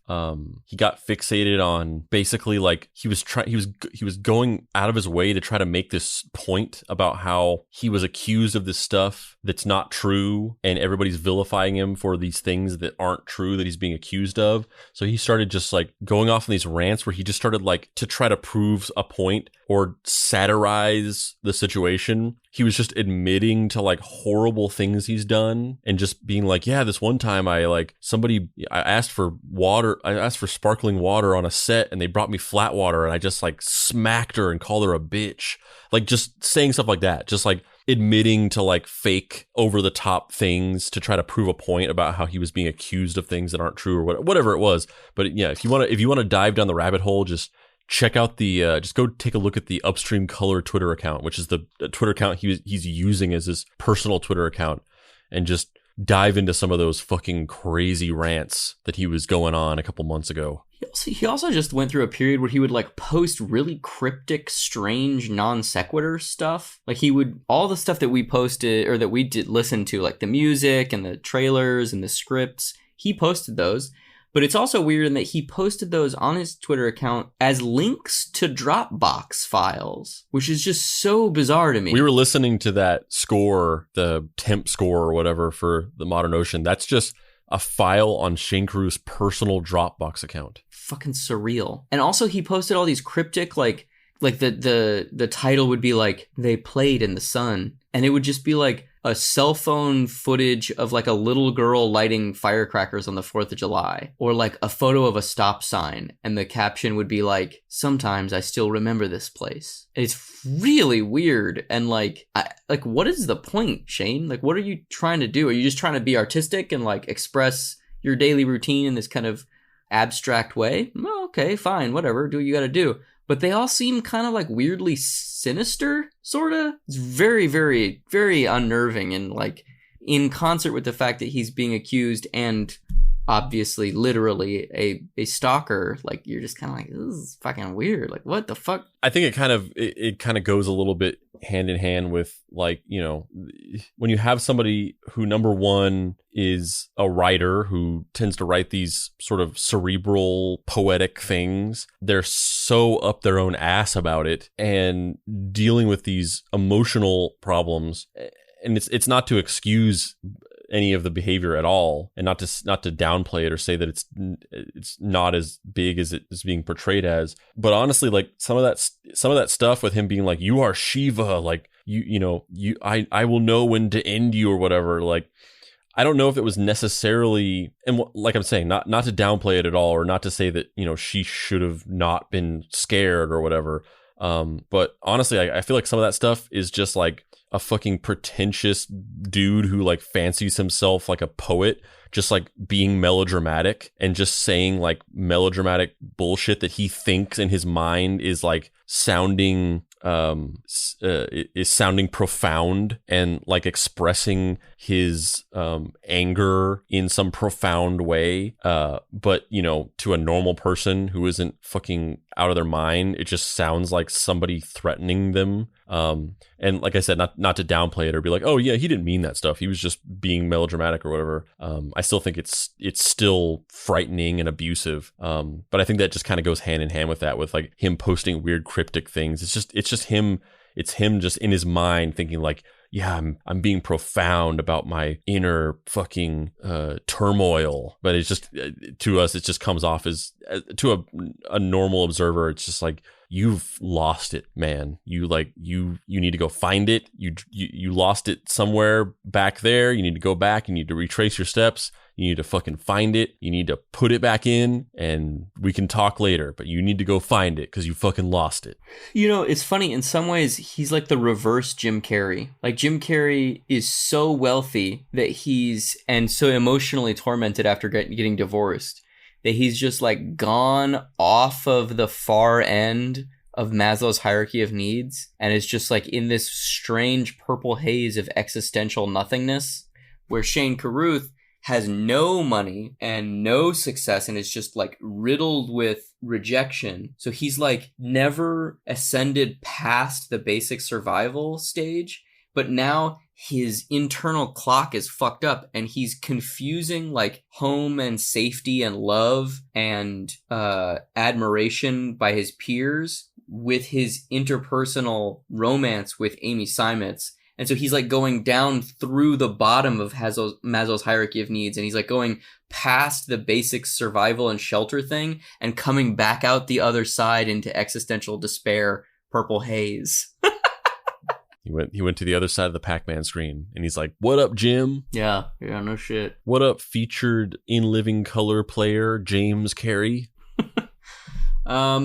Well, we've been talking about this for quite a bit. Andrew, do you have any closing thoughts on our Shane Carruth double feature? Oh man, I almost hate to say this because I don't want to try to canonize this fucked up behavior and the victimization of Amy Seimetz is like part of some bigger fucking like artistic statement or whatever. But you know, I will say that, you know, it's interesting to look, you know, in almost the structure of Shane Carruth's storytelling and the way that he, his iterative way of building out processes and backing up and building out a larger process and backing up. You can kind of look at you can look at the internal logic of his films and scripts, and you can notice these patterns, and you can see that, you know, his movies tend to be based on these iterative processes of discovery that typically feature these themes of like decay and entropy, you know, with relationships and also with lives and with the whole of humanity. Everything always decays in his films. Everything sort of always has a downward trajectory, and, you know, as is in a normal structure of storytelling and narrative, where, you know, people come together and they build things and they grow together, and, you know, they accomplish and you know, the trajectory is an upward trajectory. In Shane Carruth's world, it's the opposite. It's chaos theory. It's entropy. It's this idea that, you know, there are an infinite number of incorrect combinations and very few correct combinations. And within that vacuum, things will tend to decay and fail and dissolve over time. And this idea that, like, contextually, we, you know, human beings as a species, you know, fit into that paradigm.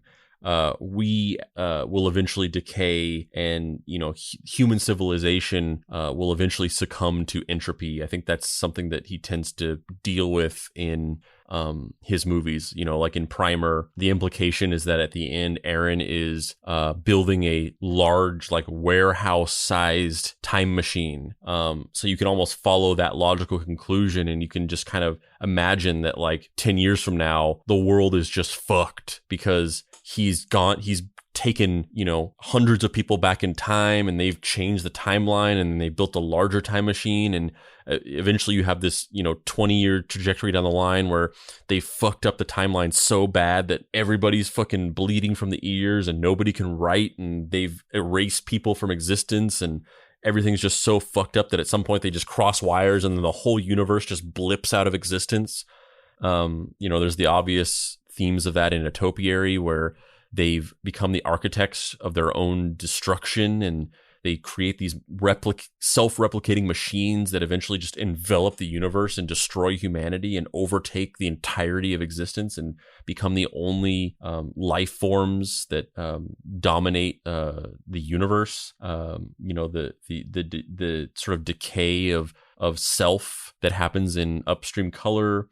Similar decay themes with friendships and in the modern ocean, and then you back out and you kind of look metatextually at his career as having that same trajectory. It's that exact same trajectory of decay, where you start out with this like wonderkind first bursting out onto the scene, and like, oh shit, he's gonna become the next Quentin Tarantino, he's gonna become the next fucking Kevin Smith or whatever.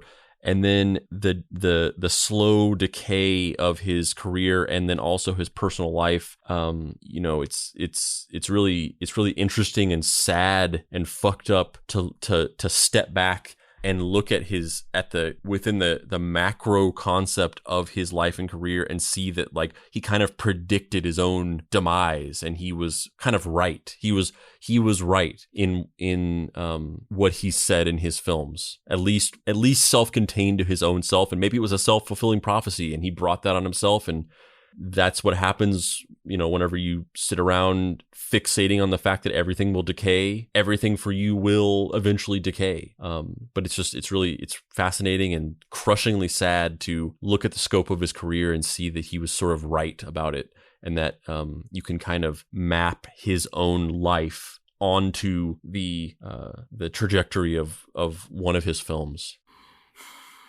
Yeah, it's depressing as fuck, and I agree with everything you just said, and I would just add that I think that you hit the nail on the head when you said, about you spend your whole life thinking about entropy and decay. That's probably going to work its way into your life in a serious way, and I think that's true. I think you see it a lot in people who, life tends to give you what you focus on. If you focus on the negative, bad shit happens to you. If you focus on the positive, not to be cheesy, but I think human will is an untapped resource that we don't fully understand yet, and I think there's something to be said for getting up every day and attempting. Actually, just getting up every day and attempting. And I think that there's a deep-seated anger within Shane Carruth that he attempted for so long and saw so little from it, and I relate to that. I absolutely relate to that.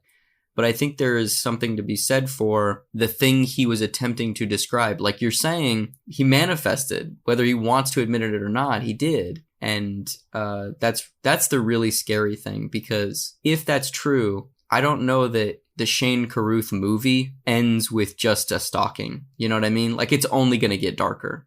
I'm Dave Baker. And I'm Andrew Price. This has been Deep Cuts. You can find me on the internet at heydavebaker.com, where you can find my comics, Action Hospital, Fuck Off Squad, Star Trek, Night Hunters, all the good shit. Andrew, where can people find you on the internet?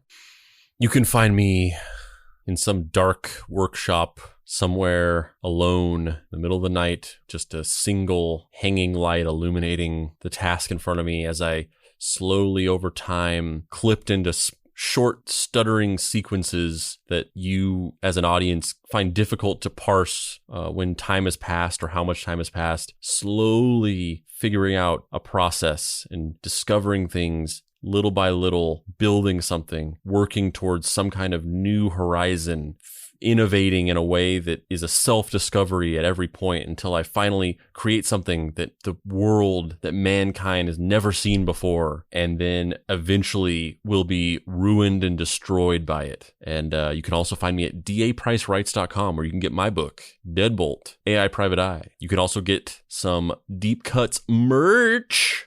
That merch! We got t-shirts, we got hats, we got fanny packs. You know what? I'm going to tell you right now. You might laugh at fanny packs. You might scoff at fanny packs. But one day we were cleaning out our garage and we were cleaning out some old boxes from at one point when I moved out of my house from my roommates to move into my house with my wife. My wife. Yeah. And there was that defeated yeah made it so much better. Yeah. We found some boxes that my former roommates had helped me move over to my house that just got stuck in the garage.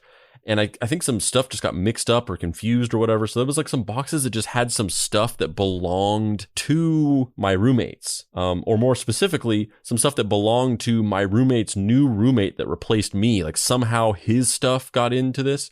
And he was a D&D player. And there was a like little like fancy fanny pack that was kind of like made for like keeping like game pieces in. Like you would just put it in this thing to transport it. Like you'd go over to someone's house and you'd have this thing and it would just be full of dice and game pieces or whatever. And there was just a day where I was like, something about it. I was looking at it and I was like, you know what? And I put the fanny pack on and I was like, I put my wallet in there. I put my keys in there. I put my Nintendo DS in there. I put my PS Vita in there. And I put a couple other things in there. I think I had some like candy in there. And I was walking around. I had this thing and I was like, this is game changing. This changes my whole life. I was like, look at this. I'm walking down. I don't have to have like shit in my pockets. I don't have to have shit in my back pocket. I don't have to like carry all this stuff and be like, what pockets and what and keep all this stuff. It's all in the fanny pack, baby. I just pop this thing open. I got my wallet. I got my fucking snacks. I got my fucking entertainment. I can pull up my phone. Oh yeah, my phone was in there. Pull up my phone. Don't have this bulky thing in my pocket. I can whip out my Nintendo DS and play some fucking Dragon Quest, or I can whip out my PS Vita and play some Persona 4 Gold Edition. And I was like, this changes my whole life. This is the superior way of living. And I was like, I was so happy. I was like, this is the shit. I'm never going back. I'm a fanny pack guy now. And then you looked at it and you're like, the only thing that could make this better is if it had a deep cuts illustration on it. Yeah, exactly. Really what happened was throughout the day, I slowly lost my nerve and realized that I don't think I could commit to going out in public and letting people see me in this. But that's not my true self. I'm living a lie right now. My true self, my true honest self is wearing a fanny pack right now. So don't be a coward like me. Go to deepcutspod.com, click on the shop, or go to bit.ly.com/deepcutsmerch and get yourself a fucking Deep Cuts fanny pack and live your truest self and life. Or get one of the t-shirts or hats or coffee mugs that feature one of our Deep Cuts designs, like our Tintin homage, where it's me and Dave running against a spotlight.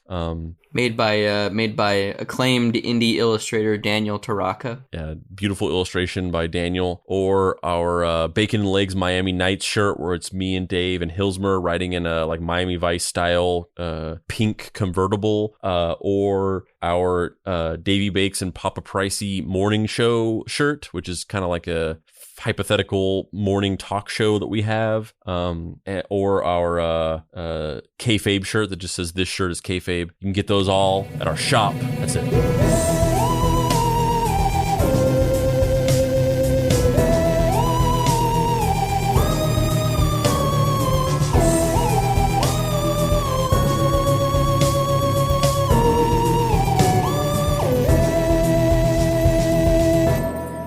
Deep Cuts is a production by Boy Genius Media. If you'd like to find this show and others like it, please visit boygeniusmedia.com or deepcutspod.com. If you want to join in on post-episode discussions, please join the Deep Cuts Podcast Facebook group. Finally, subscribe to our YouTube channel for additional video content. The incidental music for this episode was created by the Dead Boy Detectives.